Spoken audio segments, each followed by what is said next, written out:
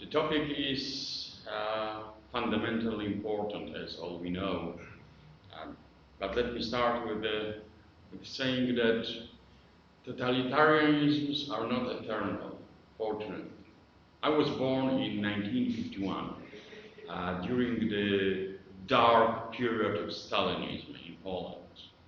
I have never been thinking that I will function and still be alive in democratic Poland. But this happened. This happened due to only due to the erosion of communism itself, which was a very important factor, but also due to the pressure from the side of society. And without movement, which we know in Poland played an important role, movement of solidarity, Solidarność, this wouldn't come to its end at that time, actually. It would have happened, I think, in the future, I mean the collapse of communism, but definitely the pressure on the side of society have facilitated and speeded up the whole process. By saying that totalitarianisms are not eternal, I wanted also to stress that we have to be prepared for various, let's say, unexpected events in the history. I do not believe in the pseudo-Hegelian vision of history that if something happened, it had to happen. I don't believe that's it. There are many unexpected things. For example, we were living in a situation in which we were thinking that such things as epidemic, pandemic are already the element of the past, of history. We were thinking that Russia is as it is, not very friendly, to put it very mildly, but at least is predictable.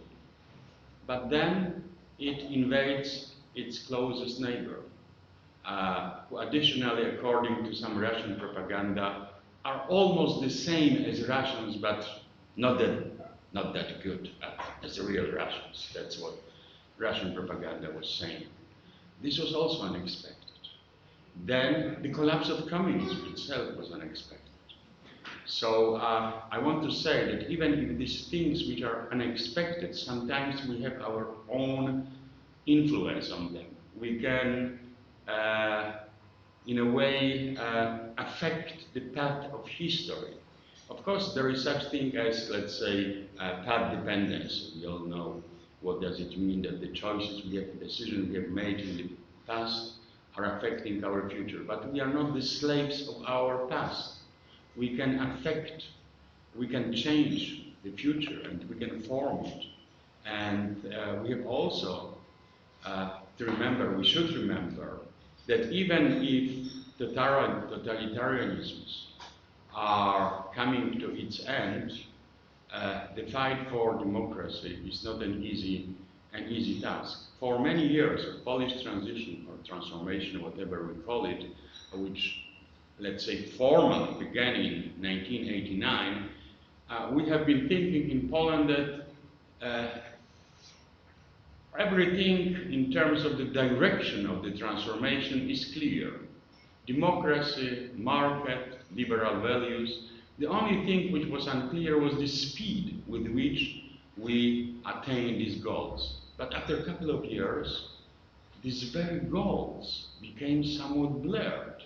And it was real for us that we were witnessing the situation in which not only the speed of attaining democracy and market was unclear, but also the very direction of the transformation was unclear, since some pseudo-authoritarian and populist governments were formed in this part of Europe, including Poland.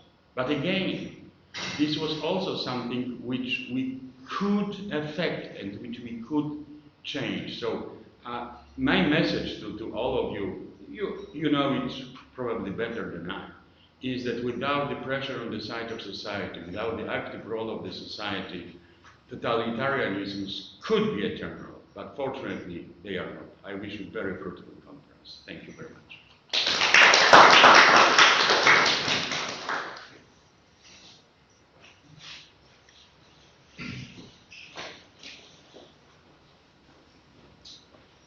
Dear guests, dear colleagues, I'm glad to see you here on our conference that has not very optimistic title, but maybe it could be some optimism in historical perspective, as Professor Richard remembered. For us, not every tragic sides of our history are long living, eternal, but we are witnesses of some geopolitical and tectonical shifts in our regions, and now we could reflect on that situation, on our past and our future. And of course, you maybe recognize this title, The Orwell Redemption. Why is it? It was a very known cinema, the Shawshank Redemption, about some formal abolishment of the state of unfreedom for persons, for individuals, but also we could use this metaphor for the situation of our region as whole, because all our countries of this region, not only so-called Eastern European countries like Belarus, Ukraine, or Moldova, but also such countries as countries of Visegrad Group, so-called Central European countries, are also in situation of post-Soviet transformation. They have trapped in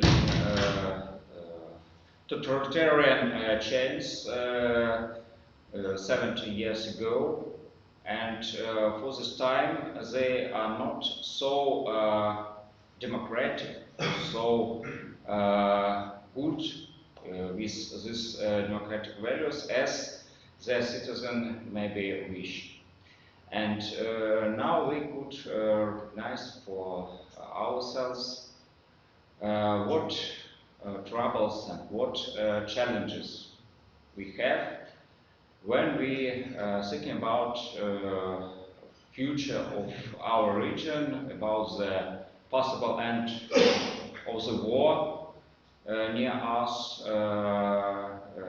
about possible future of all this Baltic region with such aggressive neighbor as Russia Federation, and with our cognitive state in which we are not very sure are we European nations or not, as for Belarusians or Ukrainian people, for example.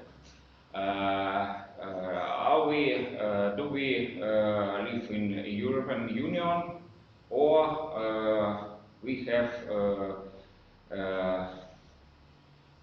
choose some other way? So all these topics, all these questions are for discussion in our conference, and I very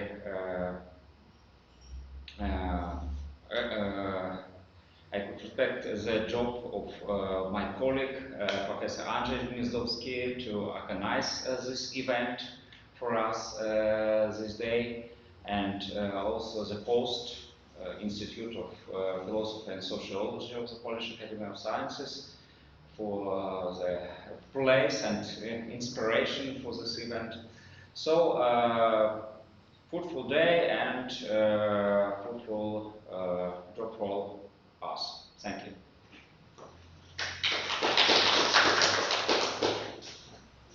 So perhaps I will just say a few words as co-organizer of our event. I would like to say that I feel privileged to be a part of the project of Pavel Barkouski. We know each other from many times, but only online, because we were collaborated in different philosophical projects.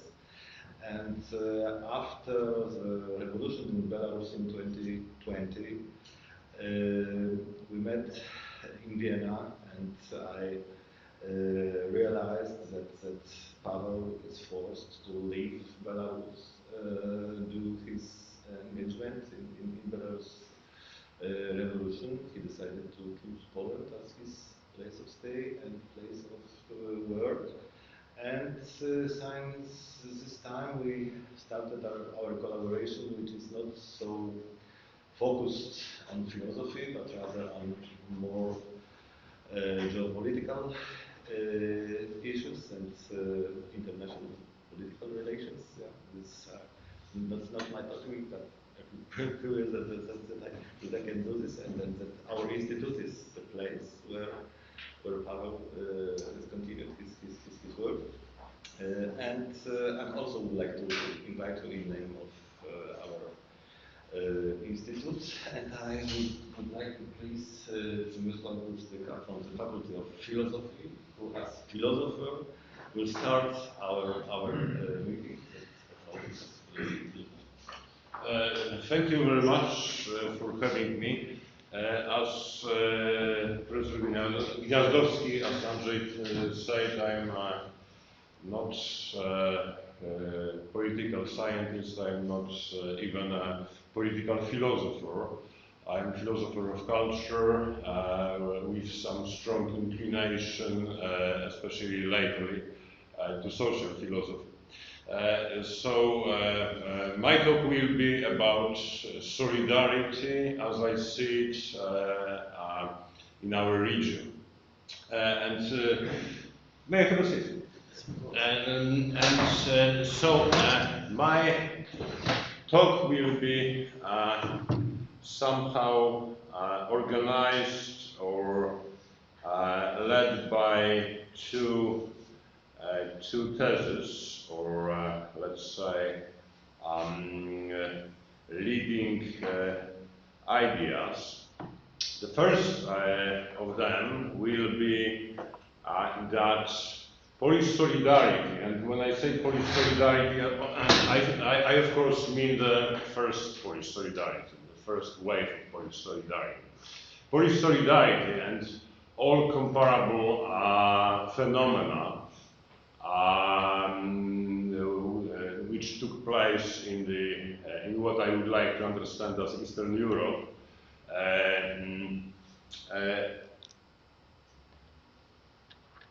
were something exceptional, spectacular, something without any comparison. And I will later explain why. And my second leading idea or thesis is that solidarity should not and cannot be conceptualized if it is to remain what it is. Solidarity cannot be conceptualized as much as it cannot be institutionalized. The whole discourse, when we speak about solidarity in the contemporary discourse, it is very clear that this discourse is organized in a space somehow arranged by two pair of oppositions. First, it is the opposition between universality and locality, and second, the second pair of opposition is normativity versus factuality. When we think about, furthermore, there is a huge disagreement on what exactly solidarity is. whether it's a political principle or a public virtue or a legal obligation and so on and so forth. And what is striking also in this discourse, and that is especially visible when we have a look into what stands in EU treatises or documents, is that these tensions are clearly visible there, and they're clearly visible there, in my view, in some kind of either misunderstandings of what exactly is solidarity, or some kind of paradoxical phrases. My favorite paradoxical phrase, completely impotent, showing complete impotence of politicized solidarity, is mechanism of solidarity, which is to be activated magically like that. And in most cases it is not. But also in those documents I mentioned, we can read that solidarity is a prevalent aspect of European societies, maybe. That it is a universal value, or a guiding principle in the regulation of key sectors such as energy, protection of the environment, immigration, terrorism, and so on and so forth. And we are all, as members of the European Union, obliged to comply. And what if not? What if we do not? Extending a little bit the whole discourse on solidarity, we can say that those part of oppositions which I mentioned took place on within two spaces of philosophical reflection, in the ethical sphere and in the social political sphere. In the ethical sphere, this tension between universalism and localism, let's say, is as old probably as the philosophical reflection. The tendency to see solidarity as in universalistic terms could be seen originating in Stoicism, then was somehow fostered by Christianity, and up to utilitarianism, for example, and then again very strongly in the contemporary 20th century teachings of the Roman Catholic Church. In all these versions, we can see the image of solidarity as something which is universal, something which is imposed on us, and either by our common nature or by some superior, supreme entity which imposes on us certain forms of acting towards our neighbors. Obviously, this way of thinking was already criticized by thinkers like Hume, or in more contemporary times by Rorty, who says, both of them says, well, yes, we have this kind of feelings towards our neighbors, but certainly not on the universal plane. They were defending solidarity with some reservations, but on much local, in much local terms. When we think, on the other hand, on the social political discourse, the very same tension is visible. In the very same tensions are visible in the famous controversy between liberalism, which treats solidarity as a kind of deus ex machina, which out of the sudden is supposed to work in certain situations, or in communitarianism, where it is not universalistic, but strictly limited to a certain groups, meaning localized. Now, the main point, the main part of my presentation. From the phenomenological perspective, solidarity can neither be taken for granted, which seems to be too hastily assumed by communitarians, nor can it be rationally and scrupulously added to social political agenda of liberalism, nor it can be superimposed on us by some ultimate authority. There is nothing like a mechanism of solidarity, which can be activated or not, depending on the circumstances. depending on particular political motivations and current exigencies of economy. This is, I believe, what we can draw from Eastern European solidarities. In what follows, I will provide some phenomenological characterization of this experience in few points. The first point, the inexplicable character of the phenomenon. Solidarity is an event. It happens. As such, it cannot be explained. That is reduced to a set of pre-existing conditions and causes. When solidarity happens, it does so beyond or sometimes even against all predictions, against all odds.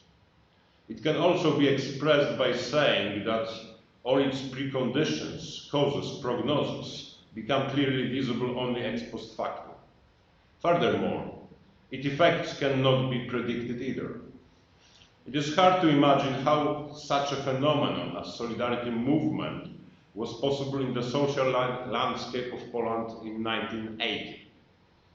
That is a landscape marked by almost complete lack of social capital, where instead of basic ties of trust and shared responsibilities for the common good, there were only captive minds, common distrust and suspicions, inertia, disrespect towards the common good. It is difficult to exhaustively explain how in highly polarized Ukraine of 2013, such a phenomenon as Euromaidan and the Revolution of Dignity was possible. And I believe the same holds for the Belarusian Revolution of 2020, where the people submerged for decades in inertia, in a negative acceptance of a complete deprivation of social political subjecthood, out of the sudden stood up in defense of something which had been forgotten for a very long time. And as I say, nobody was able to fully predict what would and will come out of all these processes. The second point, the question of the political and the social ethical. A genuine solidarity can be experienced only beyond the political. In Poland, under the communist regime, the political realm was completely dominated by an aggressive logic, dividing the whole of the world and all its dimensions between friends and foes, or more correctly, seeing simply enemies everywhere. That was a totalizing logic of division, separation, enmity, propaganda. The logic whose main task was to make any genuine social ties impossible. The activists of the first Solidarity, 1980-1981, understood from the beginning that confrontation with this logic can only contaminate the ideals of the movement, to say the least. That is why they turned back towards the political and created the spectacular, ethical, radically inclusive community. The community which was programmatically expressing a complete lack of interest in the political realm. Polish First Solidarity was not a rebel or uprising destined to take over the political power. It was not about politics at all. For this and a couple of other reasons, Jadwiga Staniszkis called it a self-limiting revolution. So it was not only a transformation of spontaneous energy of mass protest into the form of trade union, but then transformation of the latter into a mass social cultural movement. It was not only an upward movement of the working class, but it very quickly led to the suspension of all hierarchical structures. Not only that, it also led to the deterritorialization of hierarchical desires. And that was expressed in a very significant linguistic shift. Solidarity was a community of all, community of those who act and speak. And while speaking are literally equal. That is, use the same semantic skills. But it was possible only because the Solidarity movement rejected the old semantic codes, along with all implied by them social ontological frameworks. The reality of solidarity was not only experienced differently, It was a different reality. The main task of Solidarity movement was to take care of what was almost completely neglected by the communist political power, namely the social sphere. It was led by one fundamental imperative so well expressed by Józef Tischner. We need to get our house in order. Therefore, Polish Solidarity was something exceptional as a non-political revolution, an ethical revolution, a revolution of consciences, to use Tischner's phrase again. It was like mass metanoia, mass ethical transformation realized within the horizon of shared values and meanings. It created all-national, transgenerational, comprising members of all social classes, all professions, all social circles, including a truly impressive number of the members of the Communist Party. Community of values. What was unprecedented was not so much this truly mass collective character of the movement, neither was it simply peaceful character, although it was essential for it. What was truly exceptional and unheard of before was precisely this positive resignation from political goals, from a real political struggle. This sharp distinction between the political and the social ethical was also true, I believe, in case of Euromaidan, a large degree of decentralization of the revolution, a distance even towards the representatives of the political opposition, initially non-political but clearly axiological goals. And the same holds, in my view, holds true in my view in the context of the Belarusian revolution, which, even though triggered by political events, not only cannot be reduced to the political sphere, but most importantly, is to be understood essentially as the ethical reawakening of the people. Put differently, the political moment in this context is open and inclusive, which makes it sensible only as derivative of the most fundamental social impulse of axiological nature, the impulse resonating in hundreds of thousands of Belarusians of all provenances, professions, generations, ideological and political orientations. I say Polish Solidarity comprised all social circles, professions, generations, etc. But it had taken some time to create the spirit of such all-national community. It seems that Polish people had to mature to it. This point precisely made maturity for it for decades. This point precisely makes the revolution of dignity in Ukraine, as well as the Belarusian revolution, something exceptional. The revolution of dignity, Euromaidan, started, as is well known, from the peaceful protest of students, and within days it became, as Jarosław Hrycak, the famous Ukrainian historian, said, it became Noah's Ark. It was impossible not to find representatives of almost all possible ethnic, religious, linguistic groups, along with representatives of all political orientations. One could see the truly unbelievable images, such as far-right sector activists moving arm in arm with leftists, or with Ukrainian Jews.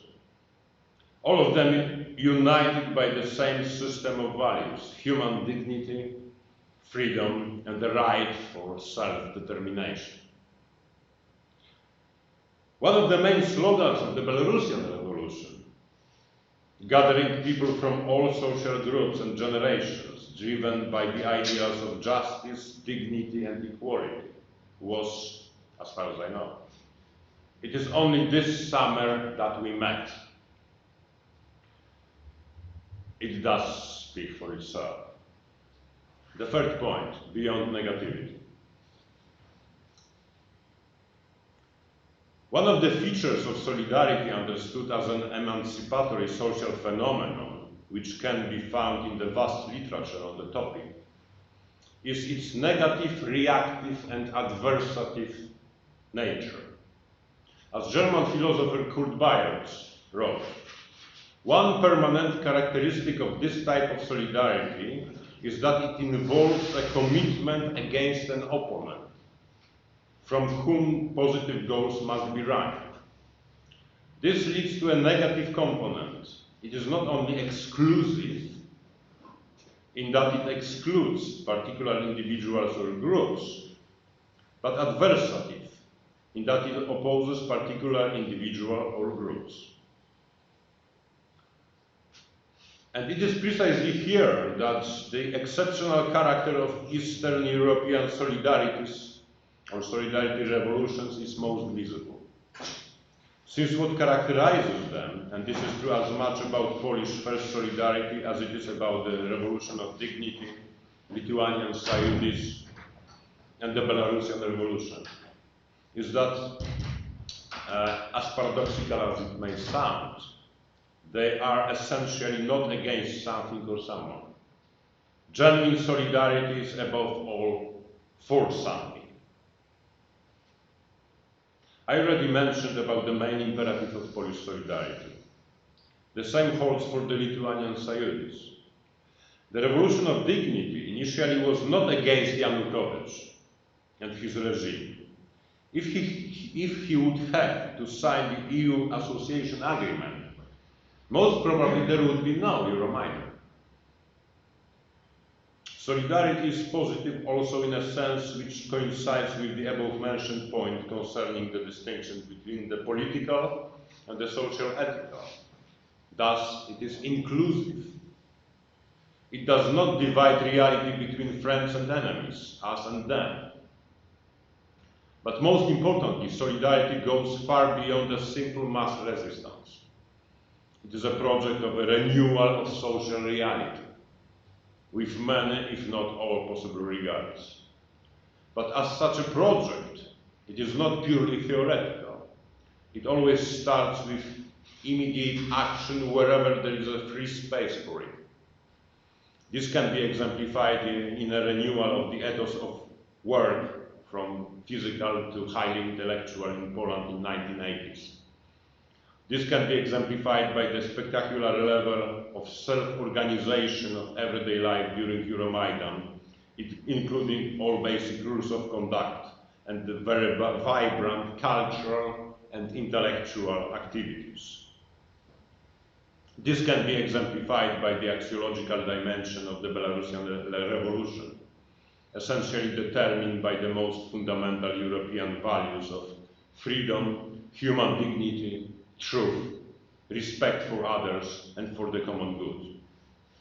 There is one special Belarusian word which, as one of my Belarusian friends told me, is expressive of the whole meaning of the revolution.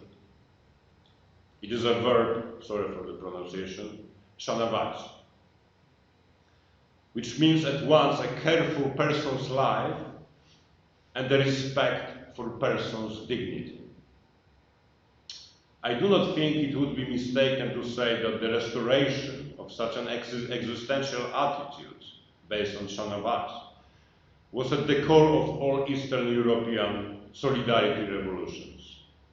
It seems that only on this ground a projection of a new social reality can be based.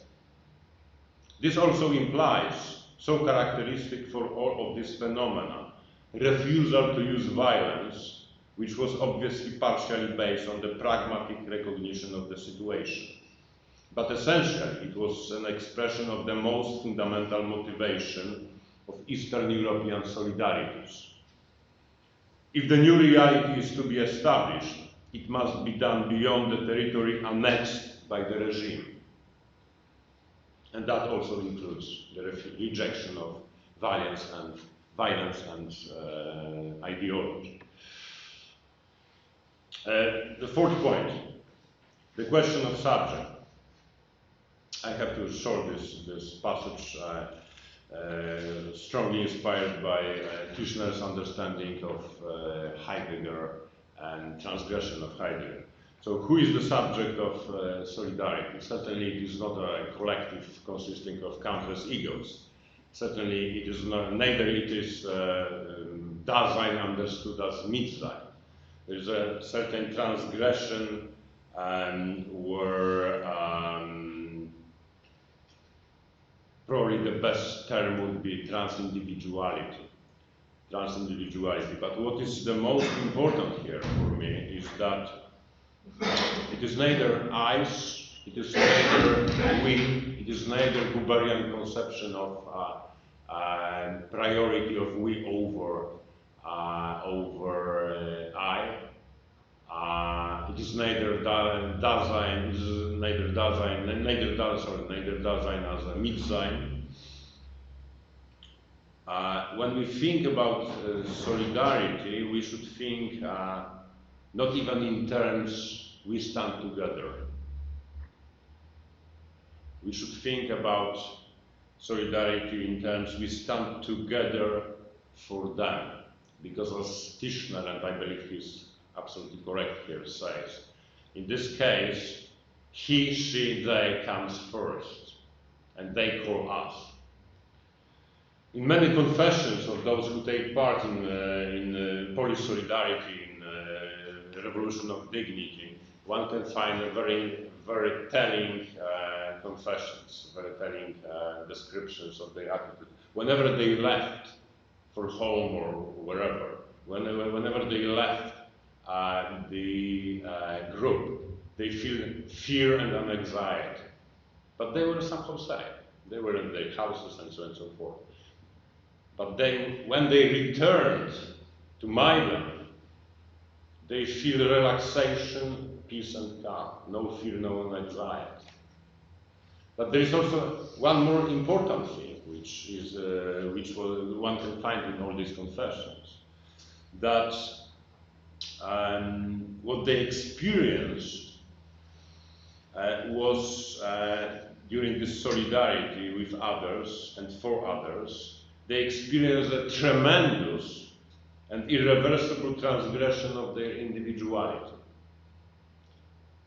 Irreversible. Revealing in this way the ultimate truth of their subjectivity. Right here, another issue can be pointed out. I mentioned earlier that according to common view, supported by communitarianism, solidarity is usually associated with those who are close to us, with this or that regard. And yet, solidarity as event can transgress limitations of our family, of different groups to which we belong, even of our nation. I think here about solidarity of Poles in the first months of the barbaric Russian attack on Ukraine. This was a spectacular phenomenon. It was really difficult to find a person who would not do at least some little things to help. Not only that, many people were creating groups of support constituting collective subjects, as if precisely following the formula. We stand together, we constitute this group, we stand together for them. It is also difficult not to think here in this context about the Baltic Way, the great life train which took place on August 23rd, 1989. The life train going from Vilnius through Riga to Tallinn, that is stretched for almost 700 kilometers and consisting of over 2 million people from Lithuania, Latvia, Estonia. People largely unknown to each other, and yet standing with and for another to send out the profound message. Here we stand, the free peoples. The fifth point, and I'm very close to finish, the temporality of experience of solidarity, hope. As one of my friends once said, solidarity is just a moment, all the rest is ideology. I am in full agreement with this statement. The only question is, what does the word moment mean here? Obviously, it is not a quantifiable moment which can be objectively measured. It It is a moment in a sense of belonging to completely different order of time, not quantified time, but rather qualified. It appears when we suspend the temporality of our everyday concerns. It is more like fulfilled time, since it constitutes a reality which has nothing in common with the reality we live while experiencing solidarity. So there is an interesting tension between temporal character of this experience and its significance. The former is present-oriented. We experience this new reality here and now. But if we would remain on that level, solidarity would amount to a beautiful utopia. The temporal significance of the experience is clearly futural. Solidarity is driven by hope. There is no solidarity without hope. And there is one aspect of temporal meaning of solidarity which is typical to the experience of hope. This aspect was brilliantly pointed out by Gabriel Marcel in his profound, though paradoxical formula, the memory of the future. In the experience of solidarity, we, to use the Kierkegaardian idiom, recollect forward. That is, we project our very selves into possible futures. It is also here where, above all, the revolutionary power of solidarity lies. Solidarity in Eastern European examples breaks the vicious circle of the inhumane reality by showing something which was complete or is completely absent in that reality, namely possibilities. We never know what the experience of solidarity will bring about, and more importantly, when. And yet, if we rely on historical examples, we are obliged to admit that it always brings the change, sooner or later. And the very last, further, the sixth point, can solidarity persist? It seems that the answer to this question was already given, and it is clearly negative. In Polish case, the process of the atrophy of the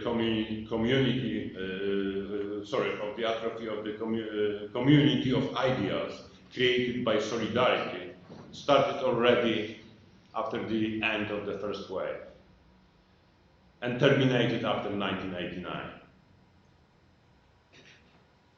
It was poetically described by Jacek Kaczmarski in his famous song "The Walls" in the last phrase when he was speaking about the walls which are growing, growing, growing. It seems that the main reason for that was that solidarity's intrusion into the political, or the vice versa, the intrusion of the political into solidarity. It seems that solidarity simply cannot function within the political, unless we want to speak about its institutionalized caricature. Then we can appeal to the mechanism of solidarity as often as we wish. The results will usually be highly disappointing. And yet, the political, if it is to be based on justice and freedom, it must be somehow grounded on this resisting any conceptualizations, this inexplicable social potential of and for solidarity. Thank you very much.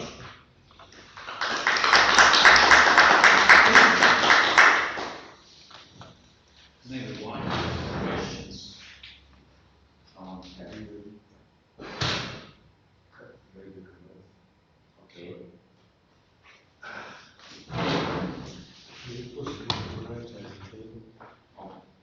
Please.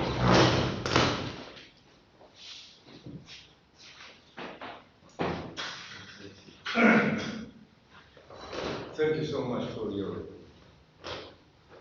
not speech, but very informative information. Solidarity. What does it mean in terms of sociology, not phenomenology, but sociology? This is a set of horizontal connections.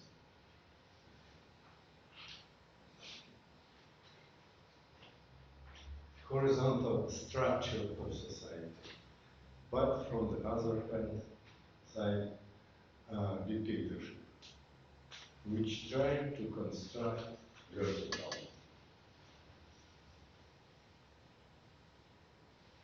vertical construction of society. The point is that this is aim target number one for dictatorship regime, type of social organization, etc., etc. This is very powerful one. Question to you: how, maybe a little bit in more practical way, what to do in this situation, in total contradictions of main target of dictatorship, vertical, and creation of solidarity in terms of set of horizontal lines. Just your comment. Yeah, I fully understand this question, and well, as I said, as a philosopher of culture with some, let's say, expertise in social philosophy, but not sociology, I can only rely on the examples I gave and on my reception of those phenomena to which I refer. When we take into consideration the first wave of Polish solidarity, when we take into consideration this absolutely wonderful phenomenon which was the Baltic Way, even though it was a one-day act, but just try to imagine in times where there were no internet, try to organize such an event. That was something exceptional. In the case of Euromaidan and Revolution of Dignity, the only way to answer your question is to suspend this vertical, to speak phenomenologically, to put out of play this vertical character. That was the lesson of all these examples I used. And when I think about that was clearly visible, obviously, in Polish solidarity. That was clearly visible in Euromaidan, in the reaction to, all of you, I guess, remember what was the reaction of protesters in Euromaidan towards political opposition, like Klitschko, like Yatsenyuk, especially Julia Tymoshenko. Yatsenyuk and Klitschko wanted to gain some good political capital on that, but they were very quickly put out of the stage. They were not seen as the representatives. So Euromaidan, Ukrainian revolution, was based, in my view, on the motivation: no, we do not want to politicize it. We will not allow you to make a political capital on what we did. And the sacrifices, our sacrifices, are not for building your political capital. Now, the Belarusian case is obviously much more difficult. And forgive me if my recognition is mistaken. But my view is, and I provisionally presented it, I see the Belarusian revolution as being triggered by those fraudulent elections. But in fact, it is not about, not in the first place, about taking political power from Lukashenko, but precisely it is about suspending this vertical structure and opening the room for horizontality. So, as I said at the beginning, the whole issue is to suspend this vertical structure, to undermine all these traditional symbolic codes, all all this ideology which tries to divide us on the basis of some, you know, hierarchical or quasi-hierarchical structures and so on and so forth. I was wondering, and I'm not sure how many Belarusians are here. I know Pavel is from Belarus. One more person. I wonder because I was always very impressed and touched by how, during Polish Solidarity, first wave of Polish Solidarity, I was really touched how many members of the Communist Party joined Solidarity. So I was wondering, and I still wonder, what would happen if Yanukovych would not have signed the EU agreement and say, guys, we are together. Obviously, Yanukovych is, we know who is Yanukovych, yes? But let's try to imagine such a scenario. Yanukovych says, guys, I love you. Let's get together. And what would happen if Lukashenko would say, after these fraudulent elections, you know, guys, I cannot step down, but I realize that I'm not so good guy. So let's make a round table like in Poland and try to think about a better reality with more horizontality and less verticality. And my suspicion is that there would be no blood in Belarus, that it would be somehow accepted, that this round table would take place. Pavel, I don't know what do you think, but this is like my, perhaps, you know, wishful thinking. But this is how I see those solidarities in the Eastern European region. It is not about vengeance, it is not about taking power, political power at all costs. I really like what Professor Rychard said at the beginning. Politics is important. But it was society which gained power, which regained power of deciding about our identity, about renewal of the ethical social sphere. It was societies which led us to freedom, not politicians, and that's why I'm every single time. When Polish politicians try to build the political capital on the legacy and heritage of Solidarity, I am really frustrated. And it doesn't matter for me from which political camp it comes. I am frustrated by the previous political government, and I was really frustrated when our current Prime Minister, before the last elections, in the name of Solidarity, organized the great marches and so on and so forth. That was only because to build a political power. Solidarity for me is not political phenomenon. It is social ethical phenomenon. When we want to politicize Solidarity, it is destroyed. It quickly turns into what one of the scholars of Solidarity, Sally Scholz, I believe, called parasitical Solidarity, which tries to gain, which is either simply false Solidarity or tries to gain some external goals and in fact do not serve the people. So this is how I would respond to your question. This suspension is necessary. A kind of fleeing from this tension, a kind of fleeing from this division, a kind of escape from this division.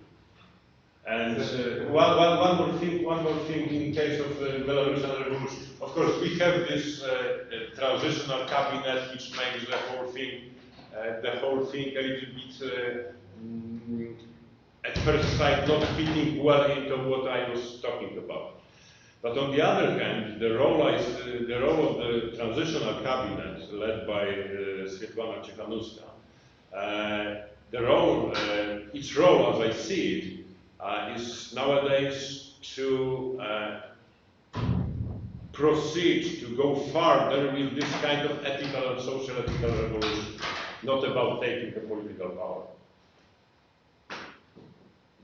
Actually, in this moment, taking the political power is probably not even possible.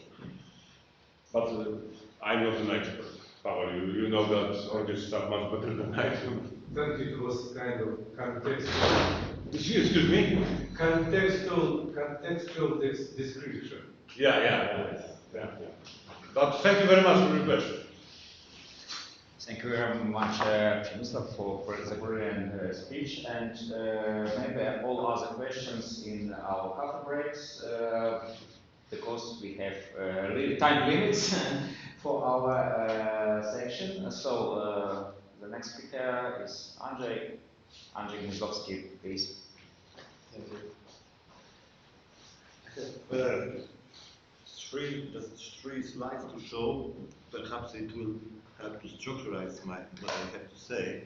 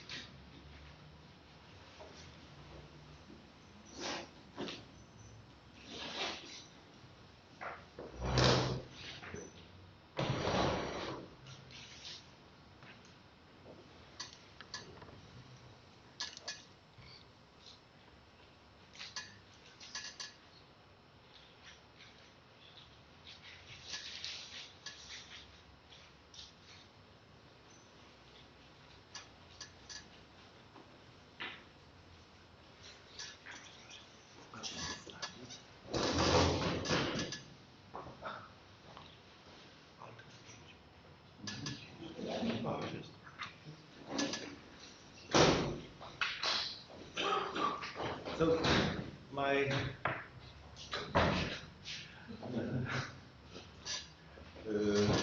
field of expertise is also to some extent phenomenology and history of ideas. I'm carrying out now the project about the phenomenology of the state, especially it turns out to be actually the ontology of the state. And as you see in the title of my presentation, reflects somehow these areas of expertise. But what I would like to say is actually just a contribution from the field of history of ideas. So I will speak about the Polish raison d'etat and the Belarusian raison d'être and the contemporary realism of the Gniazdowski doctrine. In my paper, I would like to make some remarks on the applicability of the main axioms of the Polish foreign policy after 1989 to contemporary Polish-Belarusian relations. According to the general consensus, the cornerstone of independent Polish policy in Eastern Europe over the past 30 years has been the political doctrine associated with the name of Jerzy Giedroyć, the editor-in-chief of the emigre magazine Kultura. To the extent that the foundations of Kultura's political thought were shaped mainly by its chief strategist, Juliusz Mieroszewski. By the way, it was the first Polish translator of George Orwell's 1984. In my paper, I will call the axiom of Polish Eastern policy the Giedroyć-Mieroszewski doctrine. What justifies the question of the contemporary relevance of this doctrine, born at its core in the midst of the Cold War era, is the changed geopolitical circumstances and international relations in Central and Eastern Europe in the recent years. Claims of an anachronism, an end, or a farewell to the Giedroyć-Mieroszewski doctrine, coming mostly, but not only, from the circles of the Polish national movement or the Jagiellonian Club in Krakow, should admittedly be regarded as far too premature. Nevertheless, it seems perfectly understandable to point out the contemporary limitations of this doctrine, especially in defining the directions of Polish policy towards Belarus. The strengthening of the Belarusian dictatorship and the deepening dependence of Belarus on Russia resulting in open support for its aggression towards Ukraine, make it essential to reflect on the doctrinal premises of Poland's policy towards Belarus today, on the one hand, and possible alternatives to it on the other. In my paper, I will argue that the Gniazdowski doctrine was not just a set of guidelines for Polish Eastern policy. From the very beginning, the political thought of the Parisian culture aimed at redesigning all the axioms of Polish foreign policy after World War II. As such, it can be regarded as an attempt to redefine the Polish raison d'etat itself in the realities of international relations defined by the Yalta Agreement. The reflection on the applicability of this doctrine to the reality of the Polish-Belarusian relations after the collapse of the Soviet Union, I will start from reminding its programmatic content. To the extent that one of the basic axioms of the renewed Polish raison d'etat was the recognition of the raison d'être, that is the right to their own statehood of Ukrainians and Belarusians, in the second part of the paper I will consider the practical premises of this recognition. By reconstructing both the idealistic and the realistic, pragmatic sense of the Gniazdowski doctrine, I will argue that its practical meaning was a politics of solidarity. From the perspective of my reconstruction, the answer to the question of the contemporary relevance of this doctrine ultimately depends on the answer to the question of the limits of this politics. As I will try to show, in contrast to the political realities of international relations in the midst of the Cold War era, the Polish politics of solidarity with the Belarusian raison d'être after Poland's accession to the European Union is by no means unlimited and non-alternative. I move to the first point, the definition of the Polish raison d'etat in the Gniazdowski doctrine. The guidelines of Polish policy towards Belarus in the Gniazdowski doctrine were in line with general directives of Polish Ostpolitik formulated in the pages of Kultura. The meaning of this policy was a function of such a definition of the Polish raison d'etat, which took into account the non-sovereign, Potemkin-like Polish statehood in its new temporal shape resulting from the Yalta Agreement. The content of this definition differed fundamentally from the understanding of the Polish raison d'etat represented by both the Polish government in exile and the ideological heirs of the pre-war national democracy. In contrast to the inconsistent political legalism of the London government, which advocated a return to the pre-war shape of Poland's eastern borders while accepting new territorial acquisition in the West, and with a similar position of representatives of the national ideology, the Gniazdowski doctrine consisted in recognizing the inviolability of European borders after World War II. Accepting the loss of 40% of Polish territory in the East, which Juliusz Gniazdowski called a policy of renunciation, was treated by the authors of the Parisian Kultura not only as a way to reconcile with the Eastern neighbors. They also saw it as one of the necessary conditions for eliminating the threat of German revisionism.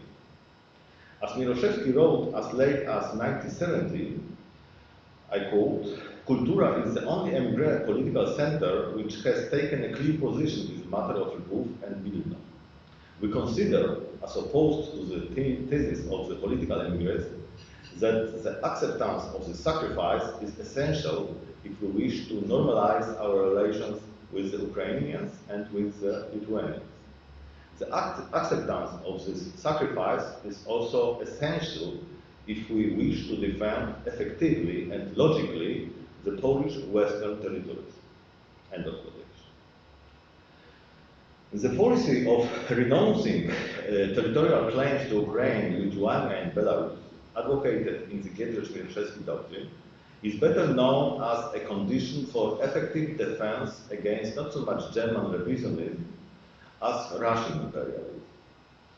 From the point of view of the political source of cultura, in opposition to most representatives of the communizing Western left, there was no difference between Soviet, supposedly universalist communism and the aggressive, egoistic imperialism of contemporary Russia. I quote, "In a strange irony of fate," Miroszewski wrote in 1950, "Marxism has become the spring of the most powerful contemporary Russian national imperialism. In other words, it has become the engine of its own historical antithesis." The founders of the doctrine of the new Polish raison d'etat had no illusions about the end of classical Europe and the content of and the concert of powers that formed it once. They recognized the division not only of Europe but of the whole world between the Russian and American empires. Gniazdowski and Miroszewski acknowledged that the sovereignty of Western European states was also limited to some extent during the Cold War era. Nevertheless, they pointed out that unlike the Potemkin states and nations trapped in the orbit of Russian imperialism, the states of Western Europe still possessed constitutional means of expressing their political will. The normalization of relations with the nations of Eastern Europe through the recognition of the post-war borders was seen by them as a condition for the restoration of Polish sovereignty, so understood.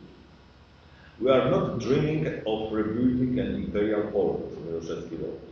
"We are trying to strengthen in ourselves the conviction that we deserve nothing less than other nations." End of quotation. Criticism of Polish imperialism in all its manifestations was considered by the founders of the Gniazdowski-Miroszewski doctrine to be a necessary condition not only for logical coherence, but also for honesty and credibility of the anti-imperialism directed against Germany and Russia. The expression of this integral anti-imperialism was the recognition of the right of nations oppressed by Russia to the political self-determination and the politics of solidarity with their independence aspirations. Against the political program of national democracy represented in exile by the National Party and in vassalized Poland by the Catholic Pax Circle, Miroszewski declared that, I quote, "Our only chance is to unite with those who, like us, would like to liberate themselves and determine their own destiny." He found the National Party's program, which aimed to establish partnership relationships with the Soviet establishment over the heads of the nations enslaved by Russia, both unrealistic and disgusting. The Gniazdowski-Miroszewski doctrine, also known as the ULB doctrine after the initial letters of the names of the future sovereign states in Eastern Europe, was based on the belief that, I quote, "The first point of Poland's Eastern policy should be the recognition of the right to self-determination and independent state existence of all peoples oppressed by the Soviets. From the Polish point of view, this concerns in particular the Ukrainians, Belarusians, and Lithuanians." End of quotation. The practical realization of the Polish raison d'etat, the content of which was an anti-imperialist policy of renunciation and solidarity, was to become, from the perspective of the Gniazdowski-Miroszewski doctrine, a European federal union. As early as 1953, Jerzy Gniazdowski expressed the essence of this doctrine in two short sentences. He declared, firstly, that Poland can regain and maintain its independent existence only within the framework of a federal Europe, and secondly, that we demand the right to participate in a future European federal union not only for the nations that formed independent states in 1939, but also for Ukrainians and Belarusians. The federalist ideas of the Parisian cultura resulted, on the one hand, from the conviction that in a world divided between two pan-empires, I quote, "Europe would have the possibility of becoming a kind of third power, but only if it were federalized in its entirety. End of quotation.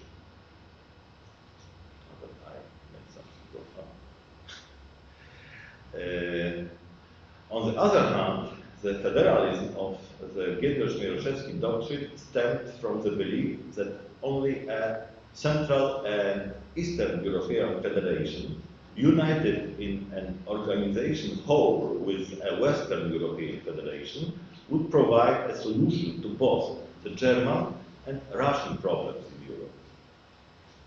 From the point of view of the Polish raison d'etat as defined within this doctrine, the participation of Ukraine, Belarus and Lithuania in organizing the European Federal Union was of paramount importance for Poland because it made both the problem of the recovered territories and the lost territories solvable.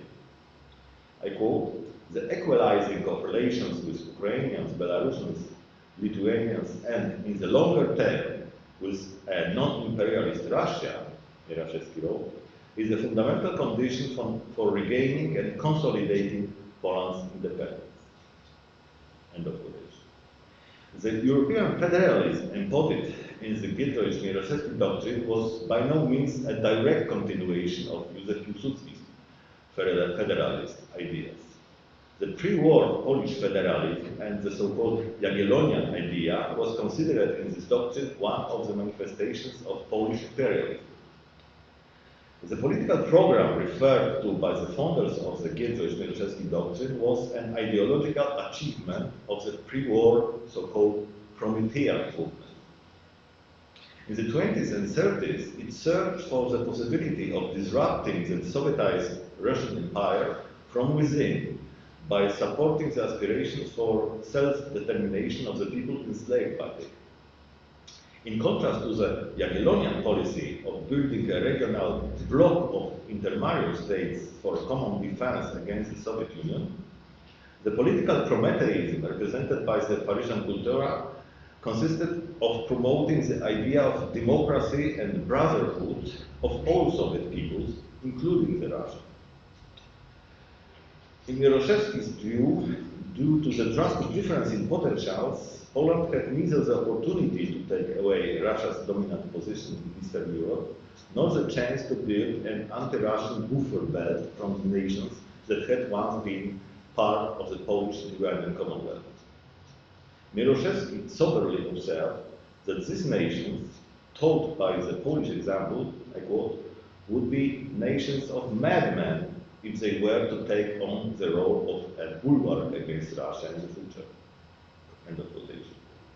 Advocating an authentic Promethean program, he called on revisionist radical reformers or revolutionaries in satellite countries to seek contacts and relations with the opposition in Russia itself in order to support its efforts to democratize and Europeanize the autocratic Russian Empire.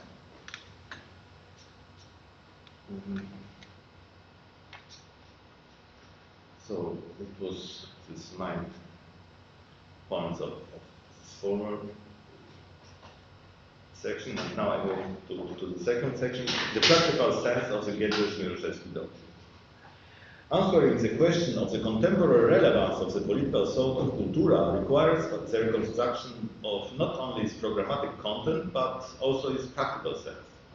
If we assume that this thought was a manifestation of political idealism with no regard for the realities of international relations, it would turn out to be an untimely doctrine applicable to any place and time.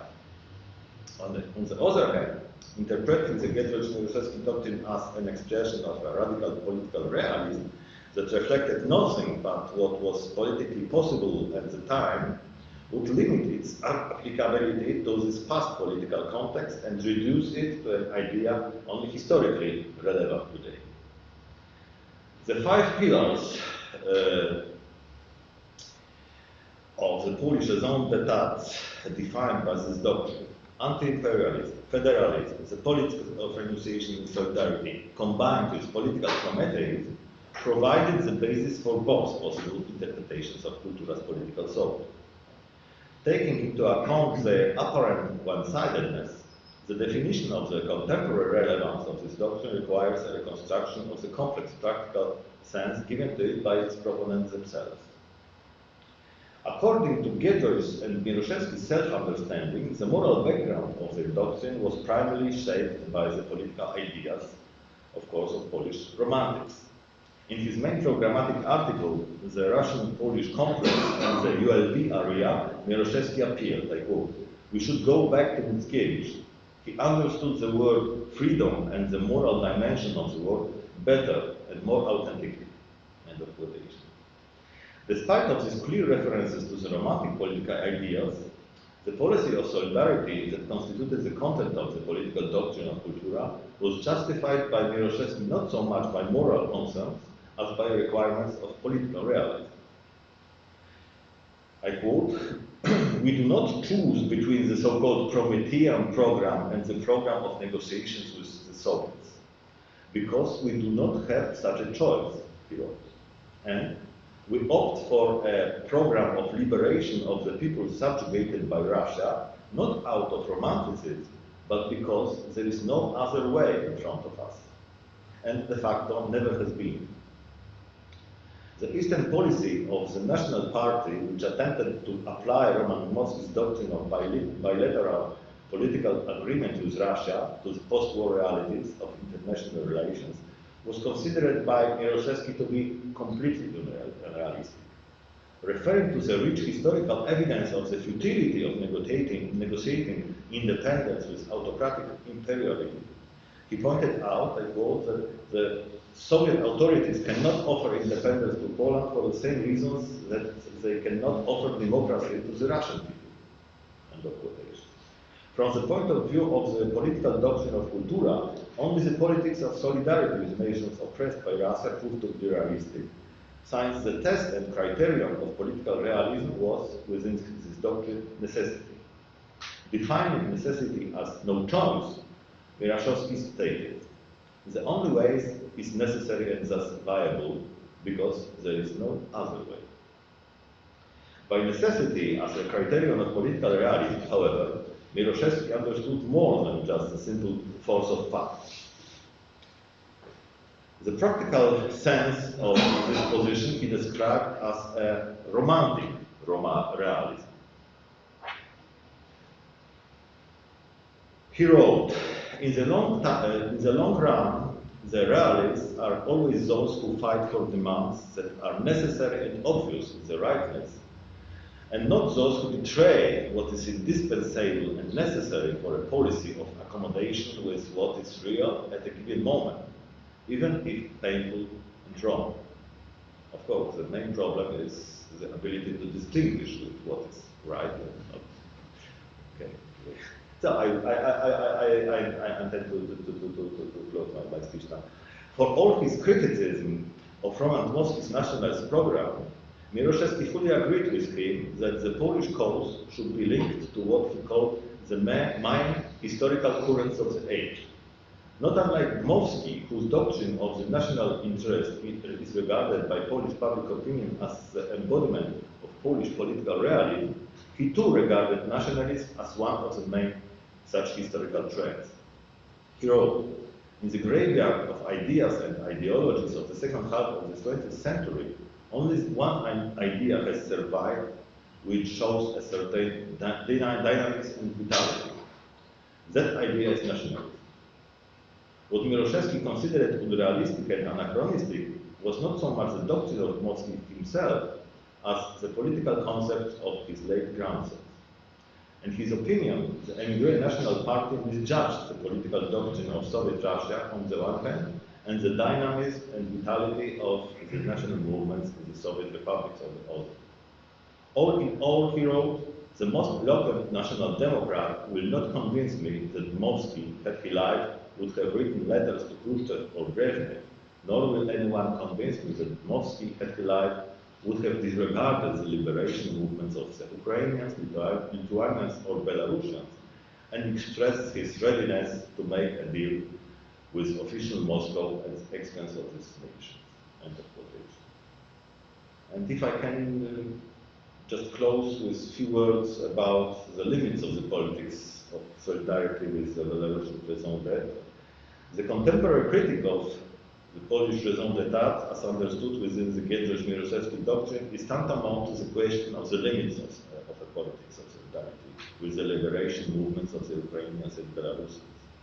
As far as the Belarusian liberation movement is concerned, the most general limits of this politics after Poland's accession to the European Union are set by the assessment of the dynamism and vitality of the idea of Belarusian national self-determination. In this context, it is worth noting that the contrast between the Gniazdowski doctrine and the Jagiellonian idea, which saw the Polish raison d'etat in unlimited support for the raison d'etre of the emerging independent nation-states on the territory of the former Soviet Union. Kultura's political doctrine also differed in this respect from Mosky's doctrine of the Polish national interest, which disregarded the raison d'etre of these states. In contrast to the instrumental rationalism of the Jagiellonian idea and the egoistic utilitarianism of Mosky's national democratic doctrine, the political thought of Kultura regarded a clear expression of the political will to be or not to be an independent state nation as a condition for supporting the political raison d'etre of both Ukrainians and Belarus.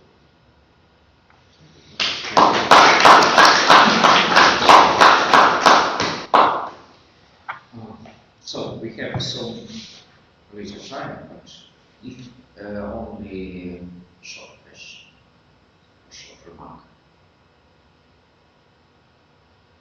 Andrzej, in what extent is the doctrine realistic for a contemporary Polish government, for contemporary Polish international policy, or the idea of iron curtain is preferable?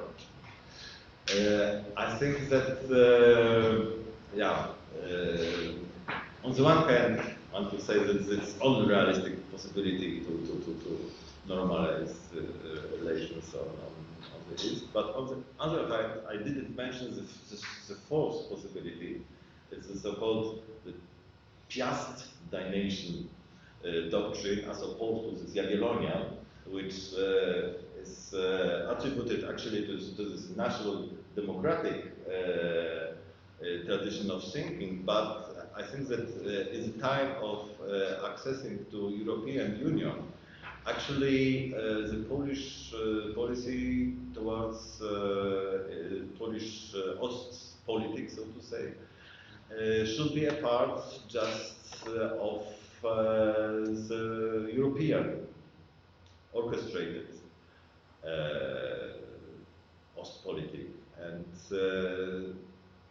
actually it would be a kind of imperialism too from the Polish side, or messianism or Prometheism in this romantic sense, to perceive Poland as main actor in this relationship. I think the solidarity should be shown perhaps now in some more indirect way as it was happened before the time. Thank you. So, thank you very much, Andrzej. And now I will ask to join us Joanna Fomina from the Institute of Philosophy and Sociology. Please. Can I switch on the lights? Okay. I don't have any presentation, so. If you have no presentation, it's better. No, I don't have any, so okay. It's a bit dark and gloomy. Okay, actually I'm very happy that I'm doing my presentation after these two presentations, because I can see very many parallels, although I'm a sociologist, so I will be speaking about much more practical and empirical things. Oh yeah, thank you. Thank you so much. I'm a sociologist of migration and of European integration. So I'm speaking from this perspective. Sorry, I have this right. Right. So as we all know from very many examples across the world, authoritarian or totalitarian regimes love the strategy of preemptive authoritarianism. So this is about just removing all potential opposition institutions, all potential political rivals, as well as civil society actors. And one way of doing that is just putting them into prison. The other one is creating the conditions for political immigration, so pushing them out. And so in a way, they use political immigration as a safety valve, as an opportunity to get rid of all the people who want to show, to express dissent, who have different ideas, who want to criticize the regime. And usually these are actually, those charismatic, active, the good people. And in this situation, we can actually expect that such regimes will be cemented. So Putin forever, so Lukashenko forever.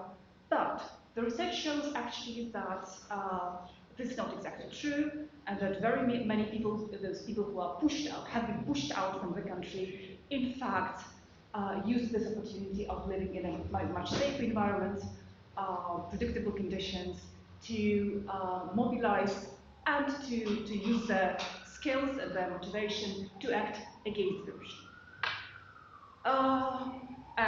So this is why today I'm talking about democratization and diaspora, and then in the context of this war that is going on. I would like to talk about the functions, the role and the functions of diasporas in terms of democratization of their own home countries, although not only. And I will be sticking to the examples of the three contemporary diasporas, the Belarusian one, the Ukrainian one, and the Russian one. And although we do not have Russia today as one of those countries we want to talk about, but it's sort of the elephant in the room, and it looks like we cannot really not talk about Russia because it's Russians who have to put their house in order, to use the quotation you employed in your presentation. So without Russia putting their own house in order, we cannot really expect that our countries, that Belarus, that Ukraine, Moldova as well, and other countries will be able to really get rid of the authoritarian regimes and join the democratic countries of Europe. So I will be just using some examples just to illustrate my points, and I will be trying to compare and contrast the experiences of these three diasporas as based on my own empirical research, as well as some desk research, and also referring to some findings by three sociologists who have done really excellent research on the Belarusian diaspora in Poland, which is Magda Lesińska and Marta Jaroszewicz and Ksenia Homel from the Migration Studies Center of the University of Warsaw. Now, I need to make a very important caveat, because we cannot say that living in a democratic, leaving the country, an authoritarian country, and living in a democratic country guarantees that these people, these diasporas, these migrants become democratic. The democratic context has been shown by research to contribute to democratic engagement, to some changing of the views, but in fact, we cannot expect that this always happens. It does not. And a great example here is the Russian migrant and diaspora communities, particularly in Germany, where you have two distinct groups. One is pro-democratic, but the other one is absolutely supportive of the regime, even in the second and third generation, being super active and being a political force that is pro-Putin, pro-authoritarian regime.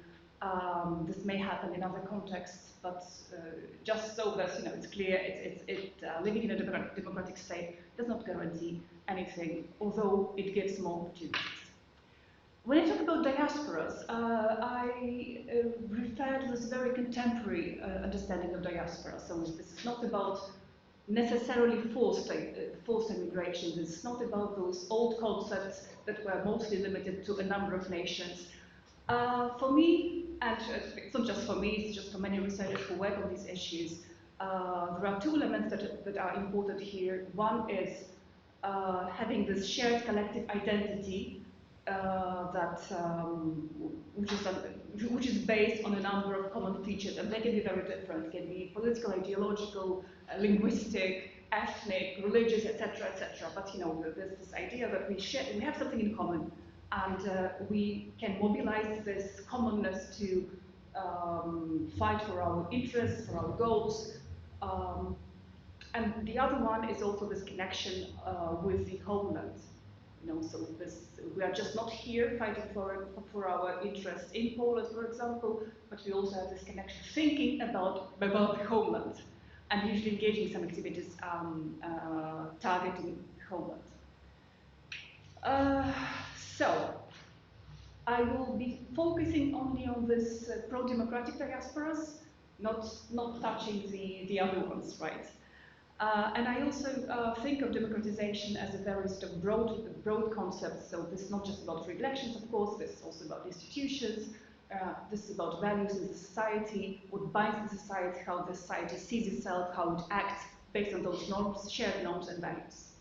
Right. So now I'll just pass on to the role or roles or functions that we can see diasporas can perform, it depends on a number of factors, how they act and what can and what cannot be done. I will just be listing a number of functions. They are all interrelated, and then giving some examples from the empirical studies. First of all, why political engagement or socio-political engagement of diasporas is important at all. Is it important? I believe it's very important, but I will try to explain why. First of all, living in a more democratic country gives us this excellent opportunity to express dissent. In many cases, this is not possible at all or almost in the home country. Here we've got the space to express dissent. So to challenge the authoritarian government, to show that, well, no, we do not agree with this is not our vision of the country, and we can offer a different vision of the same country, right? So this, using this opportunity, and you can think of very, very many different ways of doing this. These are all these public protests, these are petitions, this is just, advocacy and lobbying, done on this very sort of concrete level, when talking directly to politicians, etc. You can think of very, very many ways of doing this, and we do have these examples definitely from the Belarusian democratic diaspora and from Russian and Ukrainian, where it was necessary, because of course we have to differentiate between the situation in Belarusian and Russian diaspora, which basically functions as this political opposition, whereas in Ukraine it's a very different situation because it has never been as oppressive, and rather it was about lobbying some interests and many other things that I will mention. So this is one dimension. And this is also very, very important for the engagement of the international community in democracy promotion. Why? Because in many discussions at the level of European political elites, but also national elites, and this relates to what you were saying partially, there are some fears of promoting democracy, that because the thinking that it will be imposing democracy. Maybe they didn't want it. Maybe they love their Lukashenko. Maybe they love their Putin. So it gives international actors the legitimacy to engage in various democracy promotion instruments, because they can say, but look, we have these people who actually want a democratic country, and so this is the justification. We're not imposing anything. So this is also an important dimension of this expressing dissent and challenging the legitimacy of the authoritarian rules and resisting to it. The second dimension, or the second function, is building solidarity, building symbolical and material support for those who have stayed, who are still there, so meaning in the home countries, right? So it is also about creating a safety net for, again, those activists, those political leaders who are still in the country, in the sense that,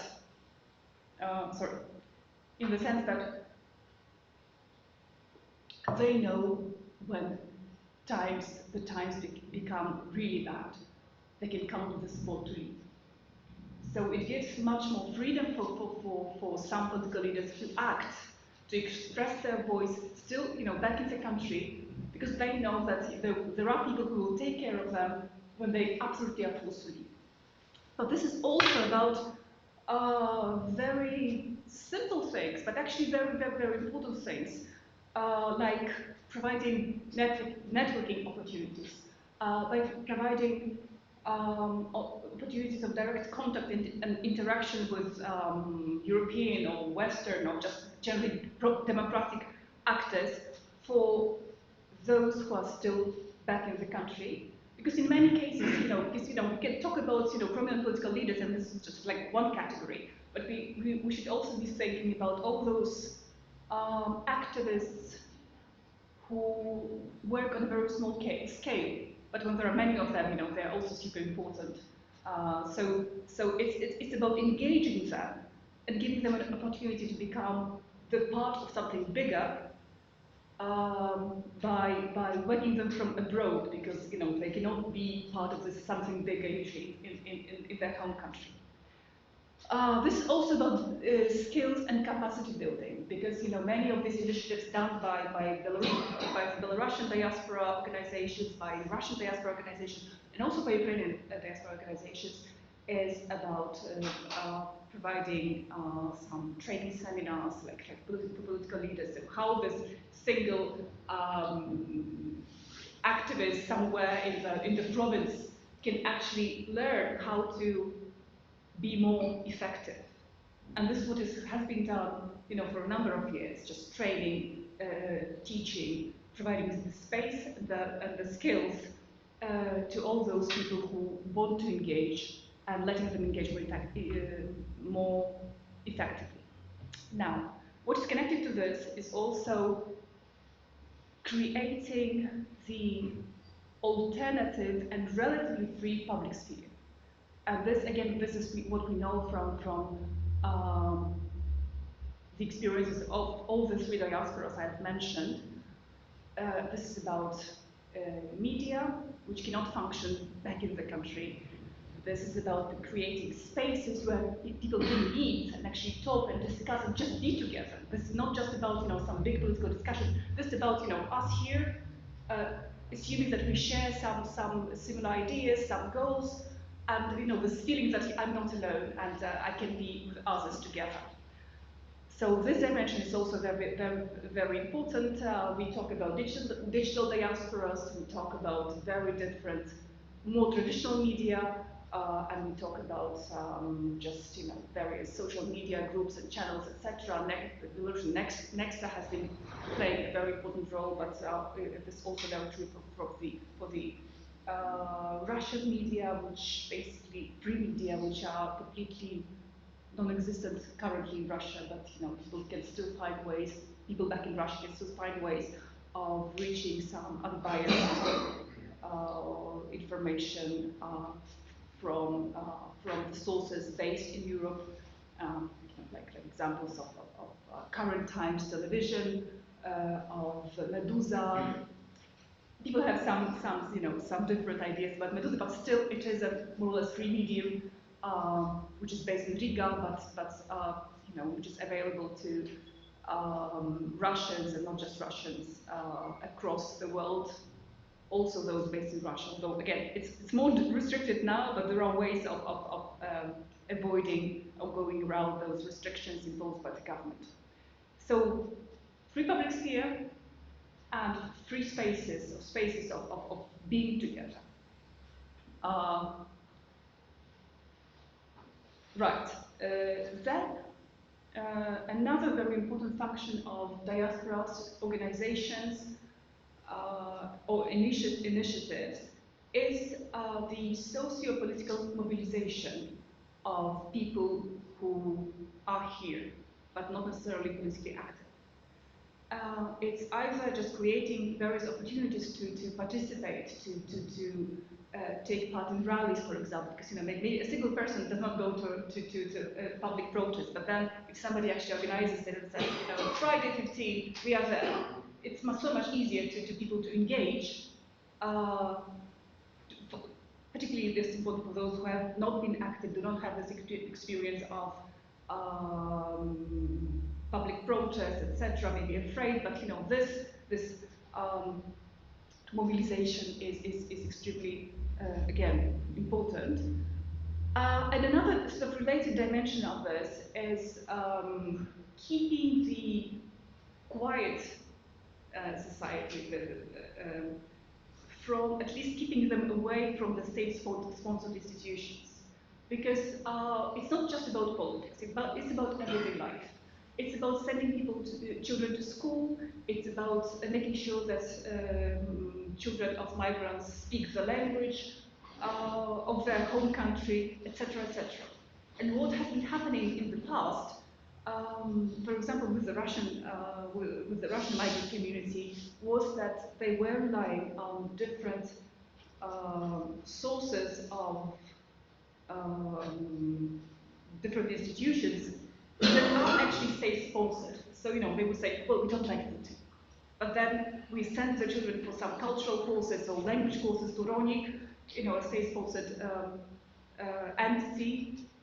And then, so this is about providing opportunities for them to not use the state-sponsored institutions and providing various other opportunities like organizing preschool, organizing language courses, organizing some cultural events that are not primarily political, but this is about driving them away from state-sponsored institutions and associate with the propaganda.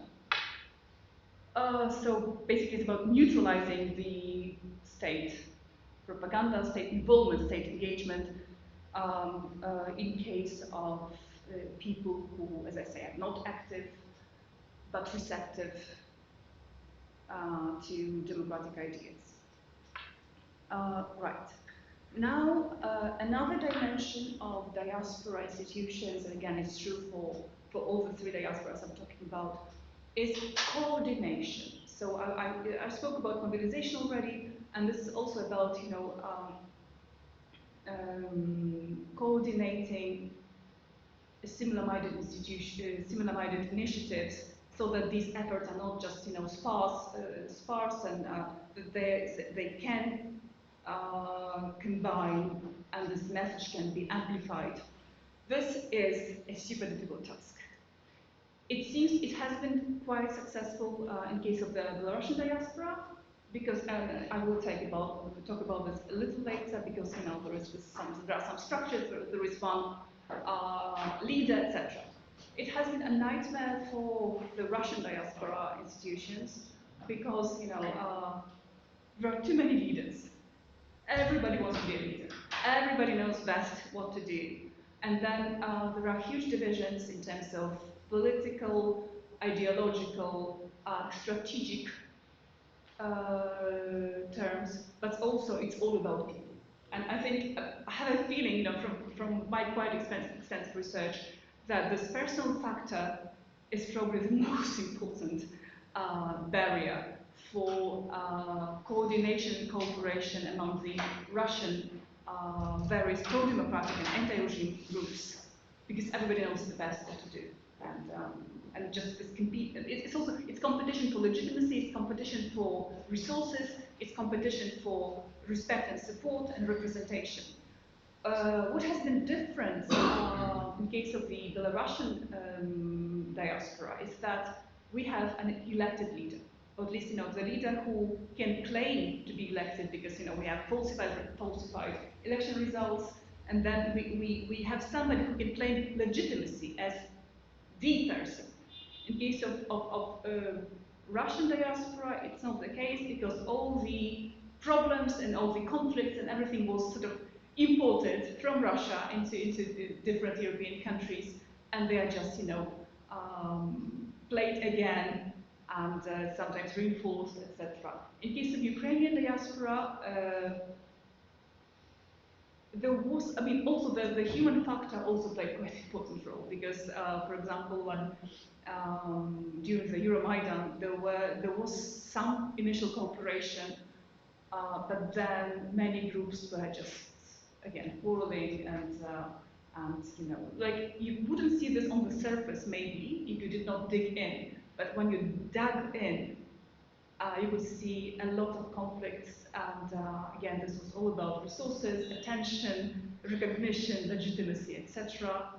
So this was happening, but also this because you know there was this was about practical things more than just having a true opposition. So the function of Organisers was a bit different, right? It did not play the role of political opposition. It just was supporting various pro-democratic efforts and war efforts, etc., etc. So this is also a factor why it was different. Now, political representation. This again related, but this has been super successful, I would say, in the case of the Belarusian opposition, the Belarusian pro-democratic diaspora. Again, thanks to the fact that people could unite around one leader, and also because they have been at least trying to stick to democratic standards by having by creating this interim government, by having some elections. In the past elections to the Coordination Council, if I'm not mistaken, just some 6,000 people took part. But still, it's at least you know you had the opportunity to vote. You had the opportunity to express your views, and this also contributes to the legitimacy of these political elites that want to be in charge. Again, so it's about, you know, who do you call when you want to talk to Belarusian opposition? Who do you call when you need some, you know, you want to have some conversations about the needs, the future, etc., etc. And it's super helpful when you have this defined elite that also enjoys legitimacy from the broader migrant and diaspora community. This hasn't been the case, as I mentioned in my previous point, this hasn't been the case of the Russian opposition, the Russian diaspora, for the diaspora. There have been some various centers centers, initiatives that have been taking the voice, expressing the voice and talking to European counterparts, to European leaders, consulting, etc. But so far there is no chance for really some unification. I mentioned one before that.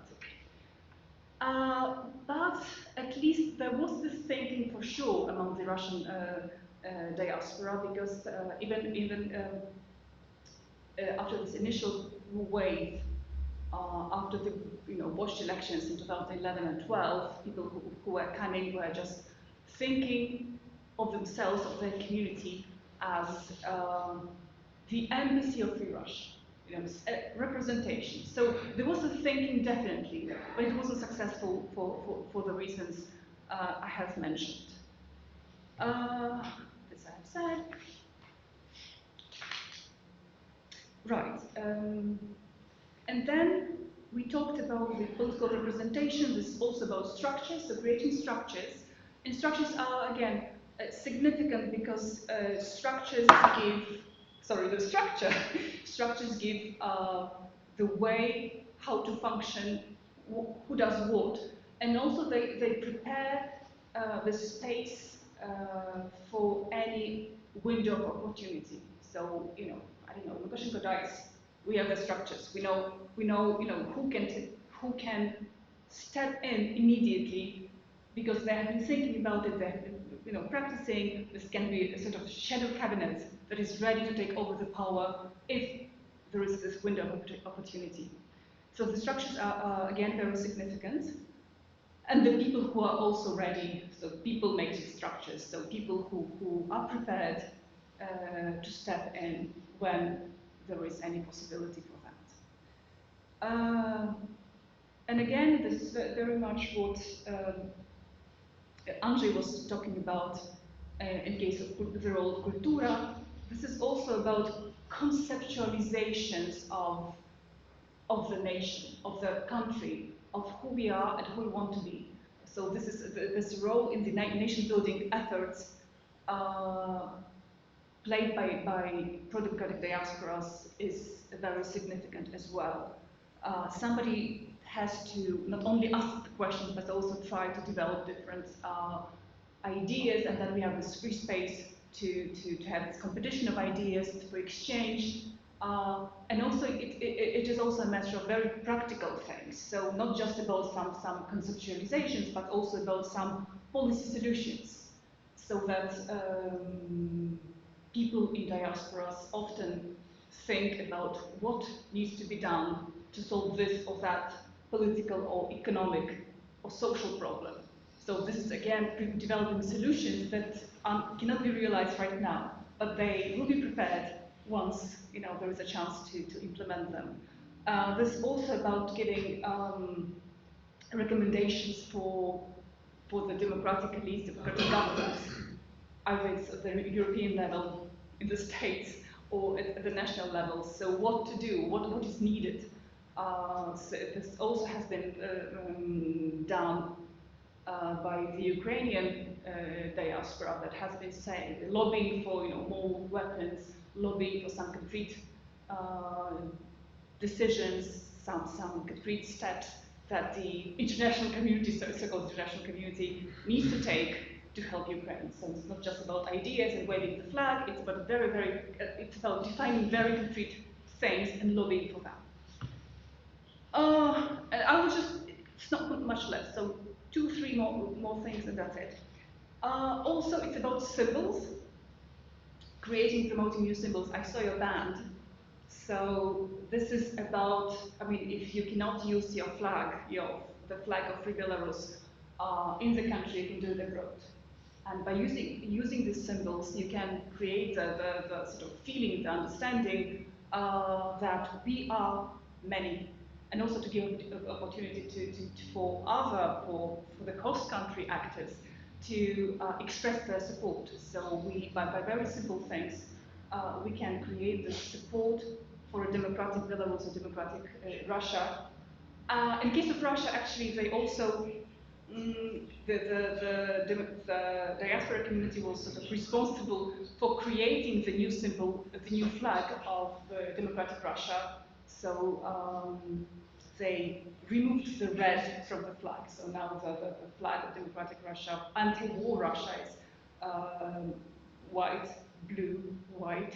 So this is about getting rid of the blood and just leaving the good things in this concept. And of course, the Ukrainian flag that has been everywhere.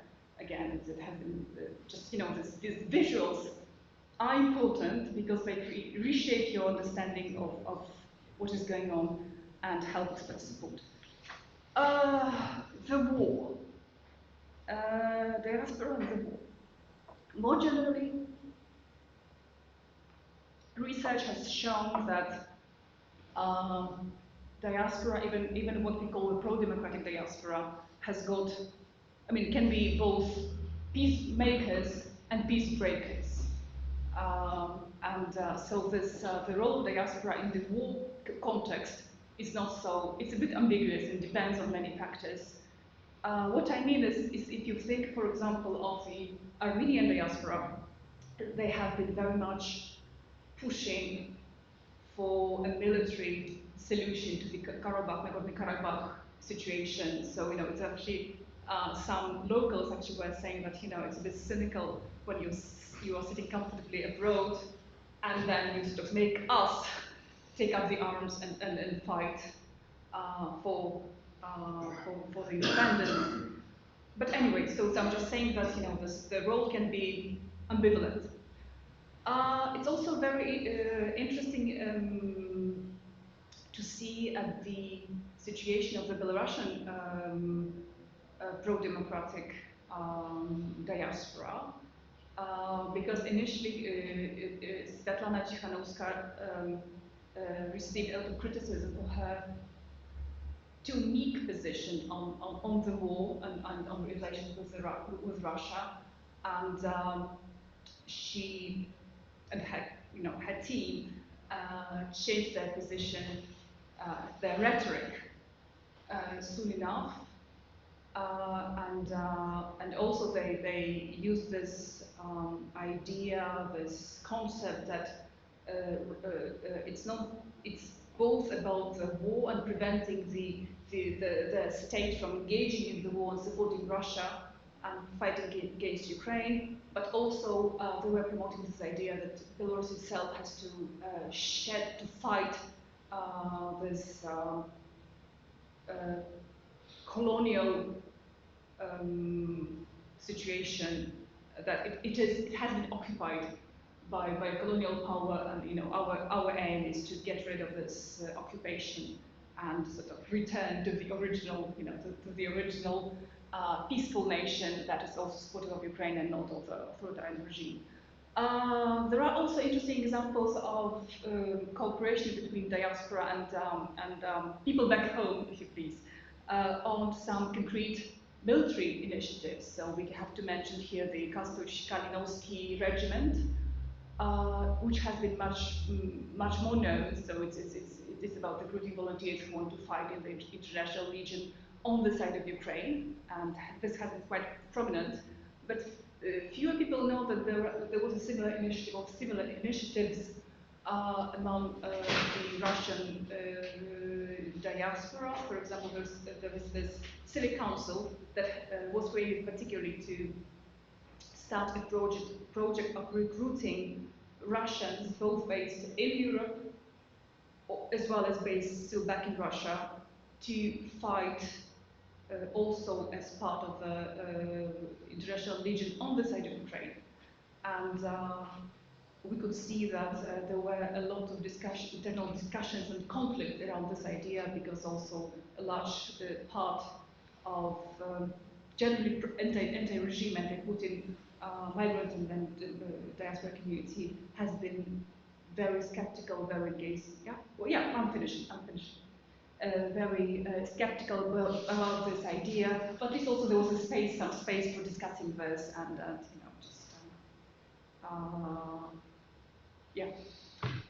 And two more things which are very related. Related to democratization processes and pro-democratic diaspora engagement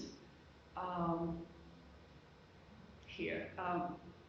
In fact, they also can contribute to democratic processes of the host country, because sometimes it's about inspiration and cooperation with civil society, with local politicians towards democratization, but also just the very fact of practicing democracy on this very grassroots level is also important. So just if you have people of migrant origin who actually engage in different initiatives, they boost this democracy in a sort of very broad sense, not just elections, at the level of the whole country.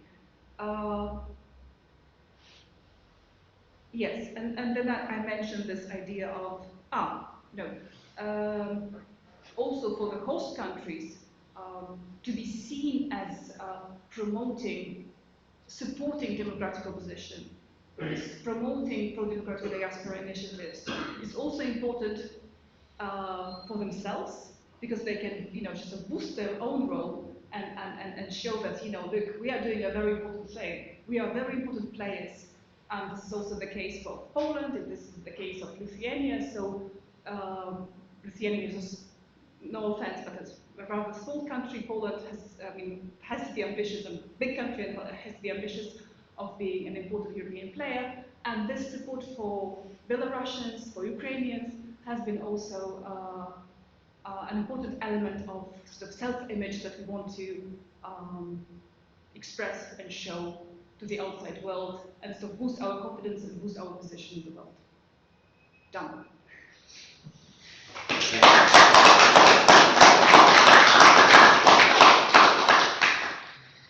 In one ideal world, we have time for questions, but really we have no time, so we could ask all our questions on coffee break, if you could. Yeah. Sorry, but we have about 10 minutes for coffee break, and then the second part of our conference session begin. I would like to invite Professor Gniazdowski, who is speaking today about through Belarusian eyes on European values, hybrid war, and socialization of European policy. Exactly.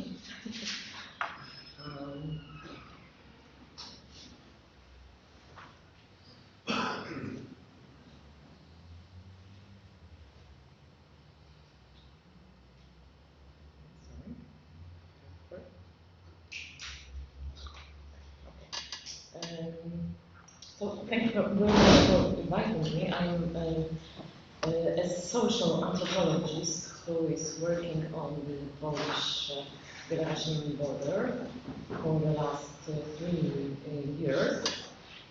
So I will take you to the borders of the European Union, which I think now is just the exact site when the definition of Europe is being reformulated.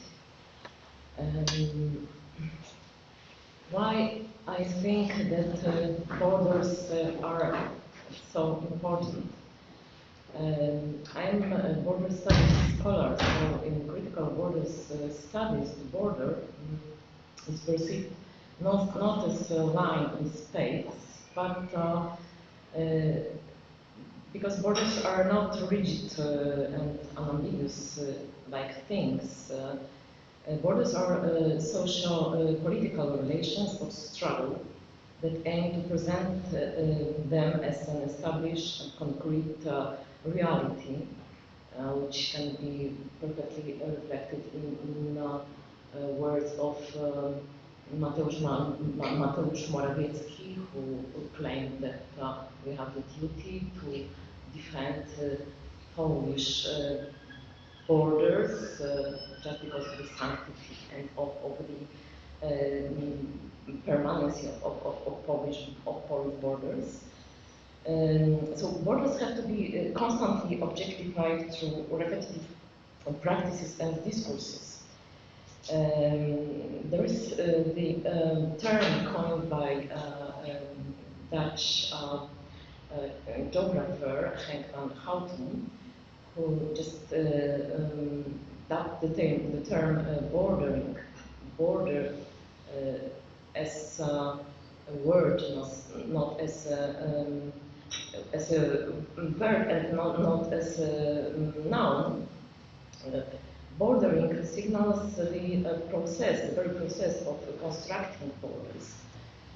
Borders in this sense are a means of producing difference in space and naturalize the difference between us and them. Just communicate who is inside and who is outside, who is included and who is excluded. When we speak about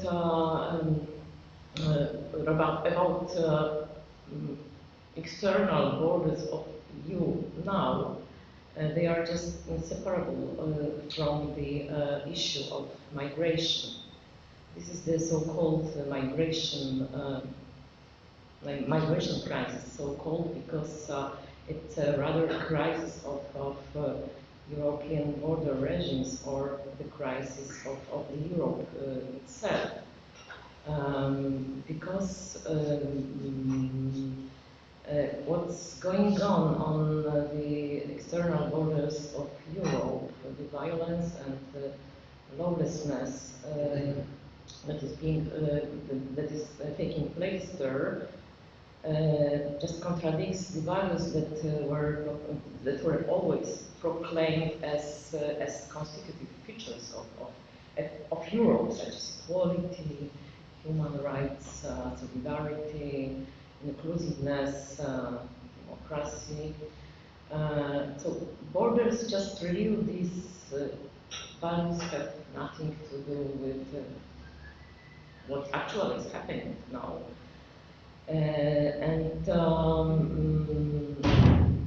It shows that it is this phenomenon of so-called European apartheid. This is the term that by French philosopher Etienne Balibar claims that the strong safeguarding of external borders and opening up of internal borders of Europe indicates that a certain world is created exclusively for Europeans, while closing to what lies beyond those borders.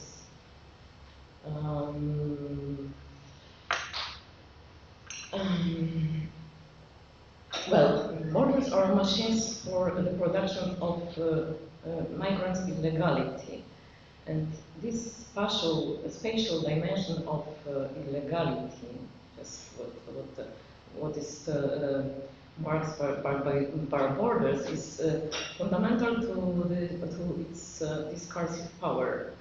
An illegal alien is someone who is out of the place. Who's in a place where he or she doesn't belong. So this territoriality helps to obscure the social relations between the controlled and the controlling, attributing these relations to territorial dimension. These are discursive and physical processes that naturalize and legitimize the use of force and serve to oppress a certain group of people. What is going now on European borders is called by the American anthropologist Nicholas de Genova border spectacle. Border spectacles are highly visible and often theatrical displays of power, control that play out at national borders. Borders become stages for a performance displaying states' sovereignty. Key elements include the physical infrastructure such as fences and wires and walls, etc., and lots of border guards, police, and in portraying migrants in ways that serve certain political goals and certain political narratives. And these narratives are just loaded with some racial tropes, with racial distinctions. And they are deeply rooted in post-colonial beliefs about the superiority of the white race, just as European colonialism once shaped global inequalities. Now, this racialized post-colonial hierarchies shape perception of people on the move as a threat, as barbarians, which can be reflected in the words I will cite our politicians profusely today, in the words of our Minister of Defense, Kosiniak-Kamysz, who told about hordes of barbarians who attack our civilization. These narratives are also full of dehistorization and decontextualization of migration and its real roots, which is just the colonial and post-colonial European presence is in all these countries of origins of migrants. And it also can be reflected in words of our Deputy Minister of Internal Affairs, Professor Bluszczyk, who is himself a specialist in immigration studies, who claims that the origin of the migration to the Polish-Belarusian border is just the recruiting by criminal groups the citizens of certain countries who just come to the border, which is of course well, I think this is only the political calculation, but not a reflection of knowledge of Professor Pruszczyk. What we, well, now focusing on Polish-Belarusian border, well, this is a perfect example of this border spectacle, just because of framing it as a warfare, a hybrid war, and of very specific accusation toward Lukashenko regime, who is accused, which is right, of course, in instrumentalization of migration. But this is also the term, the weaponization of migration, the term that, first of all, that humanizes migrants and deprives them of agency and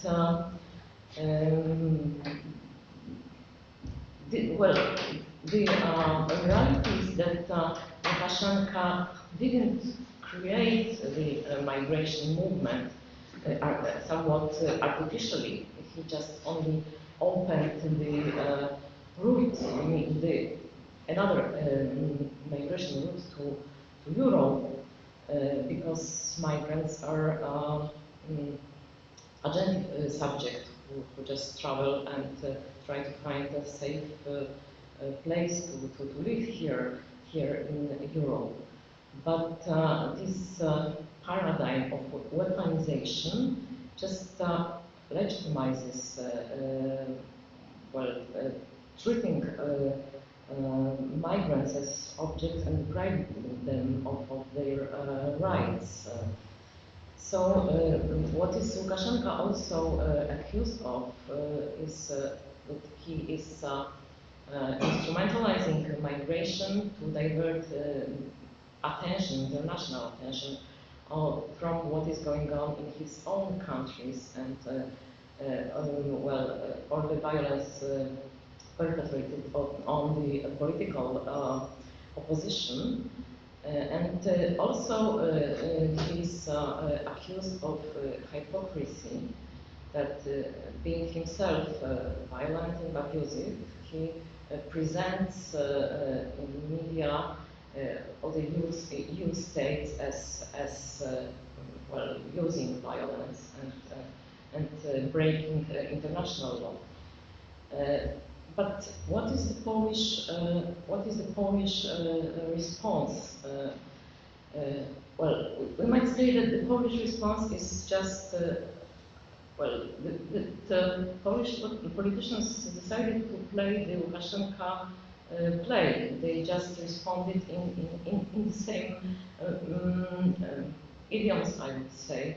And in the last plans of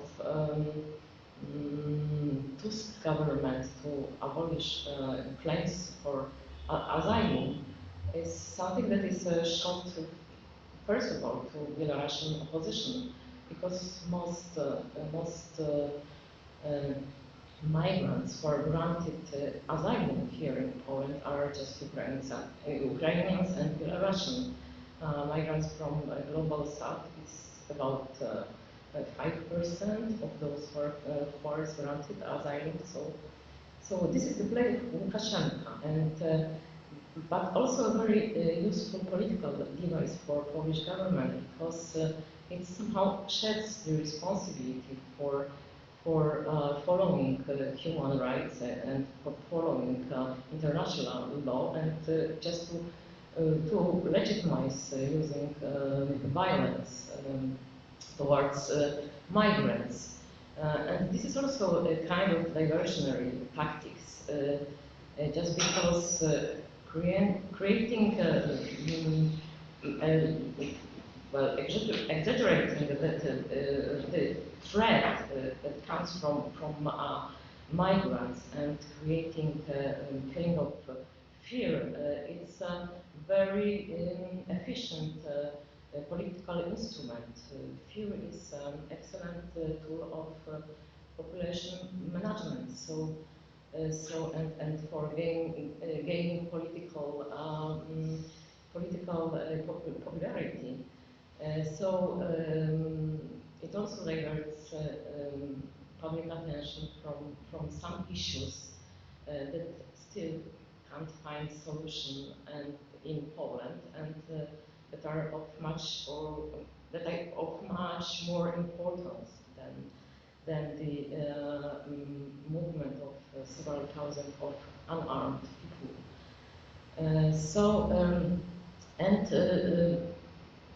We can also look at the action of Polish government and especially of the new government, relatively new, but the government of Tusk is also so-called organized hypocrisy. This is a term from political sciences. To mark when speech and decisions and actions are not coherent because there are contradictory demands from the public. So the language of Polish policy is somehow conforms to humanitarian norms. And we hear about humanitarian pushbacks, which is a term oxymoronic in itself. It's inherently contradictory. We hear that there is a policy of no more deaths, but we have still more and more deaths on the Polish-Belarusian border. And we hear about those military humanitarian groups that are designed just to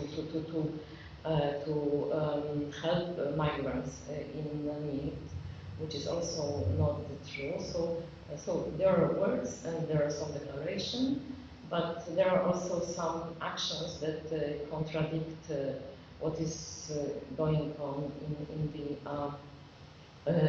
the region, and this is especially dangerous just because it dulls vigilance of those who might eventually protest, as it was during the right-wing law and justice government rule.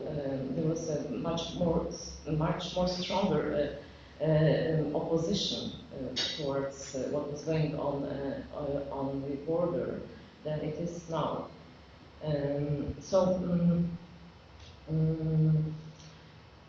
Just two general takeaways from this presentation. One is that what is going on the external borders of the EU and now it's just the scene for the undoing of Europe itself, just because all those values that were just proclaimed as crucial for European identity are called into questions.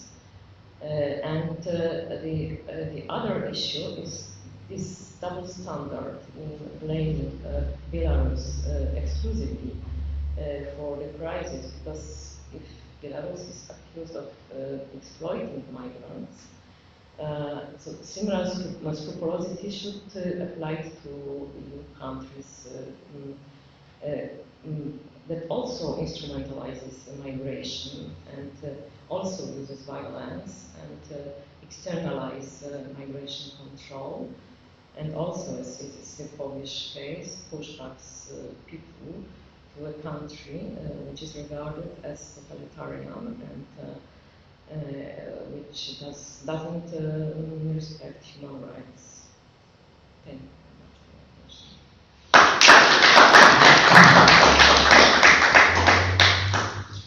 Thank you very much. I'm afraid that if we start the discussion now, we could discuss the whole day, which is true. You're right. questions started. But I would like to announce that we are not invited to the lunch 13:30. So I suggest to discuss the topic during the lunch. And now I would like to invite to take the floor Pavel Barkouski.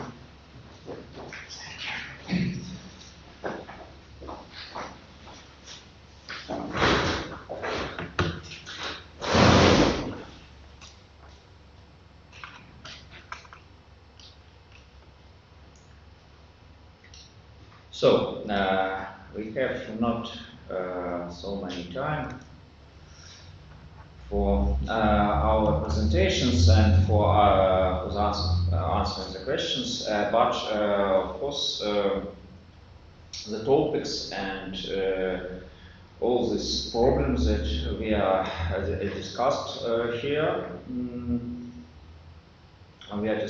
are very important for not only from theoretical perspective, but from practical too. So my speech would be mostly about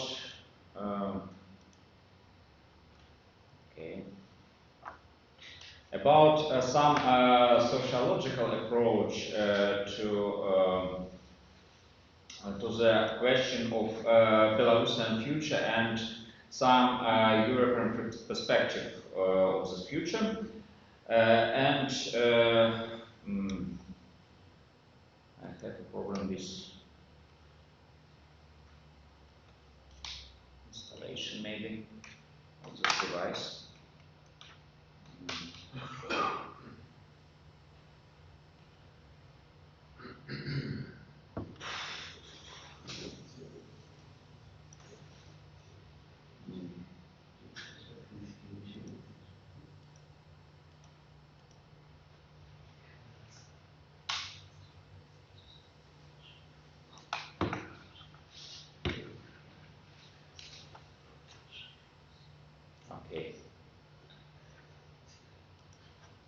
Okay.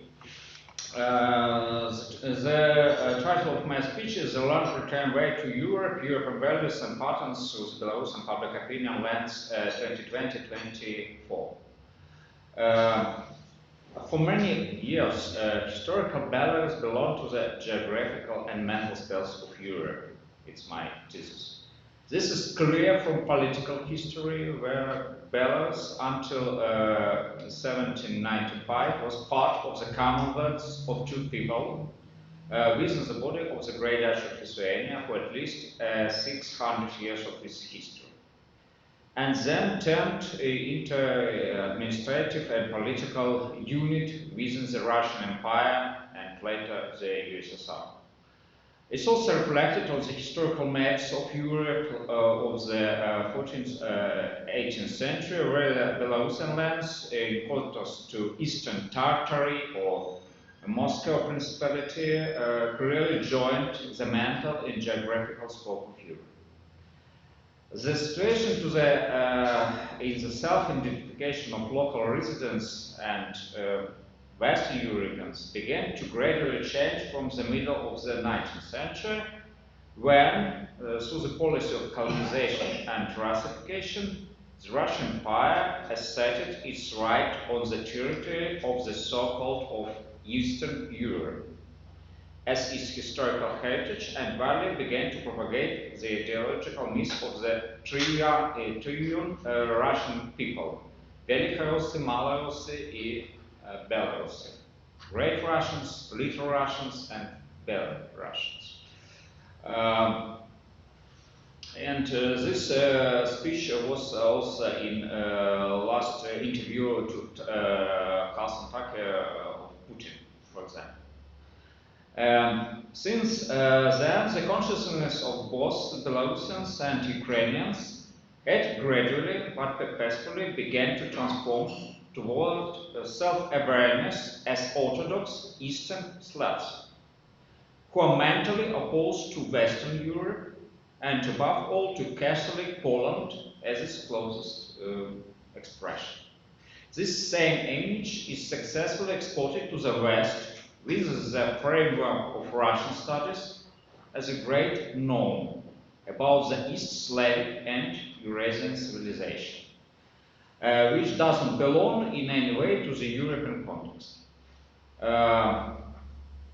Also, in the Russian Empire, also has another contradictory tendency to present itself as, in some manner, European country. First of all, with accent on its northern territories, such as Imperial Petersburg. Nevertheless, the remnants of this colonial ideological mass retain their active to this day, and are also used and strengthened within the ideology of Russian world.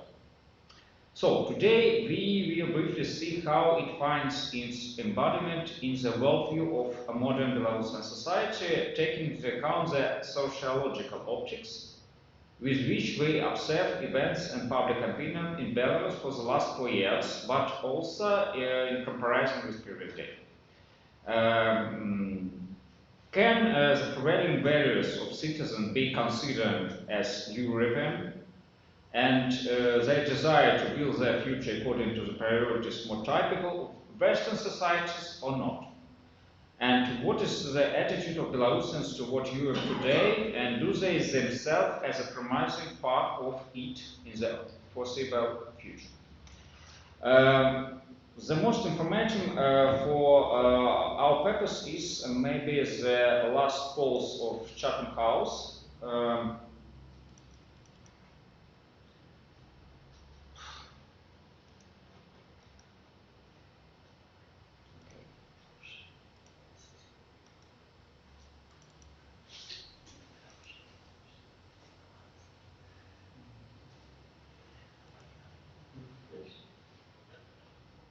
Okay, here. So, this polls was conducted in June and July of 2024. It's relatively fresh, and mostly conducted with European values and European choice of Belarusians. And some conclusions of all these polls are the same. Excuse me, could you quantify A little more? It's not visible. No, on the right. That is not too small. A bit more. Okay. A bit more, yeah. A bit more. Okay. Some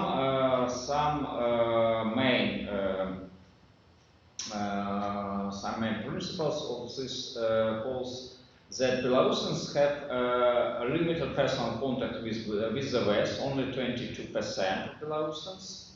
But, for example, in comparison with Russia, it's not weak point, because for the 2 past decades, Belarusians were victories of obtainers of Schengen visas and persons who travel in Europe from the Eastern European countries. Of course, not comparison with Ukrainians with their free entrance in EU.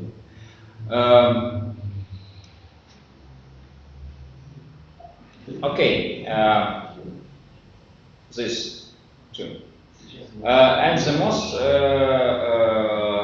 purpose for visiting Europe is touristic, of course, but for the recent years, it's also visiting relatives or friends in diaspora, in Belarusian diaspora, shopping, of course, and some other matters. But what is preferable purpose of visiting Western countries for Belarusians?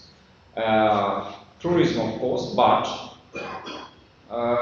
as you can see, it's also educational purposes.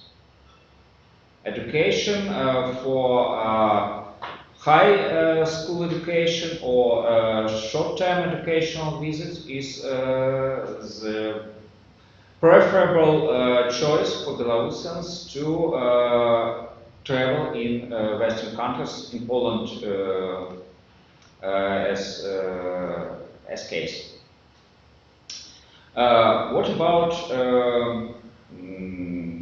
some context, some close relations with the citizens of the EU? As you can see, mostly context is with Russia and Ukraine, but then we have also a good percentage of the acquaintances and relatives in European countries and in USA too.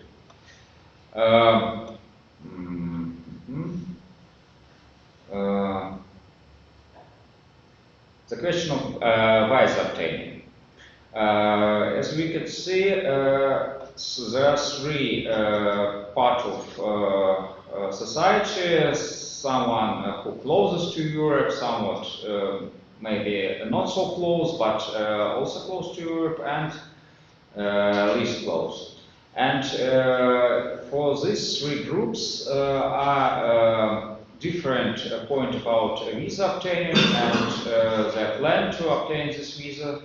And we can see that about half of citizens have no any plans to have any visa or any travel to Europe, but the second part is thinking about this or have some any plans to obtain some visa.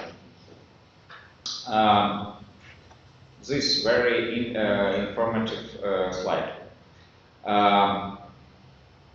About identification with Western culture and attitude to its influence.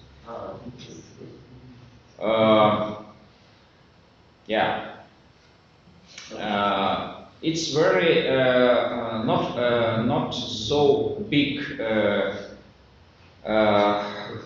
point score, only 3 and 5 matter from 10, but we have other scores in 2 or 4 last years. It was about 4 or something higher. But of course, for Russian and Belarusian propaganda, West is the enemy number 1. And Western values, Western culture is also the main target of propaganda to perceive our people not to be Europeans. So in this situation, about 25% of Belarusians, nevertheless, thinking that European values, Western values are very good for Belarus. About a negative impact of Western culture and Western values, mostly agreed as the most pro-governmental and pro-authoritarian part of Belarusian society. It's about 25% of all people. The more pro-democratic part, closest to Europe, is only 5 or 6% of people who has some negative impact of Western culture to Belarus. And the most part of Belarusians are in some not very sure about this. So It's about knowledge of foreign languages, and it's not very good in Belarusian situation. And it's also why Belarusians are not very close to a European agenda and European mass media, for example. Some good indicators: interest in the UEFA European Football Championship or Eurovision. Its blue scoring is about some engagement or less or high engagement in this, and it's not very high, but it is. As well as for Eurovision segment of interest. But the next very informative slide about average assessment of country's level of development.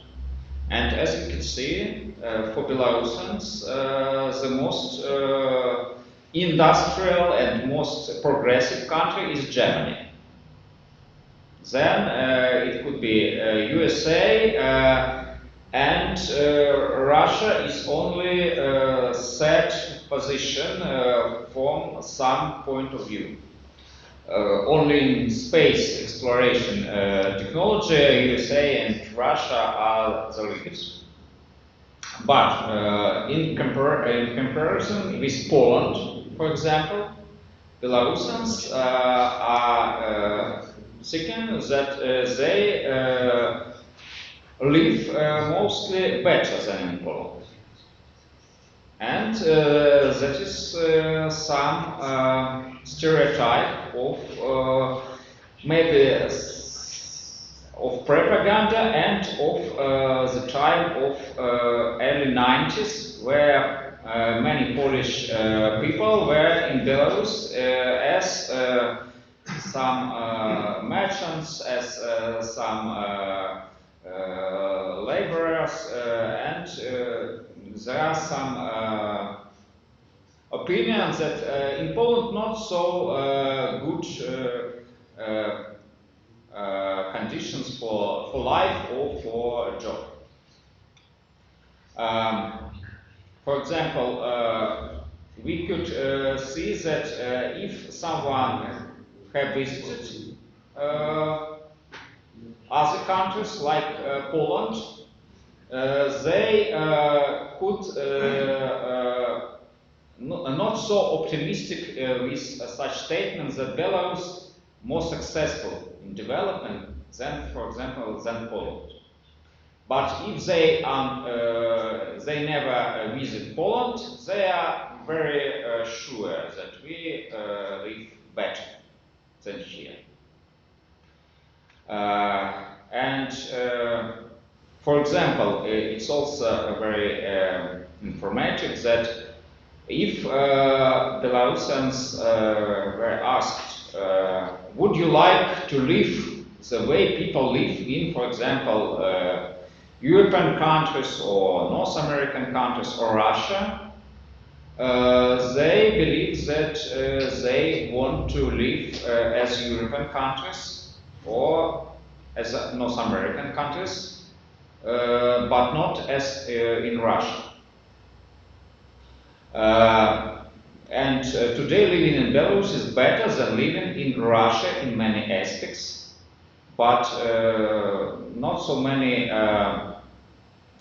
people who believe that we live better than in all other countries. It's about 35–40% who are mostly the core of the Lukashenko's electorate base. Okay, this is a perception of quality of life in the EU. The question about how open Europe is for Belarusians. and is one thesis that no one is waiting for Belarusian to visit European countries today, for example.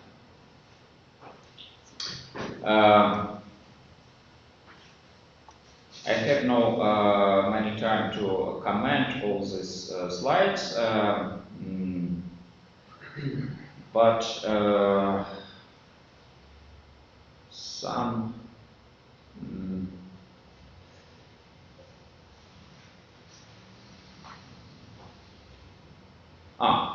it's about the situation on the Polish-Belarusian border, for example. The main opinion that it's mostly battle against illegal immigration, why Polish borders are closed mostly, and only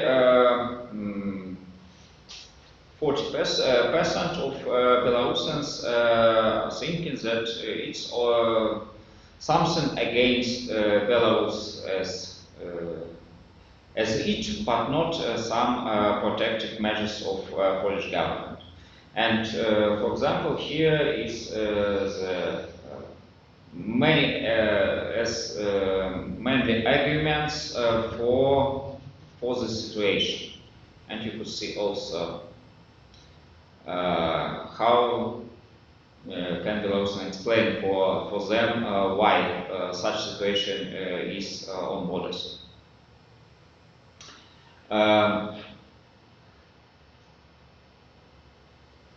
Maybe from these polls,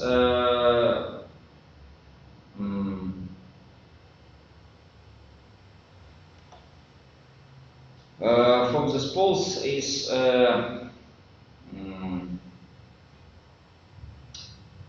this slide may be informative that the stronger personal connection of Belarus with the EU countries are the more often they hold pro-democratic views. And of course, European choice is mostly for pro-democratic Belarusians, but not for all other people.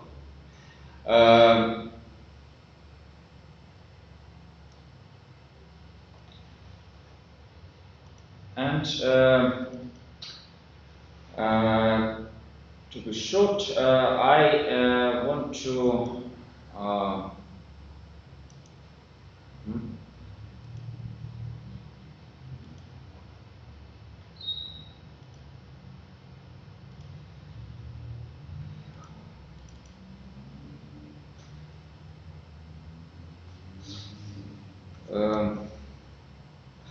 I want to show some other slides from my other presentation because of short of time.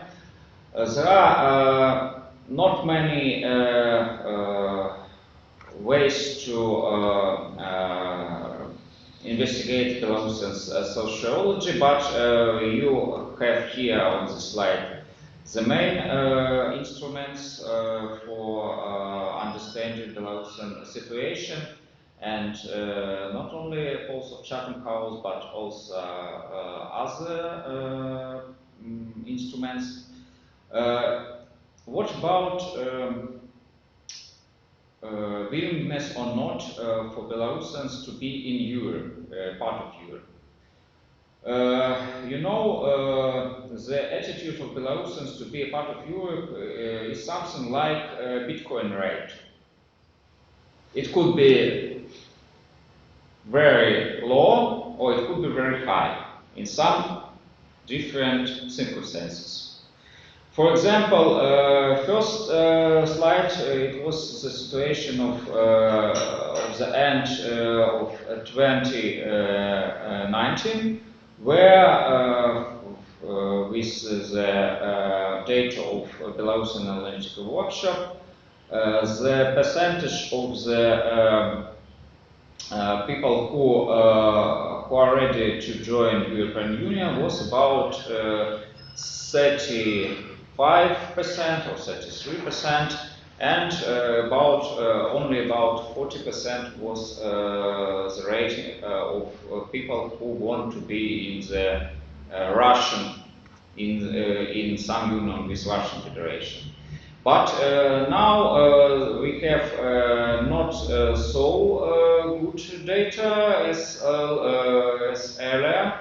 Not so good as, for example, at the beginning of 21st century, as Mississippi polls, because they also diagnose this percentage of 30% of people who want to be in our country. But now we have only 12 or 13% of such people who expressively speaking about the willingness to join the European Union. But of course, it's also the reflection of current situation, not of the strong opinion of public, of Belarusian public, but mostly the circumstances of the current situation. And in the previous polls of Chatham House, it was some slides where some people were asked, could Belarus join the European Union? And the most popular answer was not because of the politics of Belarusian state, or not because of the current situation and through the politics of Russian state, for example. Not and only 20% who say no, it's not reasonable because of the will of Belarusian nation, of Belarusian people. Only 20%. But to the question of values, because it's not only about willingness to be a part of Europe for Belarusians. Turkey, for example, want to be a part of Europe about 50 years. But what about our values, our Belarusian values, and their commitment with European values? For example, how about attitude to human rights, freedom, community values? And in some manner, we have some index of good good pro-democratic or pro-European values in mind of some people, mostly in economic sphere. And there are slides where we could observe that now the most public opinion that we should have more capitalism, more individual freedom in entrepreneurship, but not state economy, for example.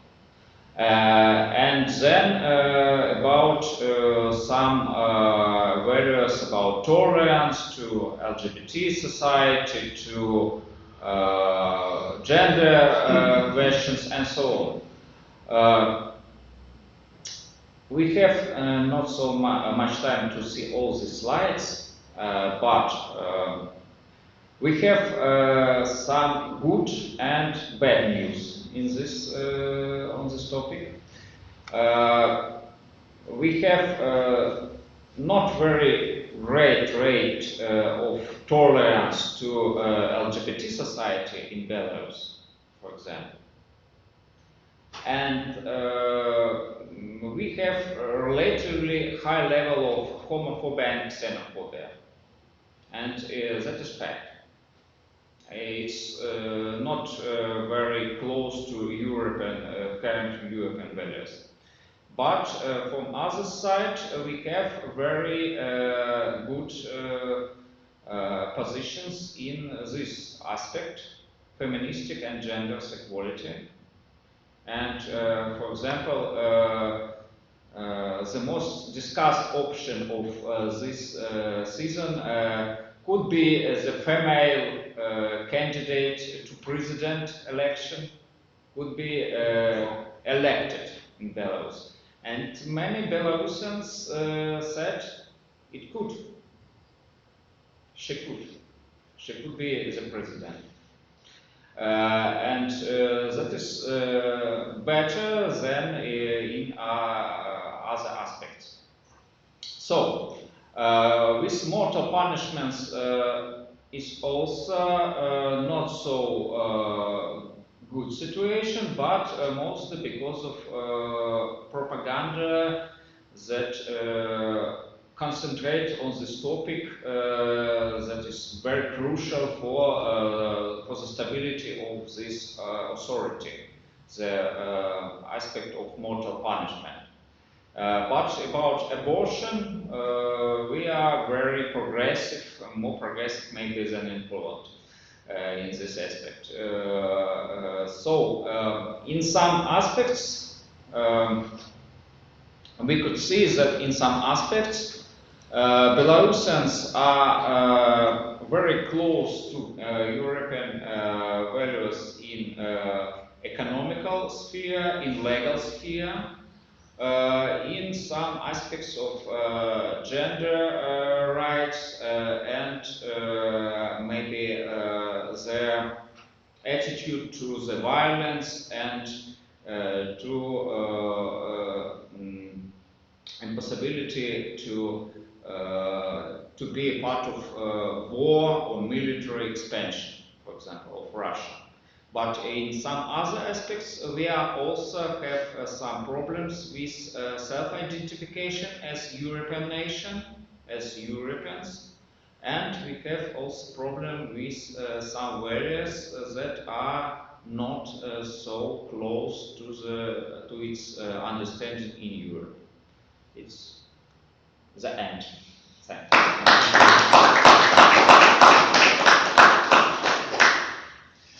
Thank you very much. I suggest to move to the discussion to Andrzej, and I would like to take the floor to speaking about totalitarianism and authoritarianism.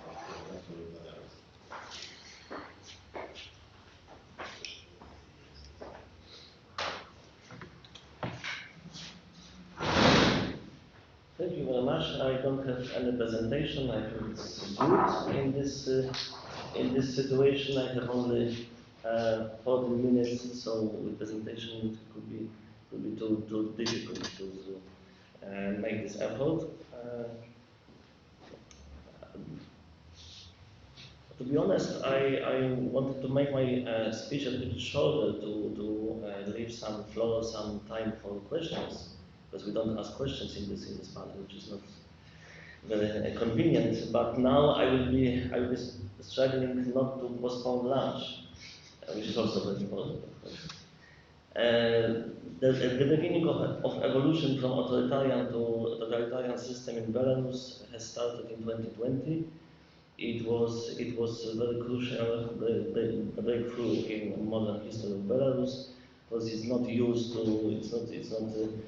important, useful to go into details. Everyone, I think, understand and remember what happened in 2020. I will only remind that Lukashenko at that time faced a challenge. He had to make a choice, which kind of leader he would like to be. Electoral campaign was challenging, it was a pandemic, which was also a challenge. Results of election, unprecedented support for alternative candidate, who was at that time Svetlana Tsikhanouskaya, and who still is a leader of democratic Belarus. All those factors were common challenge for Lukashenko and forced him to make a choice. He had basically two options: to be a flexible authoritarian leader, international and internal player, who would like to hold more flexible, more wise policy to counterbalance all those factors, all those challenges, or to be a totalitarian dictator who is and will be stuck between isolation from the West and Russian domination. Unfortunately for Belarus, for us as neighbors of Belarus, Lukashenko chose this second option, and it became, of course, gradually, not over one night, but it became, as we can see now, almost fully a totalitarian dictator. Maybe I will mention several factors which show us why we can use this kind of term towards Belarus, towards the political system in Belarus, and towards Lukashenko as such. First factor, of course, which is obvious, this is a new level and new scale of the repressions. Of course, repressions were always in Belarus, in 90s, after 2000, of course, within all time of Lukashenko in Belarus, but this level which they, I mean, Belarusian authorities, which they achieved after 2020 is unprecedented. Maybe one example, not to take so much time.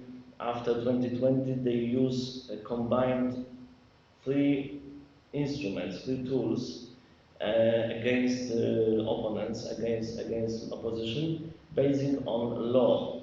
This is extremism, terrorism, and the rehabilitation of Nazism. Recently, I also realized again, when I did some research for my activities, for my purposes, that they combined also on legal level all those three instruments, all those three tools. Bill about law about extremism, bill about terrorism, and bill about rehabilitation of Nazism. They are combined also on a legal basis, so they can be used also on legal, so-called legal, but in the name of the system, it's legal from their point of view. They can be used as a package, as a justification and legal basement for measures against Belarusian opposition opponents and also average citizens. Maybe one example from our Polish area, very sensitive for Poland, Andrzej, famous political activist from Polish minority, journalist, correspondent of Gazeta Wyborcza, was accused of rehabilitation of Nazism. Polish person who was born in Grodniecka Obwość, who was a correspondent of Gazeta Wyborcza based on democratic values, roundtable and so on. He was accused of being a supporter of Nazis. It shows this unprecedented level of repressions. Next factor, this is, I think, generally speaking, termination of many NGOs and independent media. This is not even only delegalization. Looking from legal point of view, it was a legalization, but it was also termination in Belarus. They cannot act, they cannot do their job in Belarus anymore. Even in underground, not officially, it's very dangerous. So mostly they are abroad, they are active from here, from Lithuania, Latvia, and other countries, mostly in EU. By the way, for termination or the legalization of NGOs and media, many of them were now they are illegal. They were used, all those instruments which I mentioned before, extremism, terrorism, and sometimes rehabilitation of Nazism. Next factor, not very often mentioned, but I think it deserves our attention. This is new policy toward churches. Of course, there's one exception, Orthodox Church, which is very closely connected to authorities, to Alexander Lukashenko and his people. This is based on a very long tradition. Mostly, this tradition is coming from Russia. Of course, this is this alliance between altar and throne, and always it was like that in Russia, Russian Empire. In Soviet Union, the situation was very specific, but it was also some kind of cooperation. And now in modern Russia, of course, it's also there. The relations between the Orthodox Church in Belarus and Lukashenko is some kind of copy of the Russian solution, Russian situation, especially now after 2020. Other churches, Catholic Church, Protestant churches, are now under huge pressure. Some communities, also in frame of Catholic Church now, basing on current law, they can be also delegalized and terminated as legal entities, which is also very dangerous. Many priests, also Polish priests who came from Poland or with Polish roots, were arrested and sometimes sentenced even. By the way, Belarus is on second place in world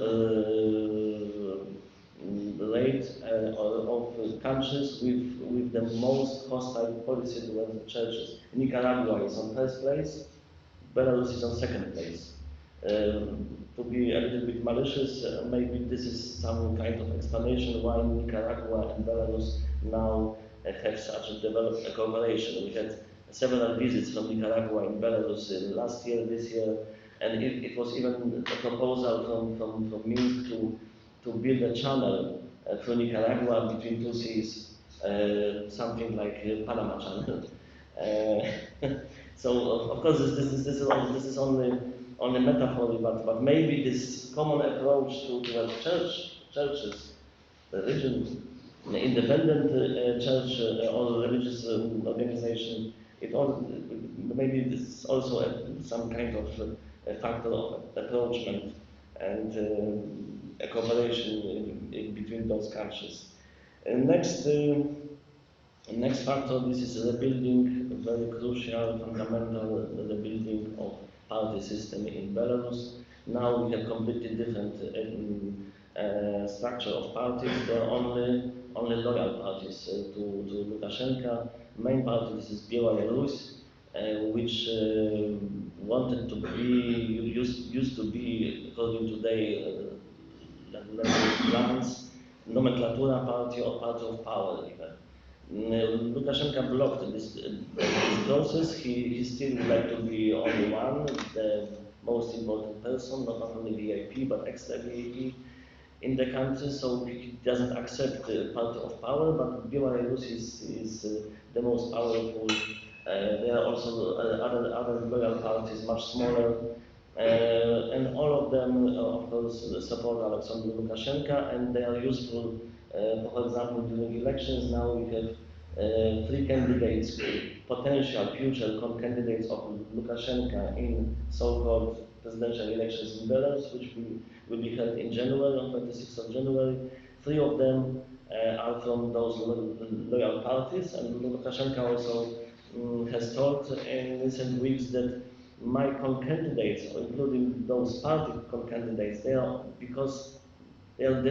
due to support me. They are not to compete with me. They are appointed to support my position.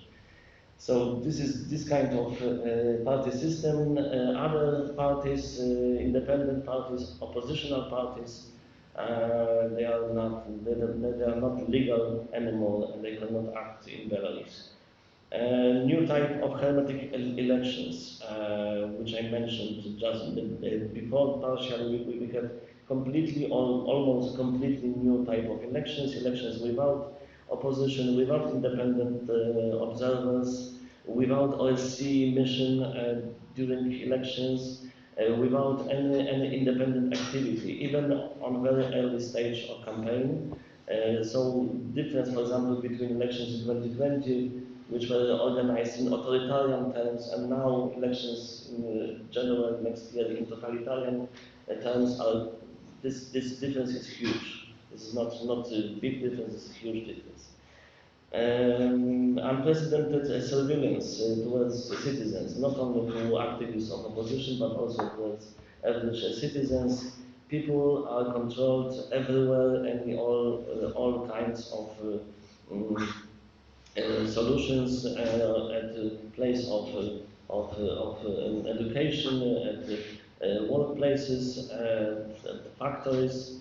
At each state institution, state factory, there is a representative, official or unofficial, maybe both options, from KGB, from other structures, who, for example, controls phones of employees, which he or she controls from time to time which kind of content or subscription to some independent channels in social media are in the phones of employees, which is completely different level. It didn't exist before 2020, not all levels. Changes in educational system, in education. Now education in Belarus becomes more and more totalitarian and very also militarized. Pupils, even very young pupils, below 10 years, they are also educated how to be a good soldier or how to be a good volunteer who will support in future his homeland against, of course, Western Nazist invaders,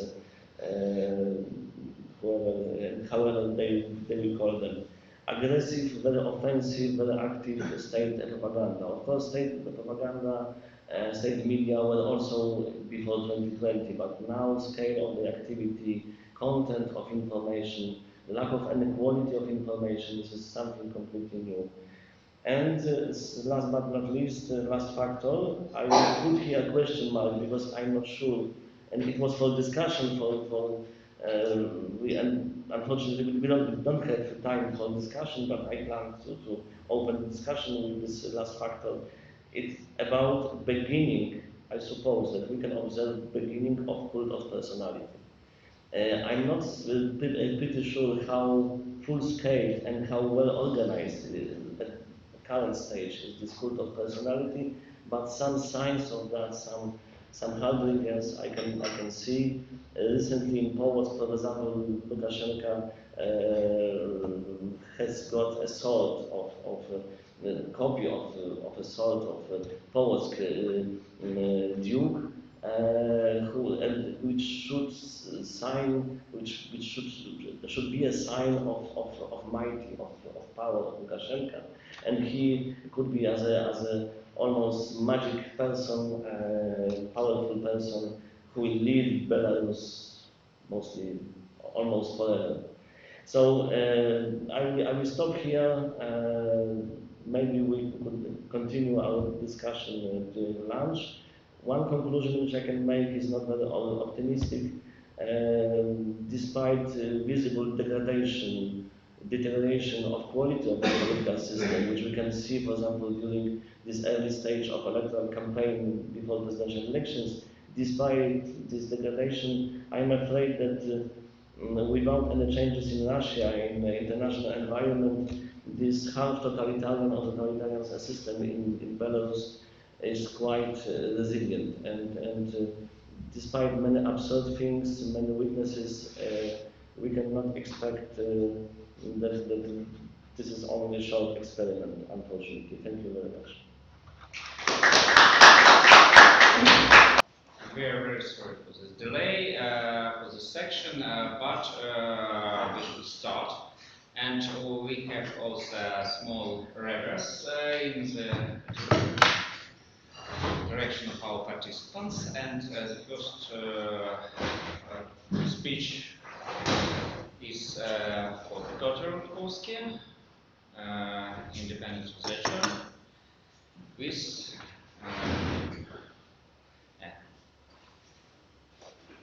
I can start, yeah? Yeah. Thank you. So, is it okay in terms of recording? So, my apologies that I don't participate fully in this conference, which is related to job factors and family factors. So, okay, let's get to the topic. My presentation is called the fastest in the history, democratization in East Central Europe in a comparative perspective. What is suggested in this title might evoke surprise and perhaps even disbelief. For quite some time now, it has become customary to speak of Central and Eastern Europe as a problematic region in terms of democracy, in terms of human rights and many other things. That is a region that is reluctant to democracy, that is xenophobic, backward, prone to conflict. Since the Economist Intelligence Unit launched their democracy index in 2006, only one country from the region, this Czechia, has had the honor of being included among the fully democratic countries. The rest were either flawed democracies or hybrid regimes or just autocracies. But even Czechia did not remain on the regional pedestal of democracy for long. In 2014, it was downgraded to the status of a flawed democracy, status that it retains to this day. Thus, for almost a decade, there has not been a single fully democratic country in the Eastern and Central European region. Yet, there is another side to this region. It is the region that experienced the fastest democratization in world history. A region that, as we know very well, for decades was isolated from the rest of the world, ruled by authoritarian communist regimes, transformed in just a few years into an area dominated by democracy. Well, imperfect, flawed democracy in many aspects, but democracy nonetheless. Moreover, for over 30 years, there have been no major authoritarian regressions in the region, comparable to those that occurred, for example, in the interwar period. Well, 3 countries in the region, Azerbaijan, Belarus, and Russia, have reverted to autocracies, but this is not a large number, considering that the region comprises over 20 countries, to be exact 23, if Caucasus republics, which are participants of the Eastern Partnership, are included. So now, in more detail, the region in comparative perspective, while comparing entire regions in terms of political and social processes is not easy. It involves complex, multi-stage processes across hundreds of different countries. Nevertheless, there are several parameters that allow for the grading and comparison of political systems from different countries worldwide. Rule of law, separation of powers, basic civil liberties, the presence of electoral institutions, quality of electoral processes. These elements can serve as criteria applicable to various geographical and historical contexts. Thanks to the Varieties of Democracy project, the DEM project, which is dedicated to analyzing and quantifying different aspects of social political life over the past 2 centuries in practically all countries of the world. Thanks to this project, we can compare the processes in East Central Europe in the early 90s with similar processes in other regions. Since we are interested here in the process of democratization, the most useful measure will be the Liberal Democracy Index, which is created based on the parameters I mentioned a while ago. The term experts assess the level of liberal democracy on a scale from 0 to 1.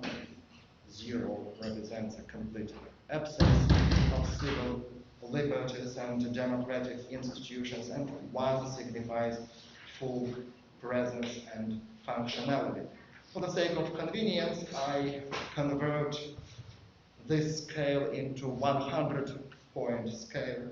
So 0 represents the absence of any elements of liberal democracy, and 100 points ideally developed liberal democracy, such ideal state of democracy. Of course, we shouldn't set maximalist threshold while assessing the process of democratization. Rather, we need some minimum quantitative criterion that would signal that, well, at this moment, such or another country crossed the threshold of democracy. Of course, this is highly conventional. For the sake of orientation, we can invent such an indicator. The DAM does not provide such a specific quantitative criterion for this minimum. However, by analyzing the logic behind assigning, how they assign quantitative values, it can be inferred that the minimum threshold lies somewhere around 40 points. 40 points are out of 100. This is approximately how regimes are assessed by VDEM experts, and they are far from being fully democratic, but still have some functioning democratic mechanism. So 40 is the orientational threshold. So, and European, East Central Europe as a whole, reached this minimum of democracy in 1992, and over the following 30 years never fell below it.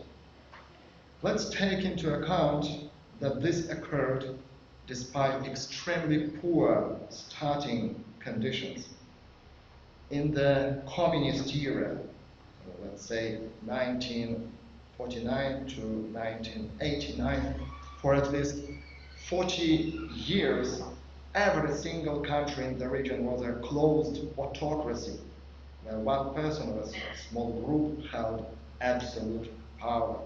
In the communist era, the average value of liberal democracy in East Central Europe was just 6 points out of 100. 6 points out of 100. There were no checks and balances. Freedom of speech was practically non-existent. Political opposition was prohibited, and repression was an inherent part of state functioning. In just 3 years, even less, maybe 2.5 years, the region as a whole transitioned from closed autocracy to democracy. Well, once again, let's repeat it: imperfect, shaky, but it was democracy, or was already democracy in 1992 in most countries of the region. So far, East Central Europe remains the only one to have undergone such rapid democratization. So in this picture, we can see how radical the transformation, this changes in the early 90s were. So now, in a moment, another picture.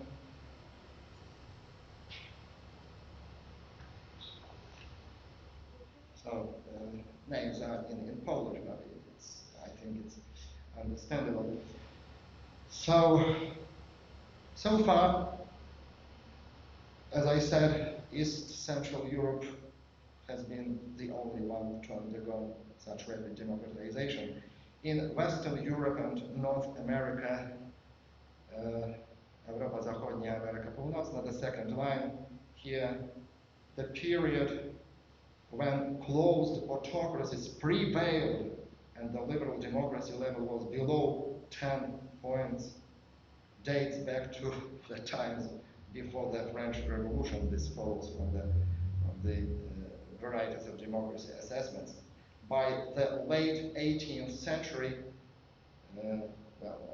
as VDEM assessments suggest, countries in Western Europe and North America already had less oppressive regimes than the East Central European countries did in the communist era. Yet, it took over 130 years for this region to surpass the 40-point threshold, which occurred after the end of World War I.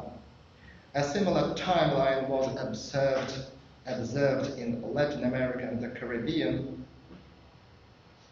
In Scandinavia, the process lasted 131 years in Latin America and the Caribbean, and 117 in Scandinavia. The transition was faster in East Asia, 51 years, Oceania, 35 years, Southern Europe, 31 years. In other regions of the world, such as Middle East and North Africa, Sub-Saharan Africa, Central Asia, South Asia, Southeast Asia, the 40-point threshold has never been crossed as of now. So there were many hopes in the case of Middle East and North Africa at the beginning of the second decade of the century, and Tunisia has been the only country to be a relatively success story of these processes, but recently even Tunisia seems to be collapsing into, I mean, not an autocracy, but some sort of hybrid regime. So the East Central European region is the absolute leader in terms of the fastness, in terms of rapidness of democratization. Moreover, the democratization of this region has been relatively durable. Well, authoritarian regressions occurred in some countries, namely in 3 countries, Azerbaijan, Belarus, and Russia. But these negative trends were counterbalanced by pro-democratic color revolutions in Croatia, Serbia, next Georgia, Ukraine, and relatively recently in Armenia. These negative trends were also counterbalanced by relatively stable development of democracy in the remaining countries. One can pessimistically notice that in 2023, the regional level of democracy in this region, we can see this line,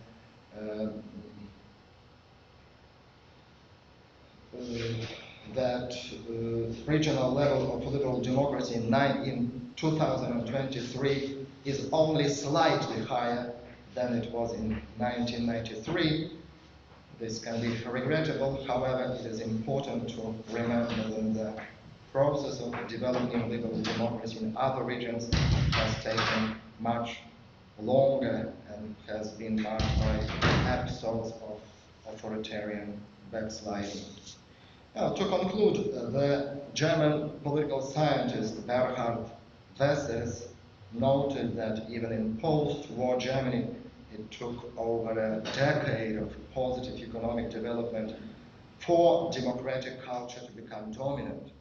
Italy and Japan needed even longer after 1945.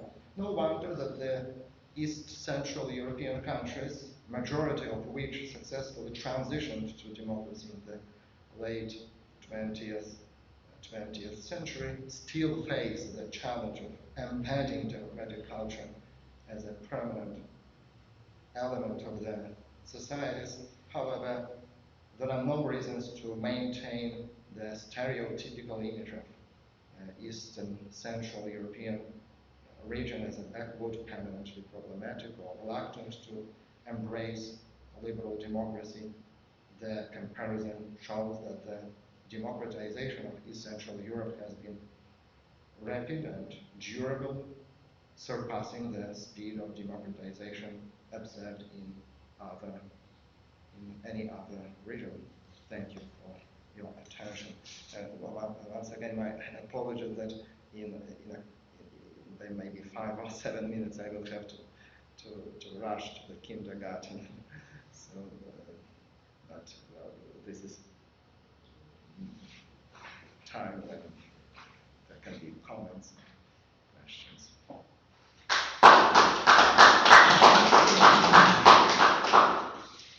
Thank you, Piotr. Maybe all questions that we have, and all discussion we could provide in our roundtable. So, if one small question to Piotr. Decision. No? Okay, thank you very much. And then the second speaker is Andrzej from the Charles University, and he speaks about our more wide East in Central European case in this context of authoritarian or totalitarian attention.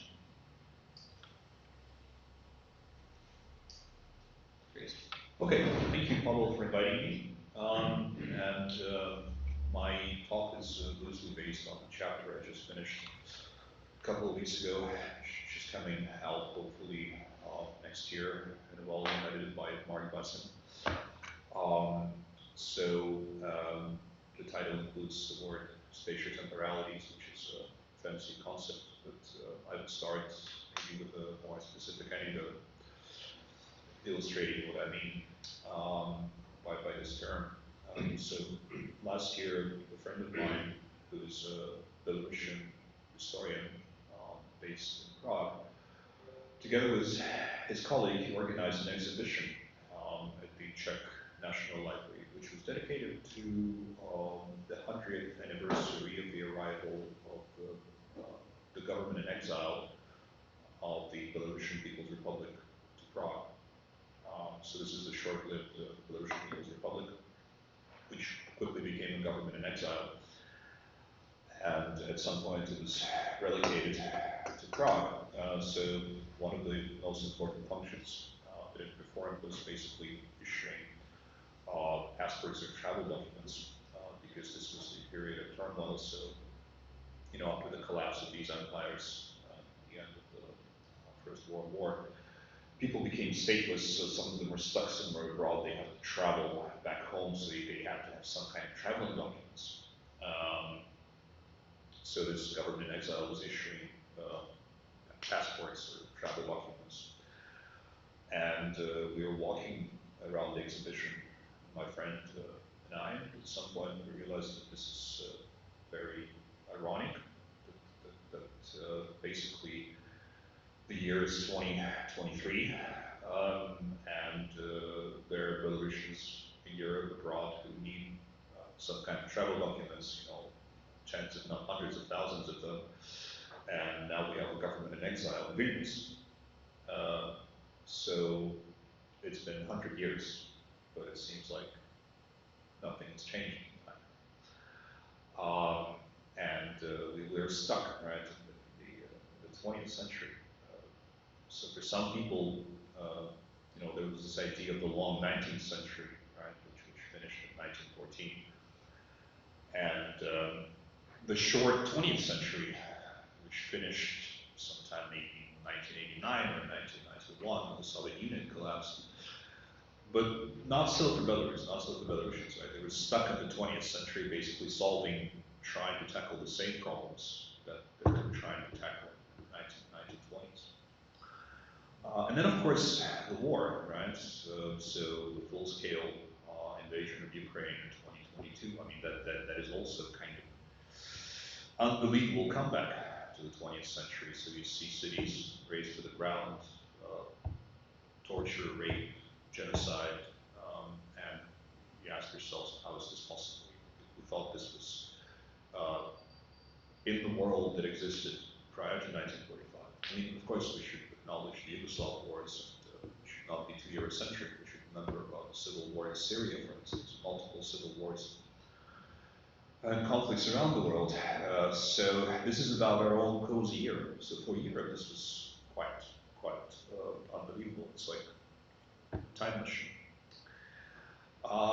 there seems to be a certain pattern associated with the region. In the famous book by Larry Wolff, Inventing Eastern Europe, that everybody has read, at least pretends to have read, there's that account that 18th century Western European travelers provided of the lands to the east of Germany, right? So they traveled to Poland, they traveled to Russia, Muscovy, and they take notes and they invent, right, Eastern Europe.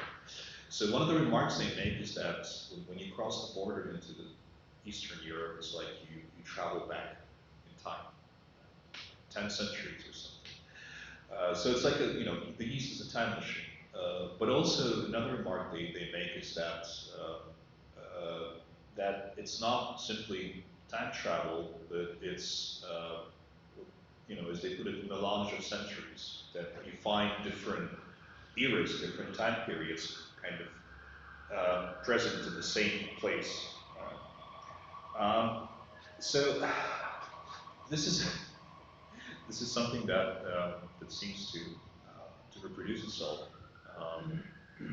in a particular place, right, that we call Central and Eastern Europe, and it gives you an idea of how time and space can be connected in particular ways. And of course, when I say time and space or spatial temporality, I don't mean physical time and physical space. I mean time and space is socially constructed or intersubjective realities, or we use the philosophical language, the phenomenology of time, the phenomenology of space.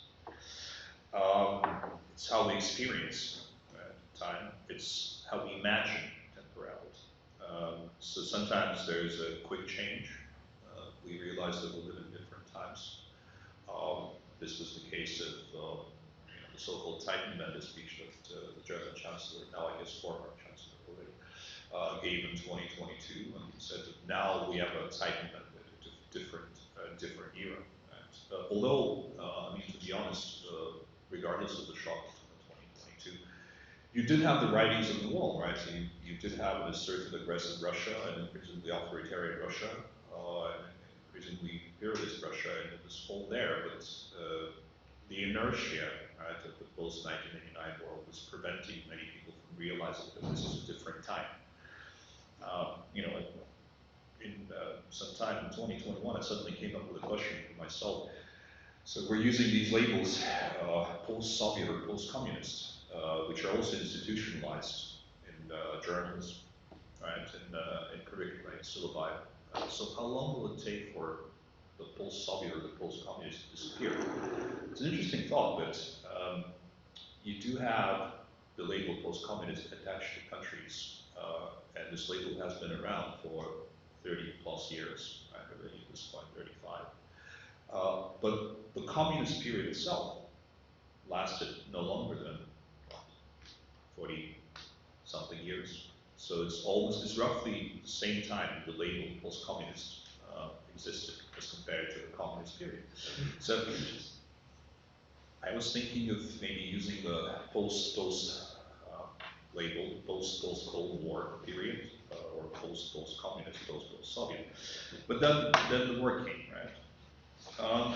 So this is about the subjective images of time, intersubjective temporalities. They can linger. They can linger on. There's inertia. Also, it's obviously about images of space, different spatialities, how we imagine different regions, mental maps. So Eastern Europe is one such imaginary, but there are others, right? The North, right? The South, the global South, you name it. So this is something that I'm very much into as an IR person, not a philosopher anymore. This is the critical geopolitics subdiscipline. Now, sometimes space and time can be interconnected in very interesting ways. So it's either Eastern Europe that is the repository of different centuries and melange of different times. But sometimes you can have spatial imaginaries, constructs, as ways of escaping the past. Right? This is the idea of Central Europe, for instance.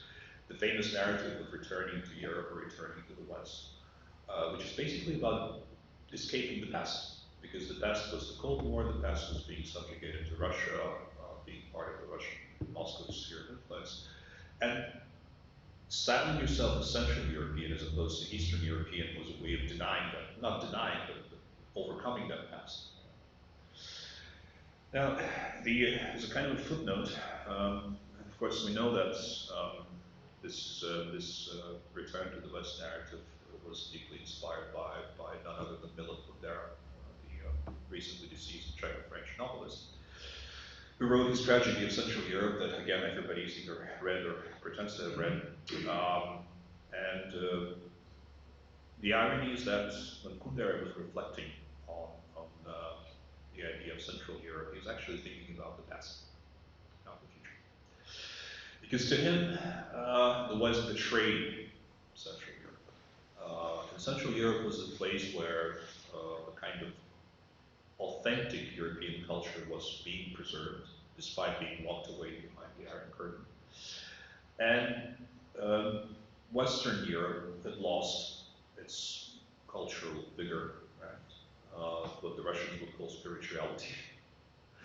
But this is Kundera writing from the West. He is an immigrant who's kind of disappointed by the West at this point. Right? He sees that the West abandoned Hungary, the Czech Republic, and Poland.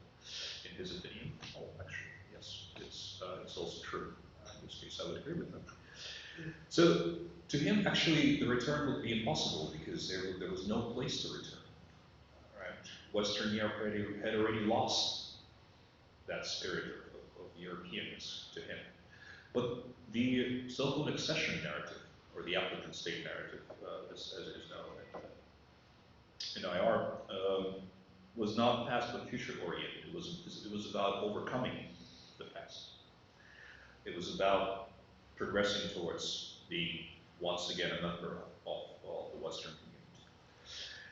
And of course, this included a strictly linear image of history, a linear temporality. This is something that the very first speaker, Mr. Director, began with today. Right? So we knew exactly, after 1989, we knew exactly where we're going. The question was just about how fast we would get there. And it was a very simple image of time, very simple temporality that would, of course, unravel at the time.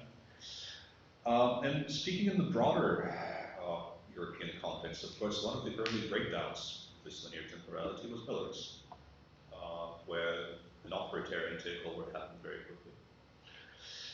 And Belarus was very quickly branded as Europe's last dictatorship. And in that cliche, you clearly see the image of the linear temporality. Right? The idea that dictatorship will just disappear automatically, that they're going to go extinct like dinosaurs, which wasn't the case. Right? So I think that a more accurate cliche would actually be calling Belarus not Europe's last, but Europe's first dictatorship. Because in many ways, Lukashenko anticipated much of the illiberal / populist / authoritarian political drive that would surface a couple of years later in Russia. But also, a lot of these political messages that have to do with illiberalism or anti-liberalism, with the disappointment in transition, with new forms of nationalism, they would surface in many places in the EU. Hungary is, of course, a textbook example. Hungary, which has a prime minister who parrots the language of Putin. But there are other places where you have this anti-liberal drive that is heavily rooted in disappointment and transition. So you could think of Lukashenko as the John the Baptist, if you will, of European populists and authoritarians, an early predecessor of something that was coming. So it's not Europe's first dictatorship, not Europe's last dictatorship, but unfortunately Europe's first post-Cold War dictatorship. Then, of course, all that was eclipsed by the developments in Russia, which came to play the role of the main retro-utopianist, so backward-looking country, and there are many signs along the way, right? So this obsession with memory loss, memory politics, the securitization of memory, defending the only correct interpretation of history, the growing taste for great power politics, for spheres of influence, for hard power, and the kind of lingering idea that Moscow had a privileged right over certain countries. This is a very 19th century thing, but also on the symbolic level, you have these very clear symptoms. I mean, the penchant for what I would call reconstructionism. When the pro-Russian militias invaded Ukraine in 2014, they were led by reconstructionists, somebody who was professionally, or kind of not professionally, but personally involved in reconstructing historical battles, right? Now a political prisoner, funny as it seems.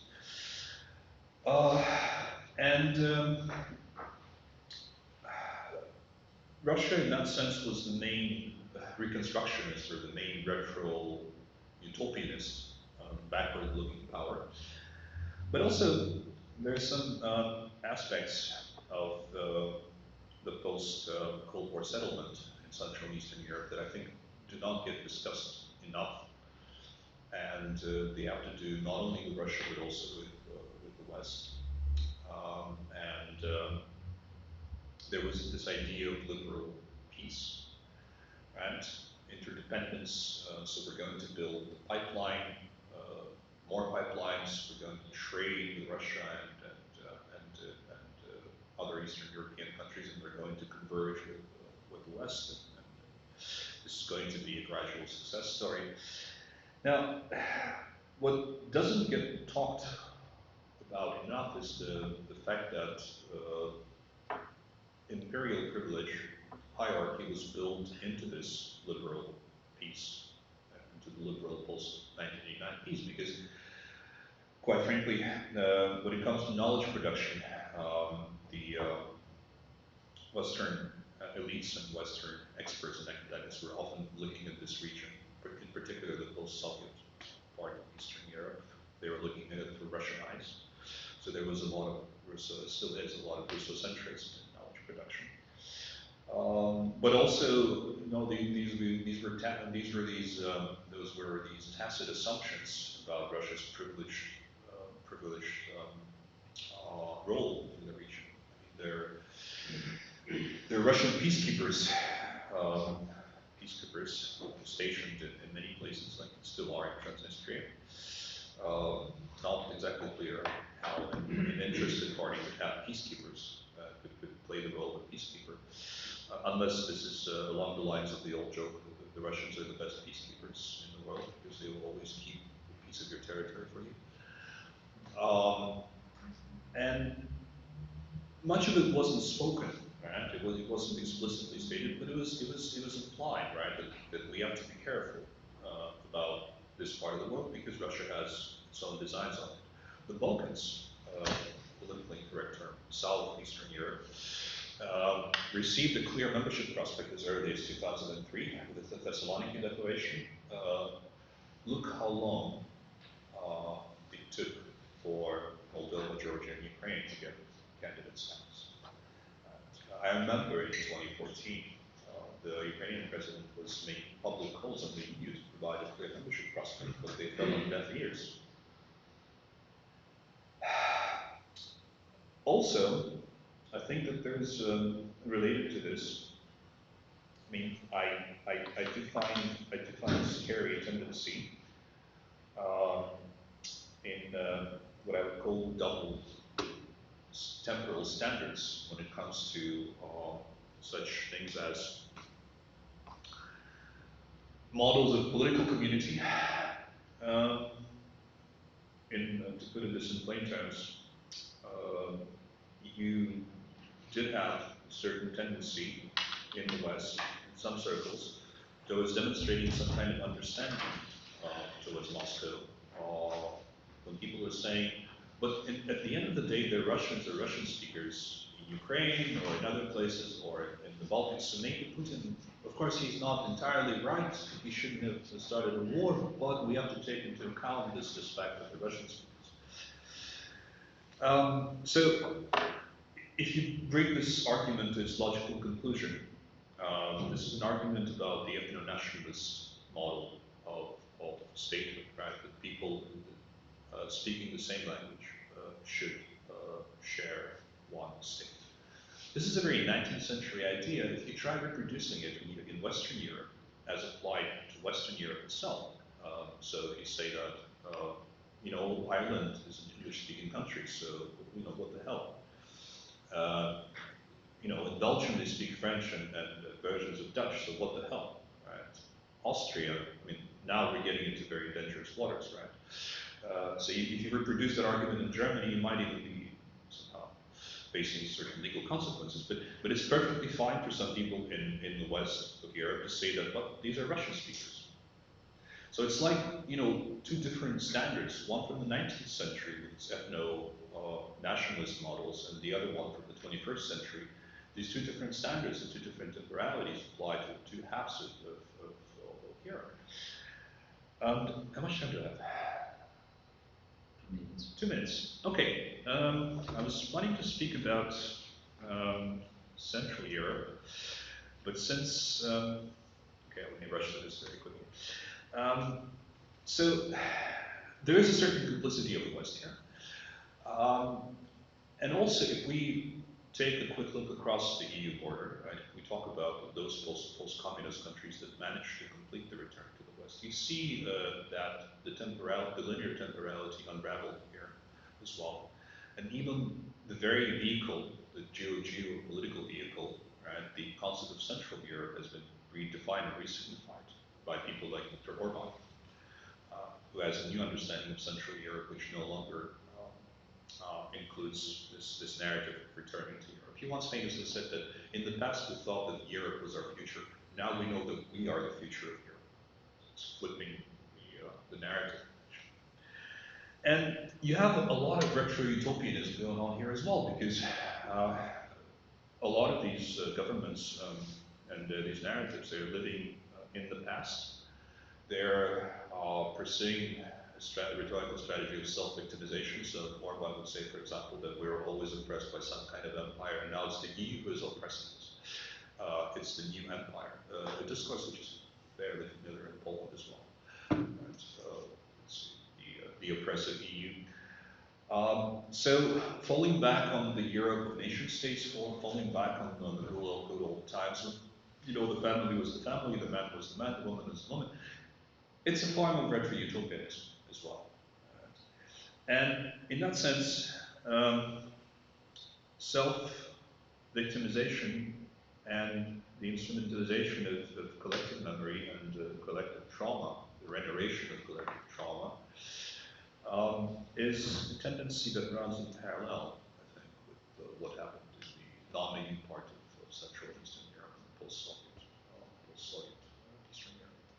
So to finish, since I only have 2 minutes, I think that the temporality, the simple linear temporality of the post-communist world or Central and Eastern Europe has unraveled to a point where you once again have a melange of centuries. You have different eras coexisting in the same geopolitical space. The Central European narrative, as we knew it after 1989, is still alive. So, for example, Ukraine's President Zelensky said that either we, and then Georgia and Moldova, and then later maybe Belarus join the EU, or the past will win. By the past, of course, he meant Russia, right? Imperial domination. So the Central European narrative is still alive with those who are trying to protect, to defend themselves from Russia and fighting for their very existence as Ukrainians. But also there's this massive retro-utopianism. So I think there's a melange of centuries, and if travelers like Count Segor from Larry Wolff's book, suddenly came back to life with contempt, because their description of Eastern Europe has aged very well. Thank you. Okay, if you have one question. Okay. I would have a kind of a comment, kind of a question, probably, because your talk was about this kind of an alternative between escape from the past and escaping into the past. And I was really happy to hear all these references to Larry Wolff's book, which is brilliant. But we should remember that how Larry Wolff in his book is sarcastic about all these travelers like Andrzej who was crossing the border between Polish-Lithuania Commonwealth and saying that he left Europe entirely, but at the same time completely forgot that he was traveling before crossing the border. He was traveling through Silesia, which was just before the first partition apart of the Polish-Lithuanian Commonwealth. On the other hand, he spoke about, was referring to William Cox, who was the teacher of the Churchill's family, who was absolutely devastated by the number of Jews whom he encountered around Grodno, for example, in Belarus and Vilnius. He called them, those cities swarmed with Jews. I mean, what kind of phrase, swarmed with Jews? But this is not directly connected with my question. My question, not directly, indirectly, though. So my question would be, how would you place in the picture you just described, divided between escaping the past and escaping into the past, a kind of a recognition of the past and investigation of the past in order to better understand who we are today? Thank you. I place it outside of the escape framework, because when you're investigating the past as the past, then you keep a critical distance. You realize that it is you yourself living in the present who's trying to understand the past. But the kind of self-victimizing discourse which instrumentalizes collective memory is quite literally trying to live in the past, saying, whether it's Viktor Orban or somebody else, or I don't know. I mean, the Russian discourse, right, about the invasion of Ukraine. They're reconstructing the Second World War, right?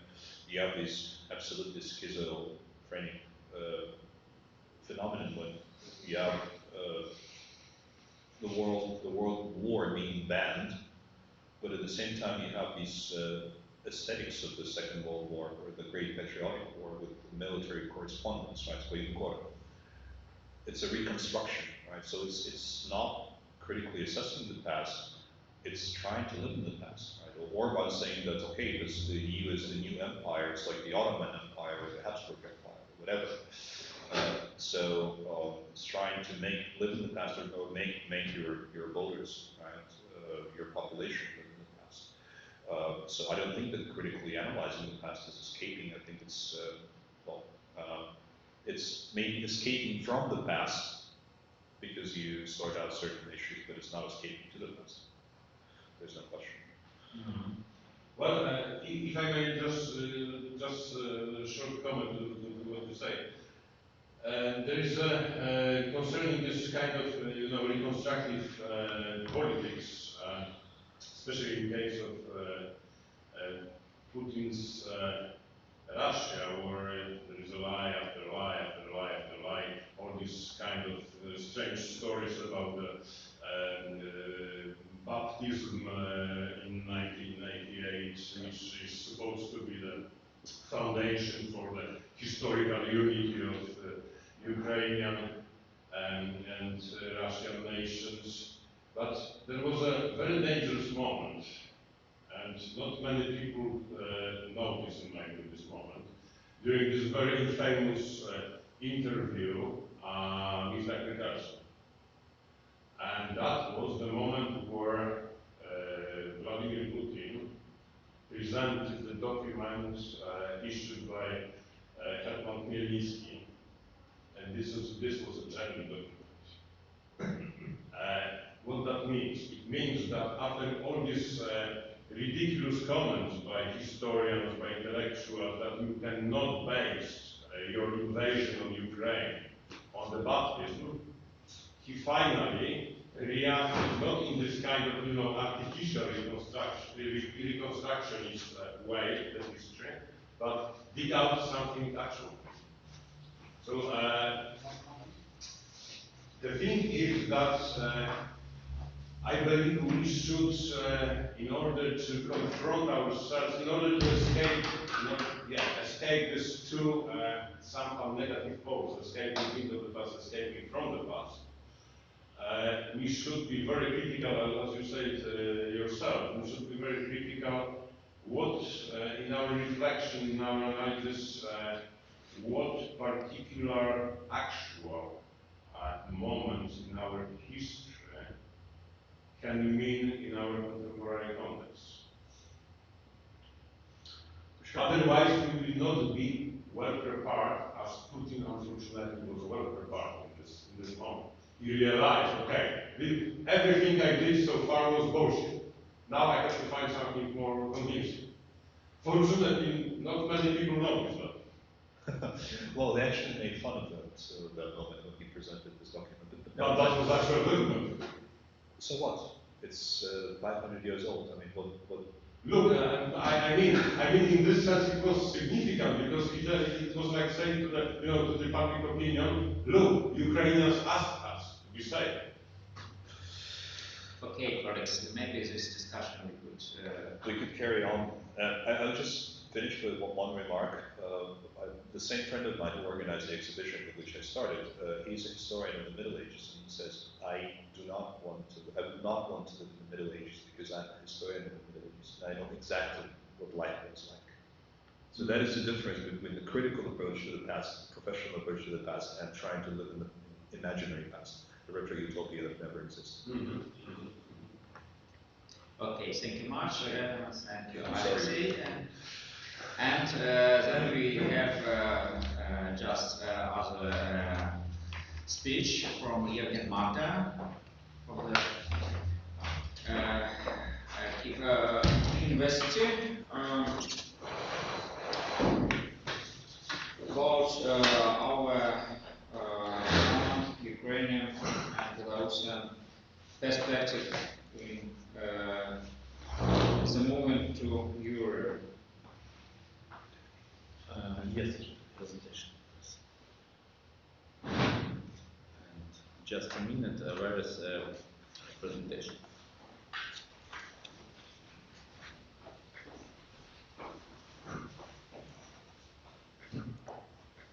Okay. Thank you very much. Thank you for possibility to take part in a very interesting conference, because we today speak about interesting problems of social sciences in region of Central Europe, region of Baltic Black Sea region, and I think that it's our efforts to create our common position in a period of geopolitical non-stability, and as a representative of one of late-coming nations, I want to speak about this process and about the Russia-Ukrainian war. It is unpleasant to acknowledge belonging to a nation that was late in forming its political identity. But I attribute this delight to being preoccupied Ukrainians were actively fighting and resisting foreign oppression, which the Kremlin continues to call brotherhood. We live in matrix of Slavic brotherhoods, and it's maybe one of main point of view of Russia from 19th century. Without jokes, I believe that three post-Soviet republics are now completing the process forming political nations. And I think that in these days we can see process of crash of Soviet Union. It's a final end of Soviet Union and maybe a process of create new reality in the Baltic Black Sea region. Something about Ukraine, about my motherland. I think that war with Russia that continue next week 1,000 days, but it's a full-scale invasion, and war with Russia began in 2014, and it's a big problem for Ukraine that millions of our citizens don't understand that start of war with Russia was in 2014. But I think that the impact of this war on Baltic Black Sea region can be very big, because Ukraine has become a symbol of resistance of Russia, to Russia, sorry. And another part, without the largest country in Europe, Ukraine, any integrational project will remain incomplete. European Union, NATO is incomplete. It's like a puzzle, big puzzle with 1,000 parts, but with gray zone in the middle. And it's a problem.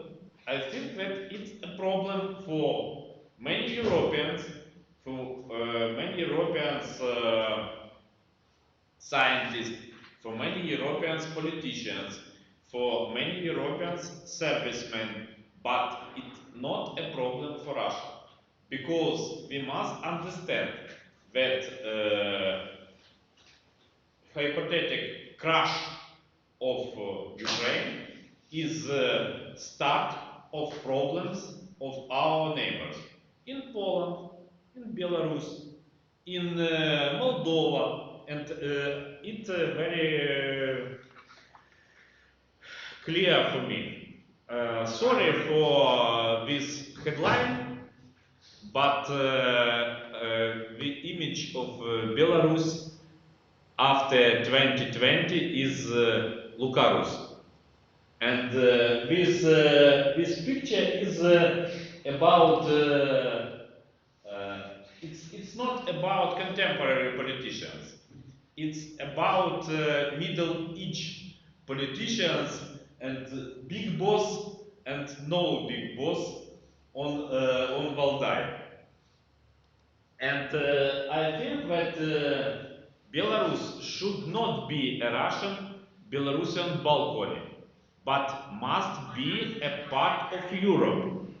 And I want to underline that without a democratic Belarus, a safe Europe is impossible. I can say about it after February of 2022, after Russian invasions from Belarus.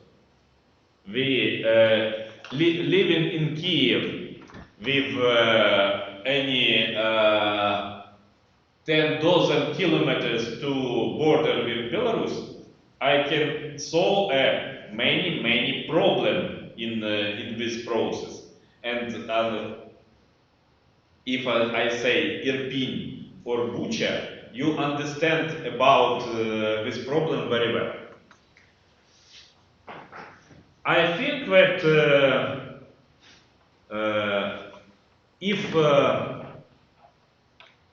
Belarus now is maybe brightest ally of Russia, no, but in a few last weeks the brightest ally became North Korea, and Lukashenko only in economic area, not in military, and I think that he very well understands that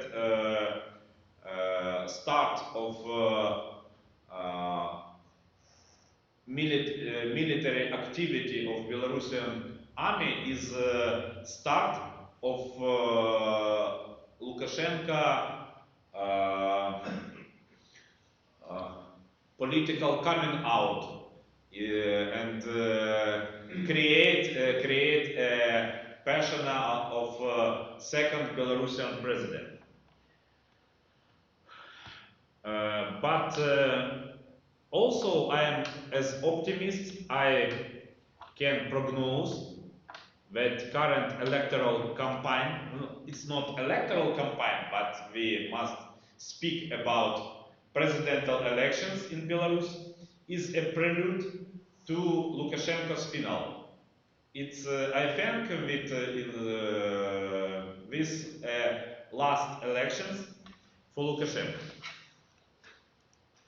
About Moldova, wine of integration, Fridays today, and we can speak about this process because victory of European, pro-European referendum and victory of Maya Sandu, I think that it's victory with problem, because Moldova lives between two countries, between Romania and Ukraine, and it's a good chance to change inner policy, but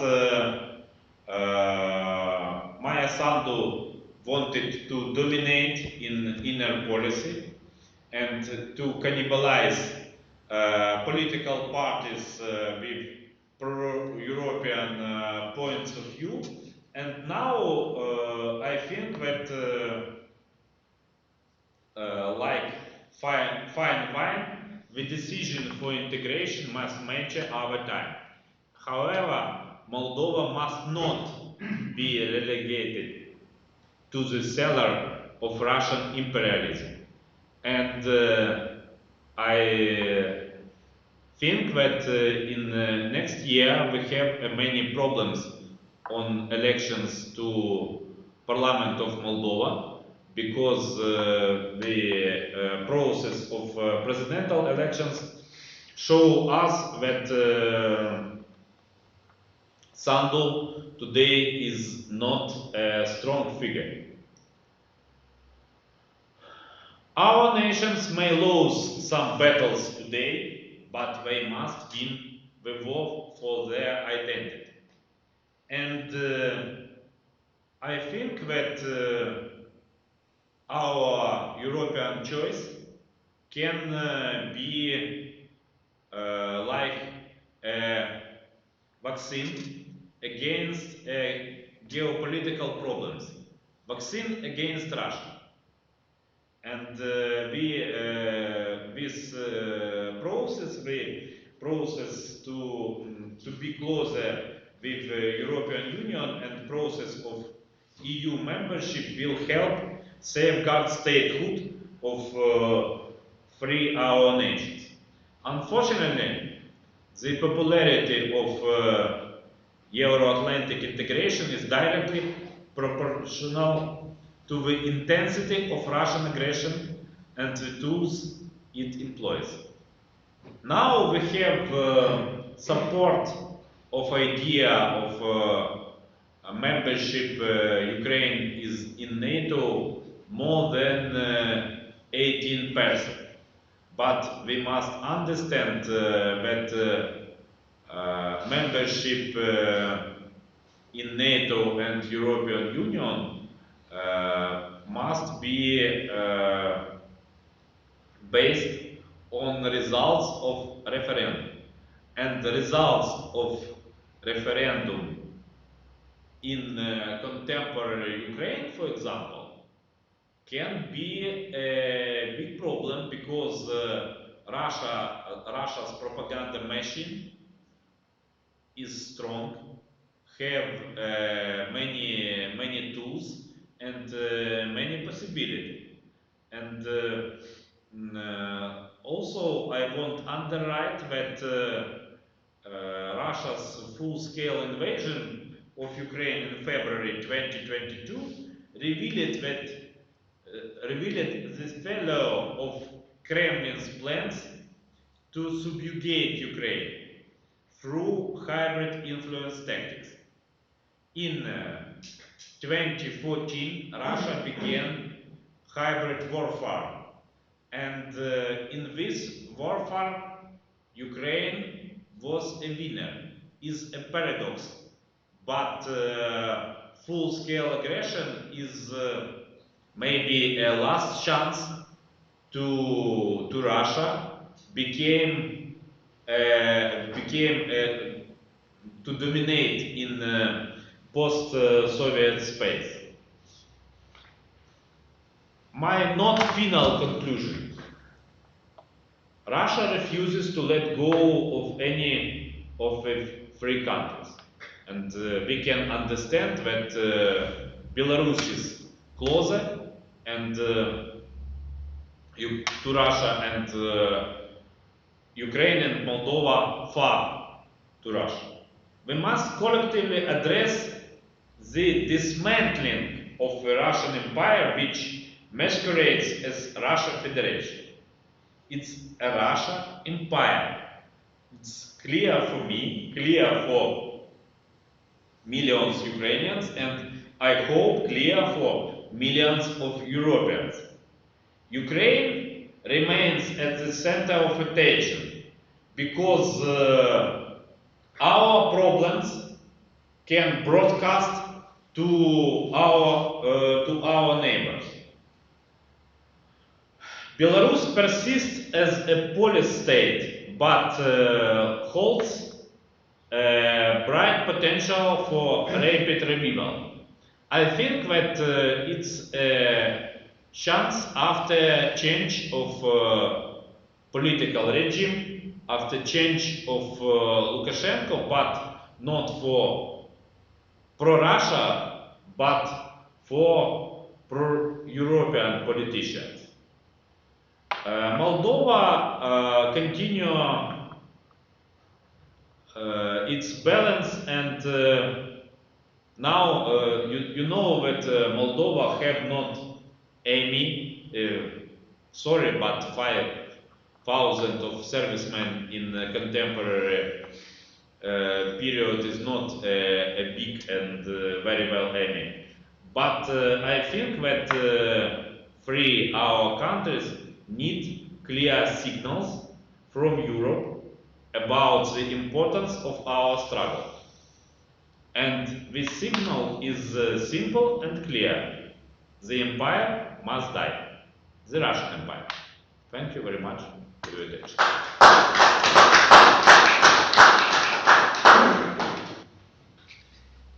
Okay, in 2 minutes we have our discussion, but maybe one question. I could ask just a little, maybe cynic question, but I understand why it's important for Ukraine or Belarus to be a part of this puzzle of Europe. But for Europe, it's not very clear and simple, because the best choice for them for many years were Ukraine and Belarus as a buffer state between NATO, between the EU and Russian Empire.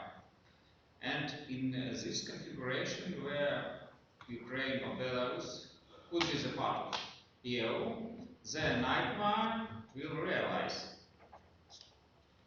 Russian orcs are on our borders, of borders of EU. And is it a challenge for, I don't know, mental stereotypes or some geopolitical reasons of European leaders and public opinion to have Russian Empire as a neighbor of European Union and NATO? Yes, if we speak about buffer state, we must remember about states limit ropes in period between First and Second World War, and we must to do our lessons from this period. For example, I am not a fan to create Ukrainian political nations on basement of Bandera's nationalism, because is our way to 20th century, but we live in 21st century. And I want to see a new European is new Europe, and we must. I very well understand fears of European establishment, fears about Ukraine, big country with many problems after war. It continue. Ukraine today the poorest European country. And I think that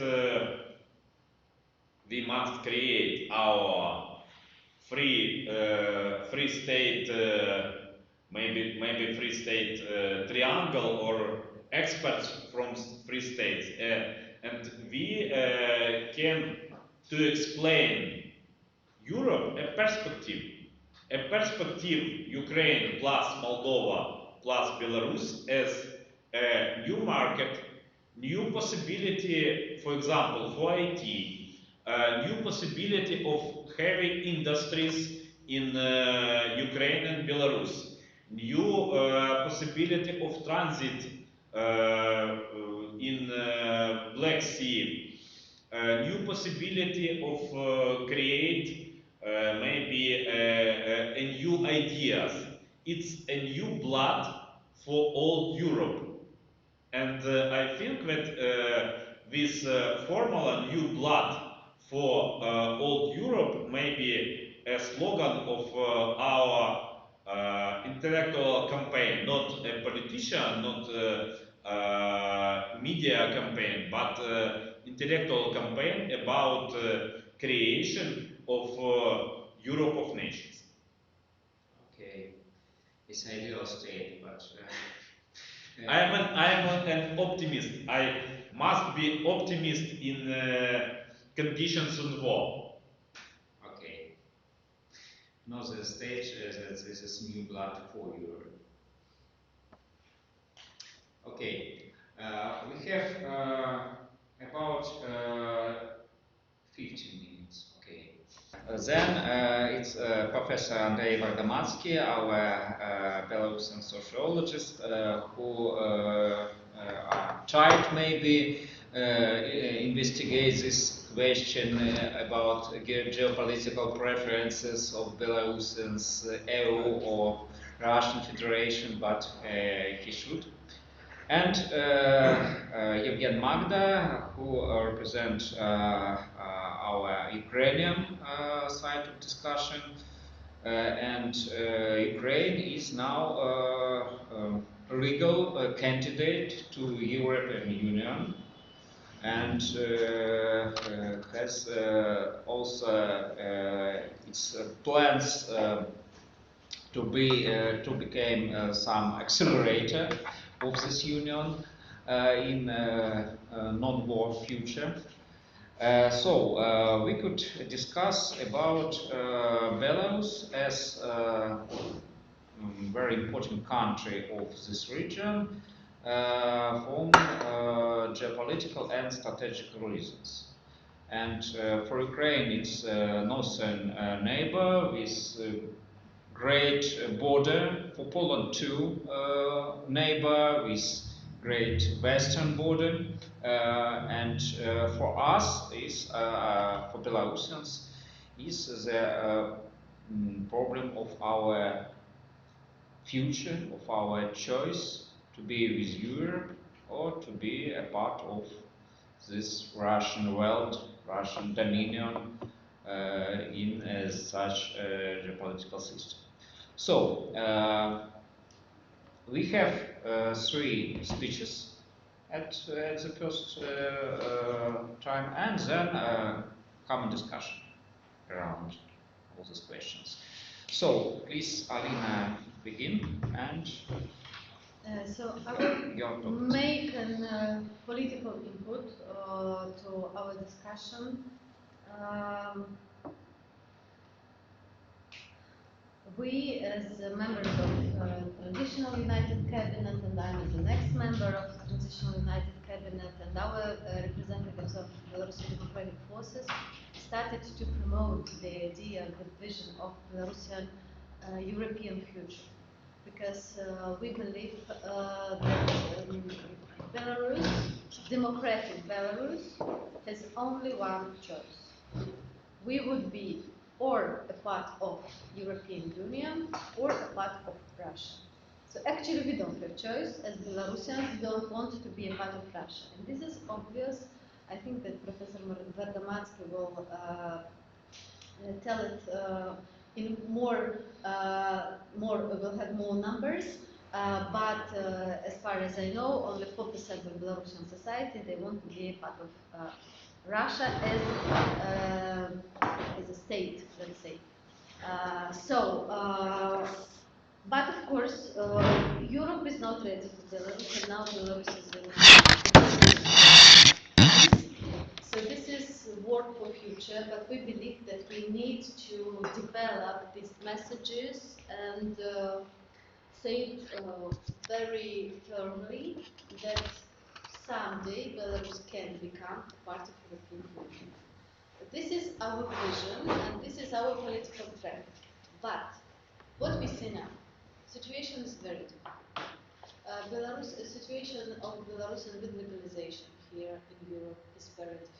Situation with visas is extremely difficult at the moment. And what Belarusians see in Europe, that Europe doesn't want us. They don't want us. This is what we are saying in high political cabinets and high political meetings, that if you want to be more attractive to Belarusians, you need to be more open. But they say that this is the issue of security. And we are saying that we can assist you with the terms of security, with verifying people as well. So this issue is like dualist and controversial, and I really like the picture Professor Gniazdowski is showing in his presentations. I think you will show this. You can show this. We can. Okay. We can split it. Yeah. So this is how it looks more or less for Belarusians. That Russia is totally open for us. They are given a lot of opportunities, and Europe is very close. Actually, at the moment, European border of European border is almost close to Belarusians. It is difficult even to meet relatives of those people who stay in Minsk or in other cities. But historically, Belarus is a part of European civilization. So we always were part of European history, of European philosophy, of European architecture, and this is why we differ so much from, for example, Russians. Our mentality is very pro-European, and this is our strength, but this is our weakness, because we are very law obedient, we are very calm, And this is, of course, what dictator is using on ruling the society. But I believe that then Belarus will be democratic. It will be like second Switzerland or something, because people are really mentally. They are not crossing on the red light. They are keeping order in their houses. This is not like in Russia. And if you cross the border from Belarus to Russia, you will see amazing difference on the landscape, in the quality of roads, in how people are keeping their houses. This is also shows that we are on the different level of thinking about how can we arrange our places. And we need to develop programs, projects on all levels, starting from real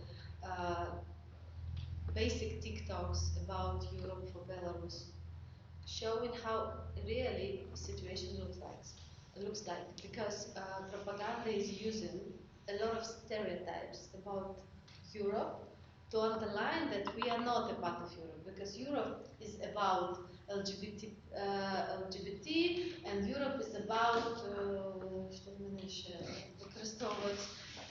mostly LGBT, and that you don't have anything here in the shops. Legalize the drugs. Yeah, drugs exactly. and just Sodoma and Gomorrah. exactly, and they are for real values, Russian values, family values. But this is not totally true. That's why showing the real image of Europe is extremely important. Moreover, what dictatorship is saying at the moment, that we are real democracy. Can you imagine how what they're doing? Yes, and these are on the posters. They're using these narratives also in media, and that's why we need to communicate more. This is like people's level. Second level is academia level. I believe that Belarusian academia should become more involved in the processes which we see in Polish academia and European academia, because now we are very much aside. We are lack of the conferences, we are lack of the good articles and good journals about our history, about our philosophy, about our sociology. This is the reason that Belarus was always a part of Russian narratives and Russian science as well. And now what we see, that these Russian narratives in science and in academia still prevailing in many academia spots. For example, in United States, we see many professors who are sitting years and years and decades in Western universities who are very pro-imperial. And this conference, the biggest Slavistic conference in United States. ISIS, yes. I was talking to Ukrainians as well, and they said this is horror, what is going on. And they said that we will counteract this. We need to rise up these issues. We need to clear up from these pro-imperial professors. This is not like canceling totally like Russian culture or Russian heritage, but we cannot say that Russians will tell us about our history, and this is what they are doing at the moment. So this is academia level, and the last one is political level. Svetlana Tikhanovskaya Transitional United Cabinet are like the political bodies for promoting this issue. There was a special letter signed by Roberta Metsola and Svetlana Tikhanovskaya on cooperation. So we are trying to be a part of political processes, even not presenting state itself, but anyway presented the will of free Belarusians. So this is extremely important. Moreover, at the moment we have a part of strategic dialogue with the United States about media, about counteracting propaganda. Unfortunately, I cannot participate because I'm here, but we discussed with our colleagues what we will present there. So, and we also have a consultative group with European Council of Europe. We also have contact group with European Union. So we developed real tracks of cooperation with European institutions. And this is extremely important because we are replacing those people from regime who were participating on that level, on that high political level. But of course, this is nothing if we will not make better these visa issues with student issues, because some Belarusian students who even entered Polish universities cannot obtain visa because of some, excuse me, stupid rules of Polish consulates.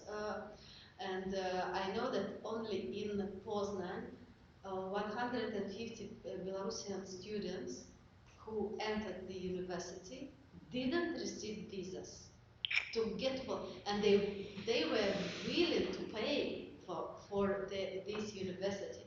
And I think that this is totally dramatic situation. We were talking to Polish MFA, we were talking to Polish Ministry of Education. We did all with that, but situation is really bad.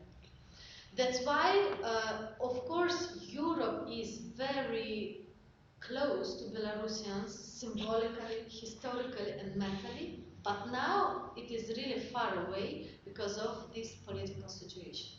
But I think we need to activate more Belarusians who are abroad to be a kind of ambassadors of Europe also for those people who left the country, to tell more about how real life looks.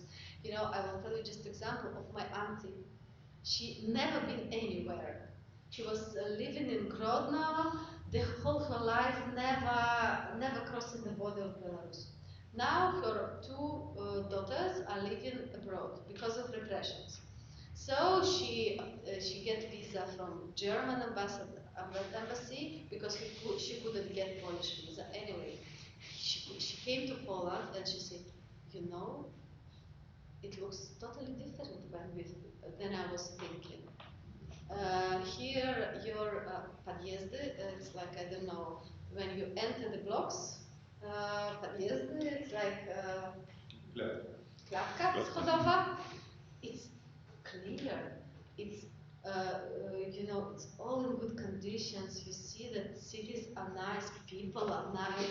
She was totally shocked, and now she's a big fan of Poland because she saw it on her eyes. That's why I believe that this kind of people diplomacy can do a lot, but this is nothing if we can make it politically more relevant and help people to understand the real perspective of Belarus in Europe. Of course, we are not talking now about being a member of European Union, but even the reforms which are prepared for future Belarus, they are also prepared thinking about changes of country in terms of future member of European Union. That's why we have partners to cooperate on this issue, but this is really long way. Thank you. Thank you, Alina. And then Andrzej Barkouski. Okay, thank you. Really, indeed, Alina, you give basis to continue.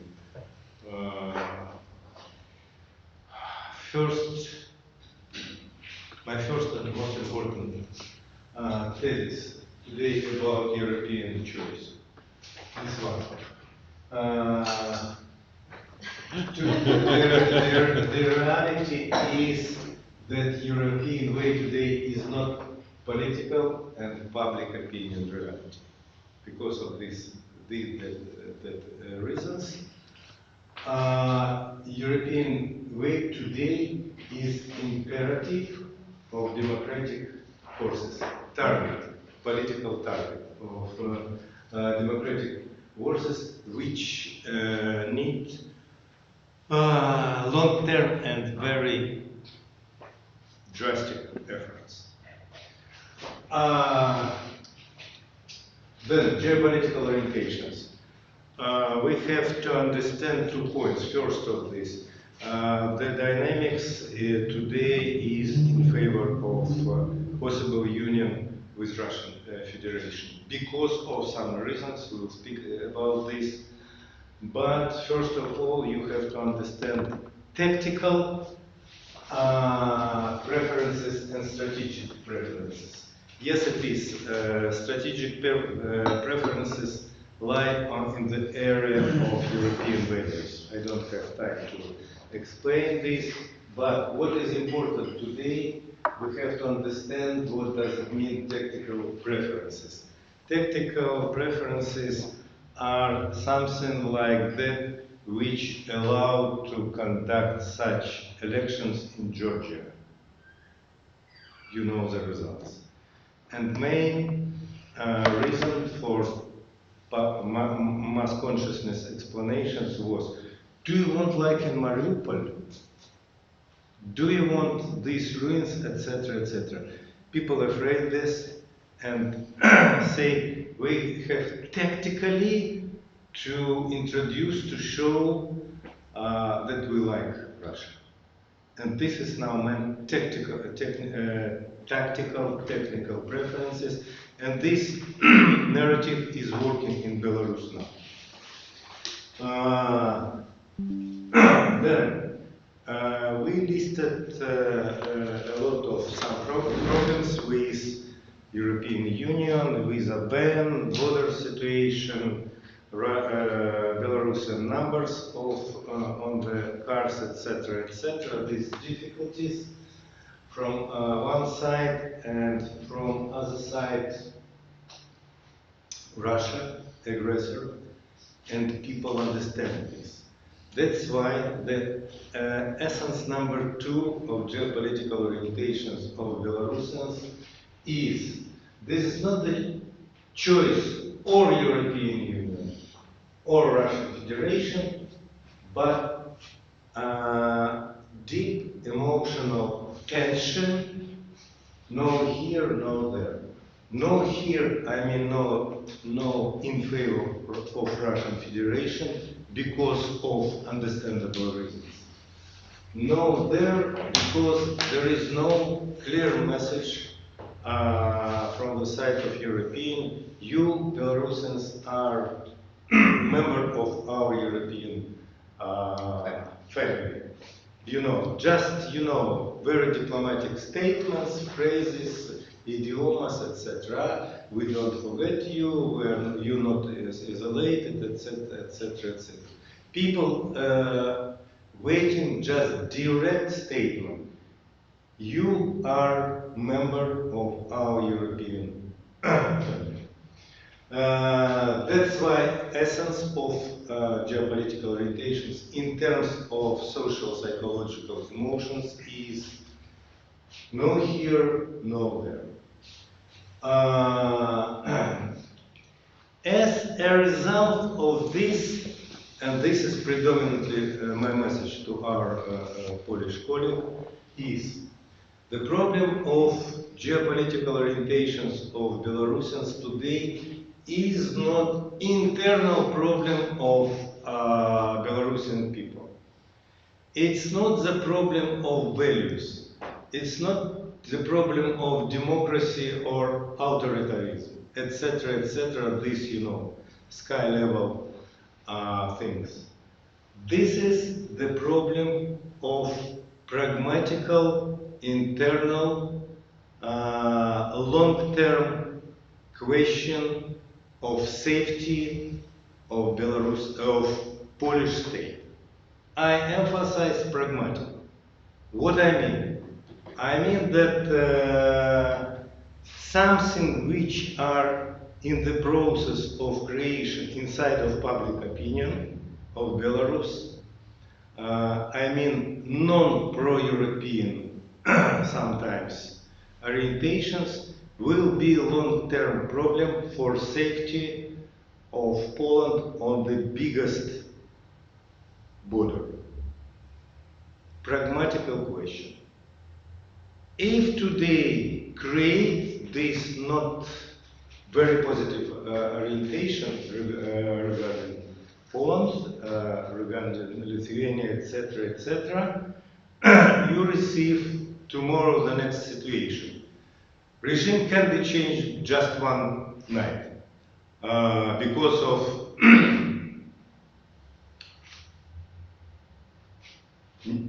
одна неблагоприятная ночь для здоровья диктатора. Translate. You understand? One not good for the health of dictator night. And regime can be changed during one night. But this created not very positive public opinion in the geopolitical part will be changed during many years with many efforts, media, money, etc., etc. This is internal, pragmatical question of safety of Poland. It was just my explanation on the basis of the theory, construction and design and type of existence of public opinion as a phenomenon. Long term, no changes in such things like geopolitical relations. Okay, and 3 points about not to be very worried about this difficult situation in geopolitical orientations of Belarusians. Point number 1. During 30 years of measurement, we have big trends of geopolitical orientations in favor of Russia or European Union or reversal, etc., etc. I observed many times such changes like 10% during just 1 month in favor of European Union or against of Russia. Just 1 month and 10% change, etc., etc. That's why it's something which can be designed, redesigned. Point number 2. The same dynamics like in Belarus we observed in Moldova. We spoke about this country today, and you know situation just 52% in favor of somebody. The same story was in Ukraine. Excuse me, Magda, you know this. Evgen. Before 2014, the predominant geopolitical orientations of Ukraine, even Ukraine, was in favor of Russia. That's why this is standard process. And as a last conclusion, it's not something irreversible or catastrophical now in geopolitical orientations of Belarusians, but it's need today, right today, drastical, intensive activity from Western politicians, because sometimes regular Belarusian guy remember not the smiles on the faces of Western politicians, but different type of the face of bodyguard, border guard. At the moment, I will finish, maybe later continue. Thank you, Professor. And last but not least, our participant with his speech about Ukrainian vision of Belarusian future in Europe. Possible or not? Fantastic. Thank you very much.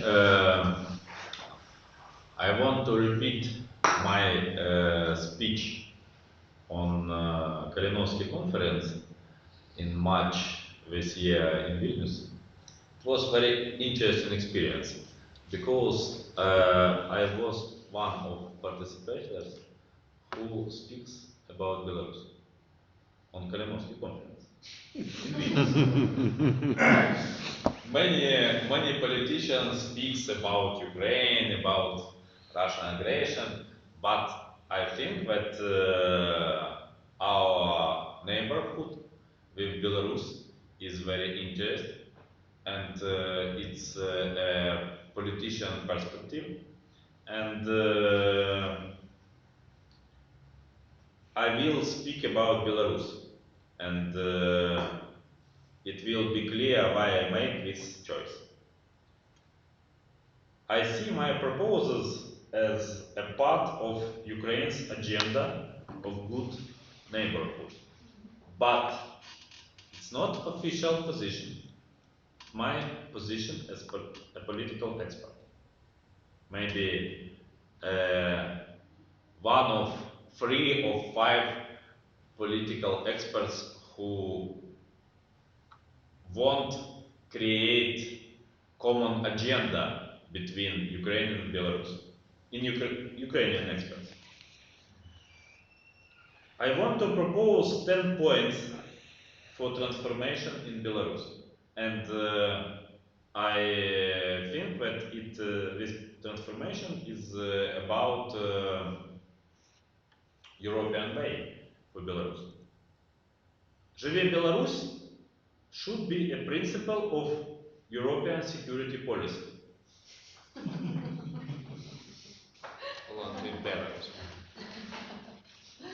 And slogan in Brussels. Second, without a democratic Belarus, there is no safe Europe. I say about it reality today. Rebooting Belarus is a joint European responsibility. It's not about перезагрузка between Lavrov and Hillary Clinton in 2007, if I am not mistaken. But the rebooting of Belarus is our common chance to create Europe of nations, a full Europe of nations. European Union should establish a Belarus Development Agency. I think that it may be a structure for not simple question, but for question where can be a part of common agenda. The Lublin Triangle should become a driver of democratic transformation for Belarus, with corresponding structures forming in its countries. But today, half year ago after Kalinowski conference, I see a big problem in Lublin Triangle, in relations between Ukraine and Poland, for example, results of parliamentary elections in Lithuania, and this point is today is not actual. Belarus should not be a Russian Balkany, but be a successful country in the heart of Europe. And today the Baltic Black Sea region is under attack due to the growing Russian threat. Putin prepared to expand the theater of military operations at the expense of other countries in our region. The war in Ukraine is not only Ukrainian problem. Transit of Ukrainian experience, I am offer a concept of 1,000 steps between Ukraine and Belarus, because our common border is 1,084 kilometers, and this concept concept small steps for big goal should help accelerate the transformation of Belarusian society and debunk the myth of the unity of Slavic people. I say today about Триединый славянский народ, strategy narrative of Kremlin. Restoring Belarus non-nuclear status should contribute to the realization of a non-proliferation regime, because after Putin's speech about Russian nuclear weapon in Belarus in 25 of March 2023, any country cannot think about process of non-proliferation. I want underwrite that we jointly need to work on mistakes in Belarus policy, resulting in the formation of a roadmap for democratic transformation in Belarus. I think that it's simple plan, like Zelensky plan. Very simple. Thank you very much. Please send it to Trump.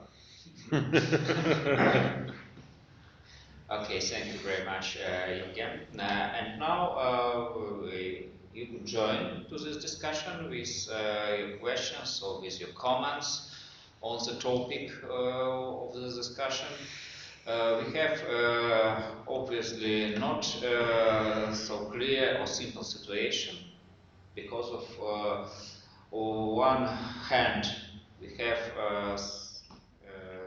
apparent desire, apparent approach of mostly pro-democratic, pro-Europe and part of Belarusian and Ukrainian society to join European Union, to be a part of nations of a joint union of Europe, but of course there are some other political reasons for politicians, for public figures of European Union, and these reasons could be security reasons or reasons of some geopolitical interests of, I don't know of what century, but in sometimes there are some stereotypes or some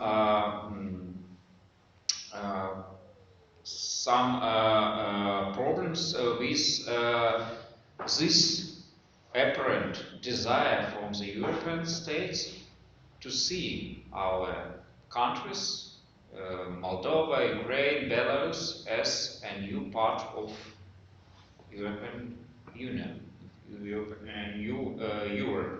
So maybe our colleagues from Polish from Polish side have their opinion on their question about this possibility of vision Belarus as some partner and some future not only neighbor but also a European neighbor of Poland. Well, may I? Please. I would start with one or maybe two questions, probably two questions, because I don't want to even pretend that I am an expert, so it wouldn't be in the form of a talk. With that being said, the most important of all these talks for me was Alina's talk. But probably, Professor, you have also some extensive knowledge. So my question, my very first concrete question is, how numerous is Belarusian diaspora? First in Poland, and then in all over Europe? Officially in Poland we have 300,000 people. 300,000 people, okay. This is officially, but I think it is bigger. For sure. Bigger? Yes, I think it's bigger. I think it's 500,000 at least. What about Europe? What about Europe? According to UN data, United Nations data, after 2020, Belarusians, 500,000 Belarusians left country. But After 2020. But now we cannot measure. I understand. So it's I think it's up to million people, Belarusians in Europe. So it's quite a lot of people. I know that in Polish schools last year we have 26,000 of Belarusian kids only. 26,000 of Belarusian kids. 26,000. Yeah. And what can you say about how strong ties, how strong community this diaspora, Polish diaspora constitutes? Actually, after 2020, we have built our diaspora. Before this, Belarusian diaspora here in Poland was very big. We have Belarusian minority on Podlasie, but this is like totally separate world. I can imagine. Yeah. You can imagine. And we had people who came here to study, to work, and so on. But they were not political previous political activism from 20 or 2020 or 2010. They also were. But we had very few organizations like Belarusian House, but not that much. After 2020, we had like boom. Many organizations were registered, so many activists, so many rallies, actions, exhibitions, everything. Now, each day in Warsaw, if you have any kind of Belarusian event or something. We have Belarusian schools, we have even Belarusian artistic schools, couple of artistic schools here. We have dancing, we have Belarusian pubs, so this really starts to be a community, but also what we see. I'm honest with you. Now Belarusians, many, they feel depressed that our fight was not succeed. But to fight a dictatorship which was built for 30 years, it's not easy. Of course. And it's not a sprint, it is a marathon. So we are in a marathon. But people, you know, they're depressed, they're tired, they feel disappointment because they lost everything here. And what is like one of the political goals is to keep this unity, to activate people, to be a part of the movement, because in Belarus people are totally muted. They cannot speak up, but we here in exile can speak up.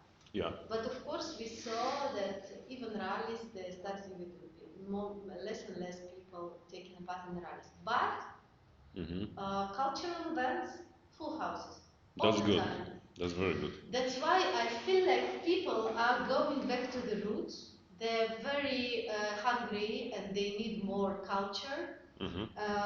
Today this Pradboy Festival has its Warsaw edition, so you will have many people who are coming to see Belarusian writers and talk about literature. This is amazing, I believe. We have student organization, we have a separate organization for theater, for example. So it's starting to be like really community building. But we have problems because we need more people who will keep it, to keep this fire alive.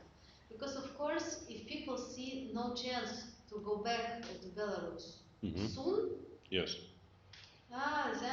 What for I need this Belarusians? But this is not like this. We really need to, and this is what we are also talking with Americans, because they have huge experience on cooperation, on building up strong diaspora.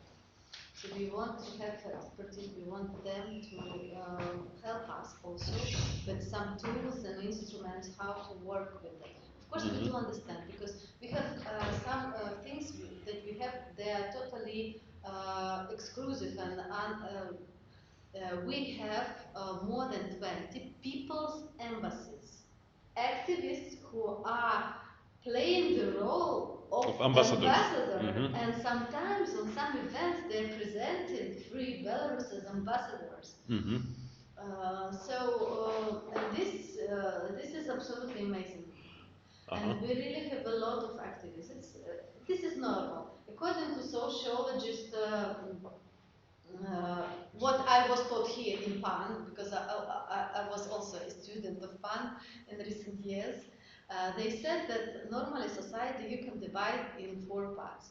1%, these are trendsetters, people who are bringing new ideas to the society. Then you have 10-15% of people who are very quickly absorbing these new ideas and spreading new ideas. And then you have like 80% of people who are in mass. So I really believe that we still have this 16% of people who are really in charge of our movement. We have them here, but what is most important, we have those people in Belarus. Because this movement from 2020, of course, now is in underground. They know that it's extremely dangerous. Now, November and October, massive waves again of repressions. So people doing very low profile, working on very low profile. But this is not like people are not supporting. They're supporting, but they are waiting for the moment. So the reason, in my organization now, searches were conducted. In Minsk City.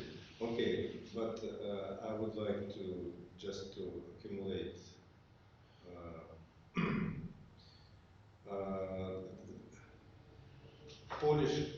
no, it's not. Polish example, distance between Gdańsk event and round table, 9 years. This was my point today. It was your question. My point. The point is that this is normal, historical. Absolutely. Time interval.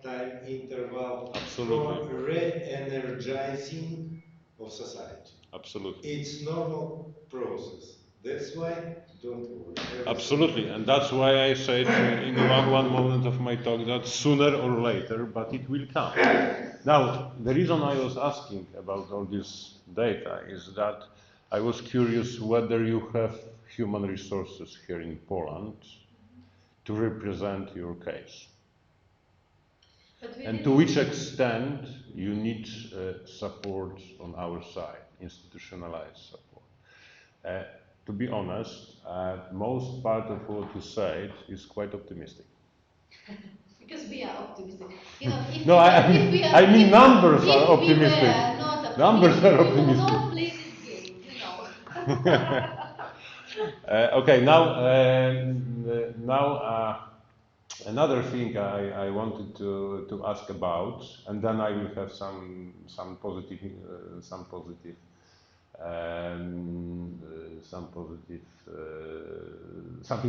to say. Partially, you know about it because we've met in Vilnius. Yes. So my another question is, because this is something like a missing link for me, and there is more and more expertise about it, more and more information about it in Polish media, in European media, even in Belarusian media, that there is an increasing gap between diaspora, which maintains this what I truly appreciate, because as I say today in the morning, I'm rather interested in society, not in politics. So there is an increasing gap between your environment, your circle, which for me is like you are leaders of the social movement, and the majority of population which is still in Belarus, which kind of give up and waiting for a better moment. So my question is, are there any efficient channels between you and them to inform them, to show them this Europe of which you spoke? That Europe is not just, what was the phrase of Putin? Pedo Europe or something like that? Gay Europe. Gay Europe. Gay Europe, yeah. Yes, just a quick response. Yes, we have channels, but it is dangerous even to have on Telegram contacts with us. People can be detained just for this. So Belarusians invented partisan Telegram. This is like nakladka. So you are put in Telegram, and if you know that something is going on, so very clear and pro-Lukashenko Telegram appears. Wow, smart. Yes, smart, because Belarusians are smart, they are inventing a lot of things. So yes, we have channels, and what we observe also in the society, and why I'm also optimistic, because even though more than 1,000 of civil society organizations were closed in Belarus, we still now see that people starting to act. They choose something which is not dangerous for them, maybe animal support or kids support, you know, something which is not totally connected with the politicians, but any kind of civil society activity is very good. So new organizations are growing. That's important. And also what we see with Pavel, that we work in transitional United Cabinet, that there is a demand for Belarusian culture, for Belarusian language, and the attitude for Belarusian language has changed. Now they see as a sign of independence. It is much more better than it was before 2020.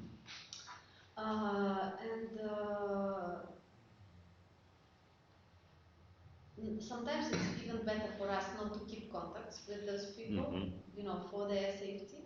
But they see what is going on. We still have a lot of media outlets which are working from here, from exile. But around 80% of the auditory, they are in Belarus. So people are reading news.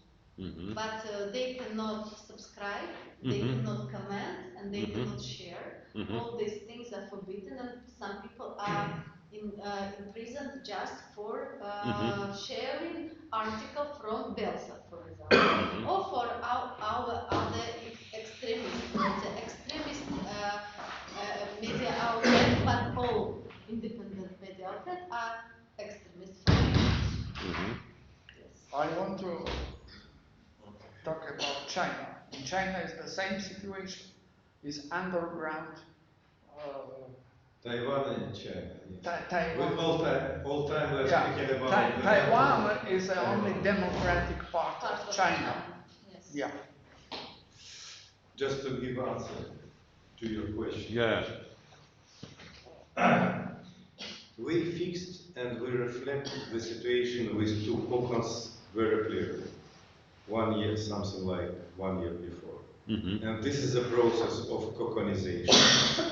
And we know about this just because we in permanent contact with people here, conducted surveys inside of diaspora, very empirical thing, and surveys inside of, on the territory of Belarus. That's why it was formulated and very clearly understood two Kokons.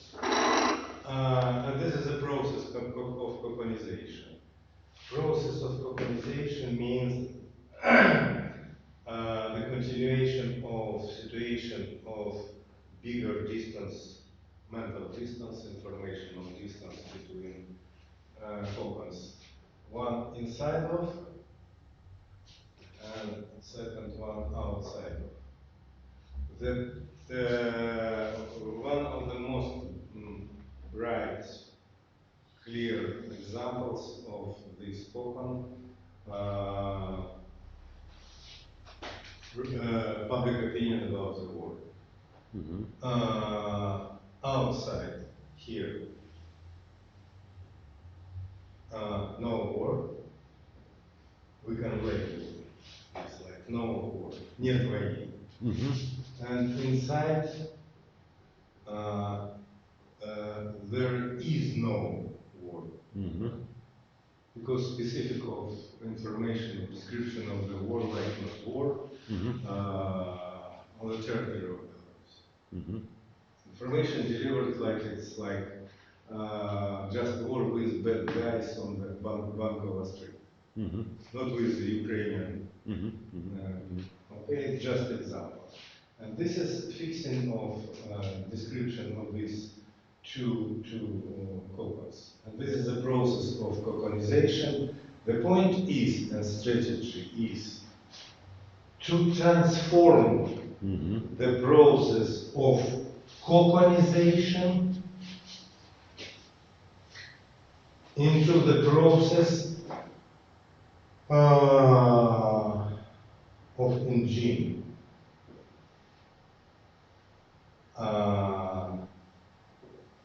Diaspora must be engine of the whole process of creation of identity. What means in current circumstances? How to be engine if you had the situation small influence on very limited. Yes. The point of this is old question: which factors more important for development of the country, outside or inside? The point is that in our case today, more important outside factor. Don't just forget all handbooks of politology. And forget Western approach. I'm sorry. Okay. But this is the answer to your question. Yes, I understand. But my question is, how these people who are inside, I continue in a kind of a cage. I continue to give the answer. Go back. Outside and inside questions. My point that outside factors more important.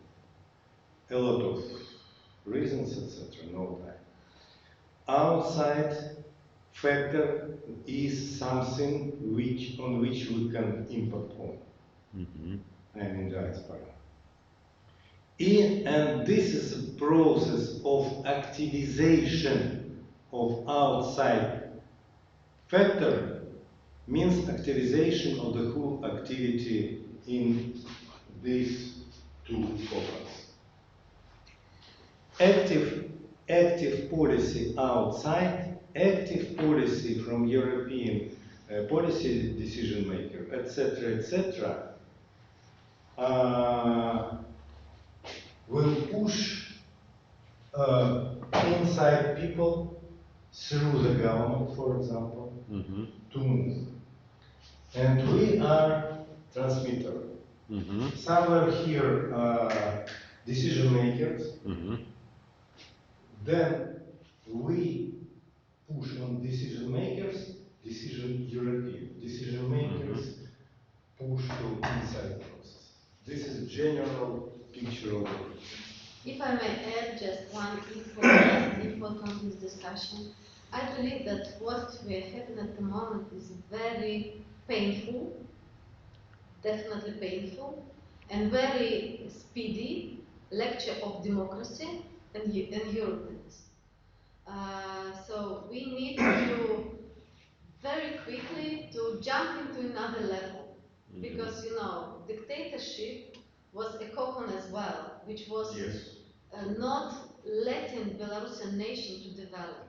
And now, wow, fresh air, oh wow, democracy, how it works, how culture works, how people are shocked that there are no regulations, that nobody is searching them. So people, who are coming from Belarus, that they can sleep normally because nobody is knocking at the door at 6 o'clock, because this is the real time that people they are coming to detain you.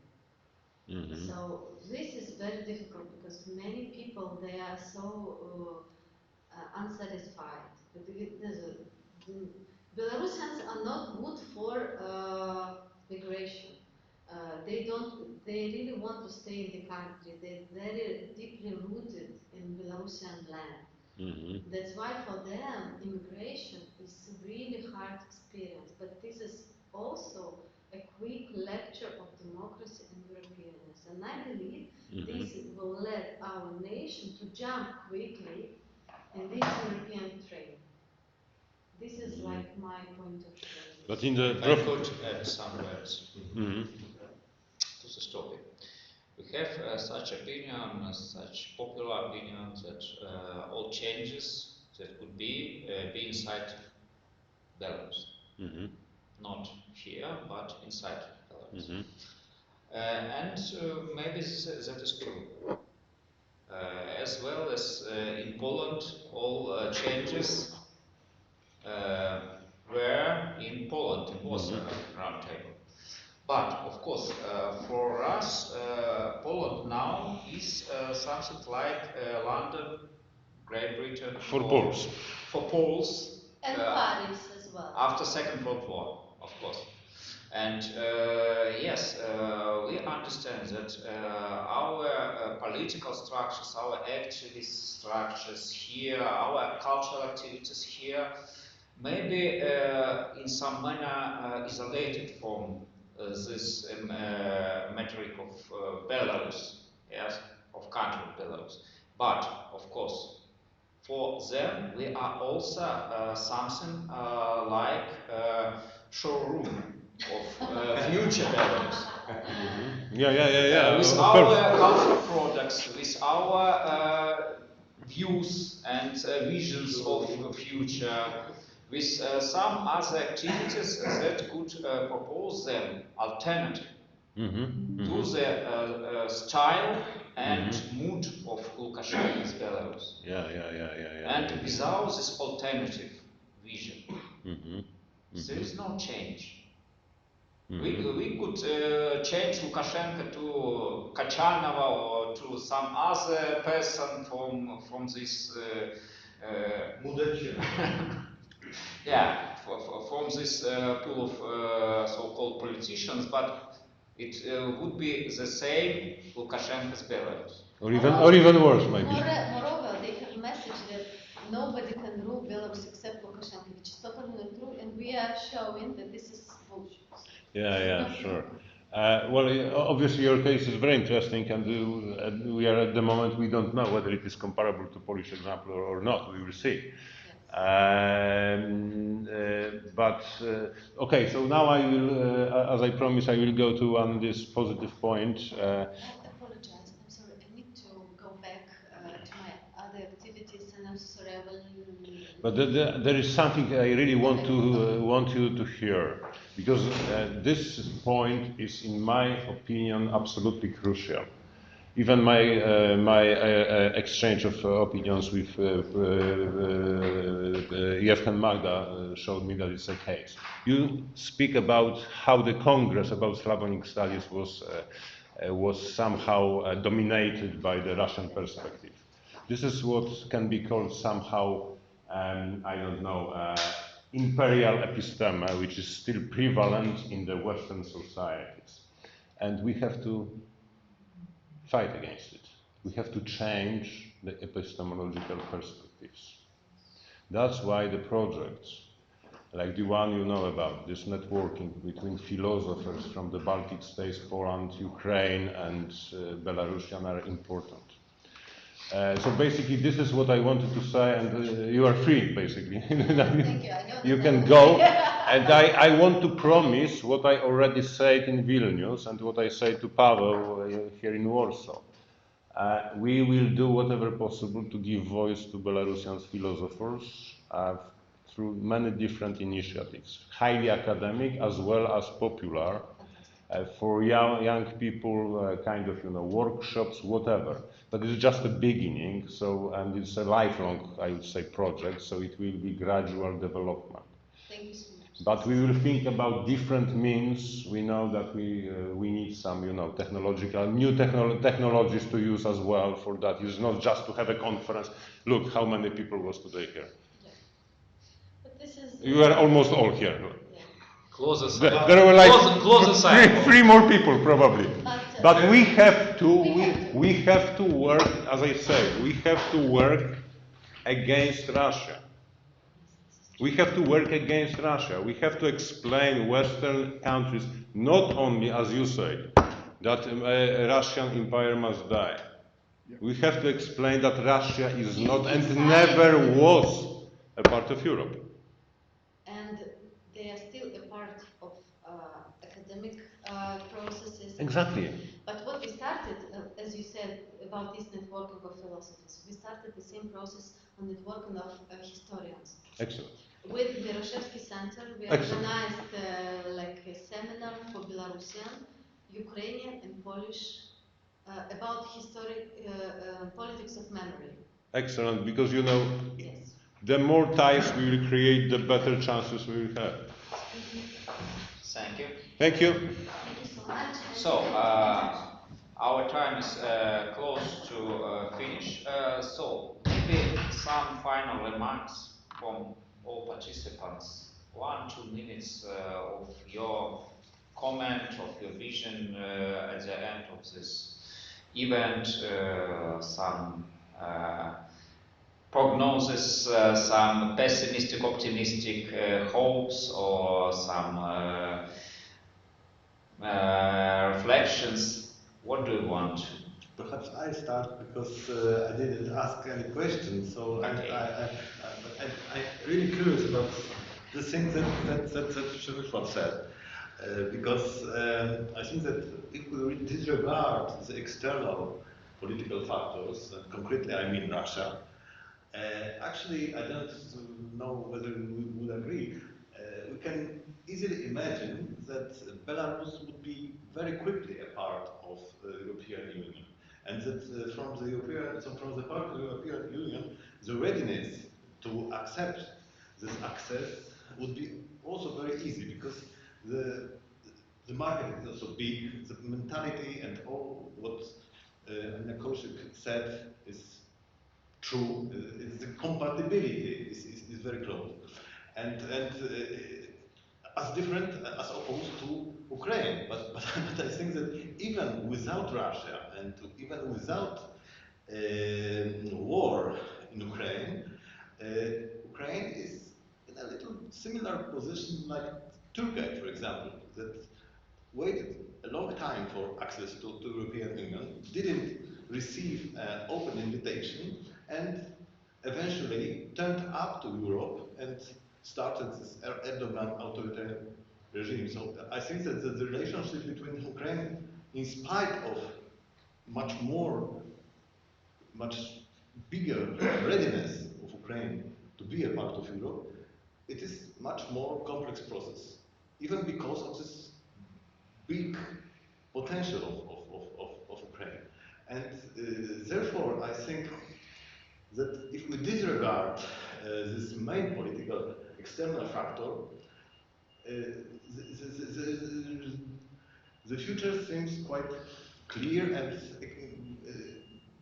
we can imagine what we can to expect. And my question would be, how you assess this possible future of Russia itself?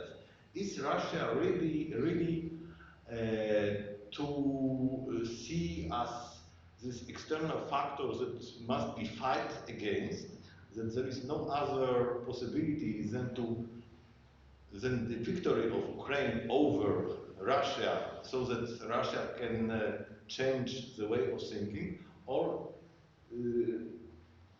you are closer to Russia, you know, I think, Russia better than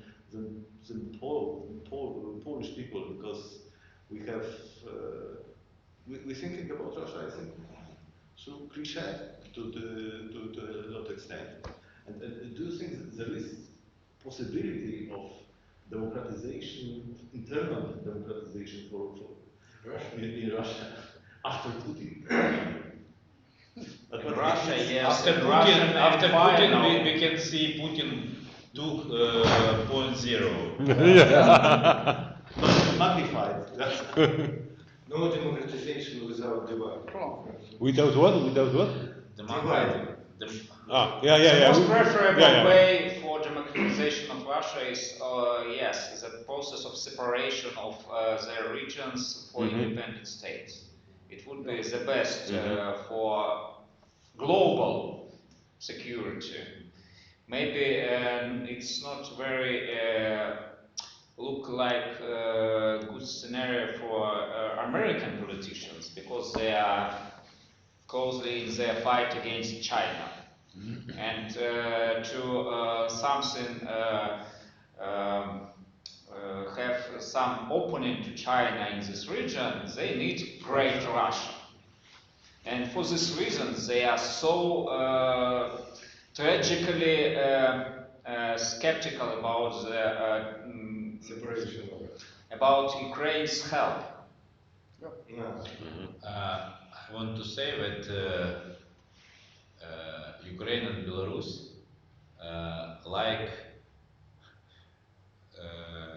Siam twins, Chernobyl Siam twins. Sorry, it's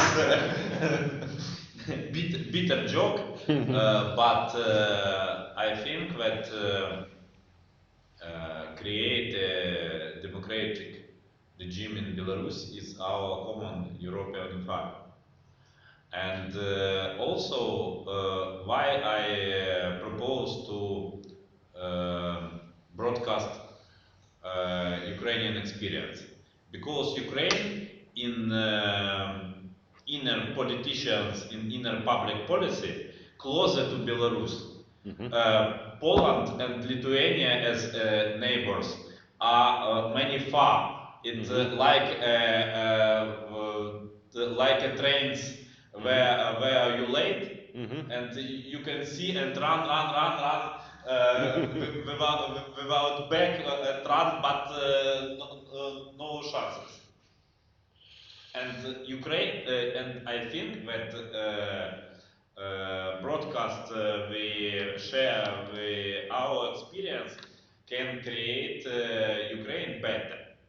Because as a teacher, as a young teacher, we have position for our transformation. Now we have a transit democracy regime in Ukraine, in Moldova, and have Lukashism in Belarus. And okay. Just short answer.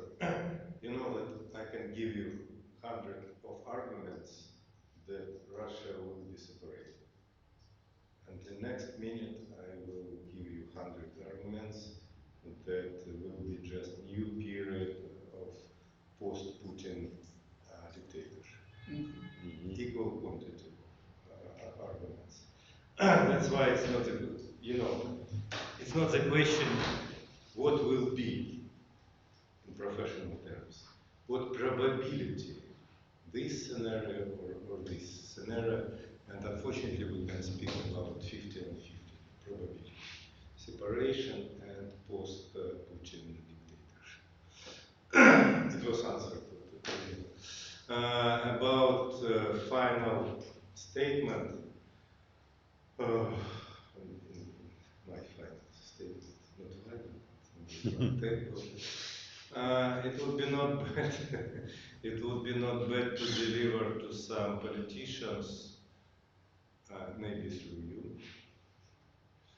about reasons of reduce of pro-European orientations in Belarus and mass consciousness and public opinion.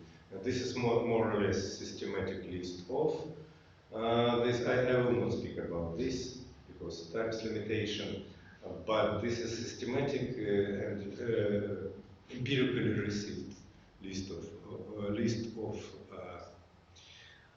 these reasons, and it's necessary to reflect to Polish politicians to know how to struggle with this. And main is the policy of equivalency between Russians and Belarusians, because this is totally different people in terms of main question of contemporary time, question about the war. In Russia, we have dominance of pro-war oriented people. In Belarus, we have dominance of anti-war oriented. That's all. Just to explain difference of these two people. Thank you. Say your closing remarks. Oh, I get a closing remark. Okay. Think about it. Well, I think that we have to be realistic, right? I agree with Professor Barkouski here that there are many possible scenarios, and I mean, of course, I subscribe to the idea that the Russian Empire must be destroyed. The question is how, and what the chances are that it's going to happen spontaneously.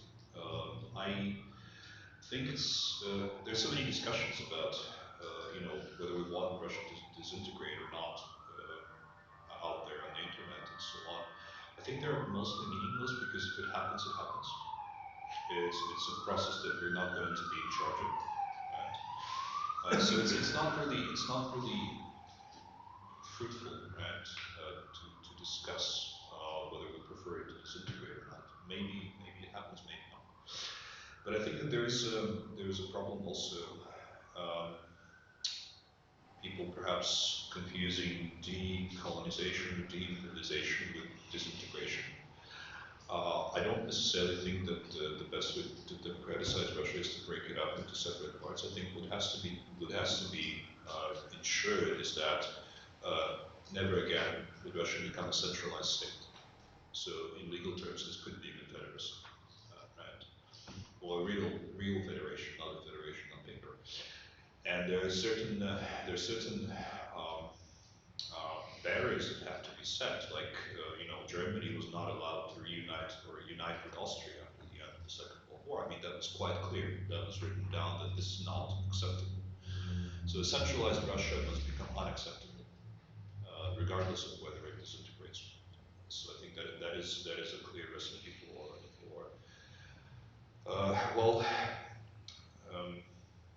democratization, but also for European security. There's a lot of attitude that comes from frustration, which is completely understandable, that we don't care what happens to Russia, right? And this is some kind of this is a narrative that you will hear from many Ukrainians. Let's just build a wall. Well, there is no wall that you can build, so you have to care, right, about what happens to Russia, unless you're planning to move to New Zealand. I mean, I think there was this Lithuanian project, right? The fantasy of moving Lithuania to Africa, far away from all the dominant powers, where you could just have Lithuanian fatherland, right?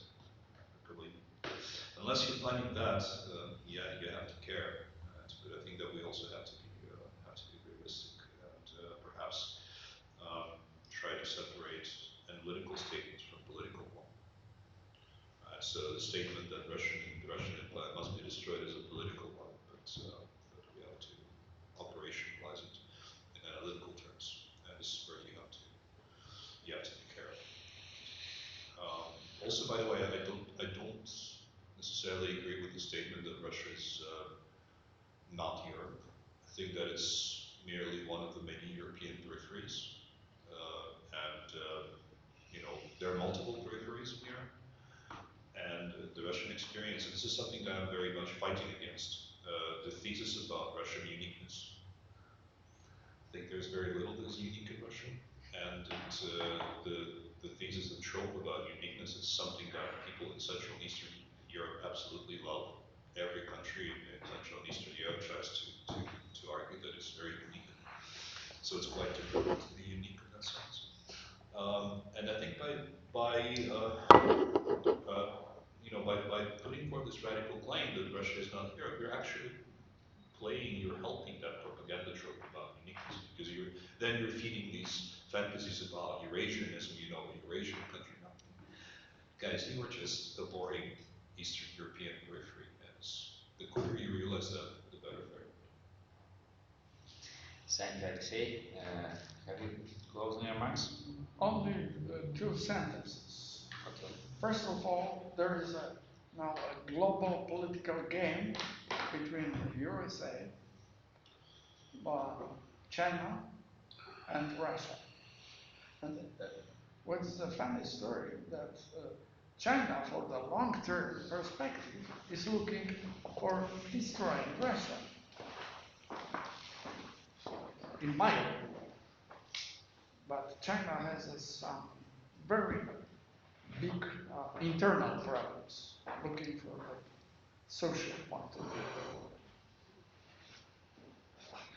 This non-democratic country. The worst situation is the existence of Taiwan, which is a democratic society and with big influence for Chinese people, bigger and bigger and bigger, using many different sources of communication. Thank you. Thank you, man. So, may I? Okay. Just 3 points. The first point ad votum. I strongly disagree with your argumentation that it is unreasonable to not and too radical to admit that Russia is not a part of Europe, because first of all, for positive reasons, Russia never developed cultural patterns typical for European community of nations, and second of all, negative reason. This is calling Russia a part of Europe. It started in the times of Peter the Great, and it was always the justification for Russia for its expansion. So for those two reasons, I think we should think about Russia in these terms. And whatever will happen, I'm not saying that it's not a country, it's not a state, it's not a people, and so on and so forth. I'm saying this for the sake of depriving Russia of another justification for its expansionism and imperialism. That's the first point. The second point, I want to salute the Ukrainian nation, because whatever will happen next, and we know that there are many scenarios, you already won this war. You already won this war as a culture war. And the third thing I want to say is about our Belarusian friends. Well, I already said that during my speech in the morning. It's just a matter of time. It's a very difficult moment for Belarusian nation, for Belarusian people. But as I said, you showed solidarity. You showed the potential for ethical renewal. You were capable to reawaken your people. And the consequences will have to come. There are many different ways, unfortunately small ways, small initiatives we can undertake to support your case. But together they can constitute something like, krytyczna masa, how it is in English? Critical mass. Critical mass, yeah. They together can constitute critical mass and provide a change. Unfortunately, there is one very pessimistic thing I have to say. And the thing is because you, Professor, said that we have to influence political decision makers. And it looks to me, even the Polish case shows something like that.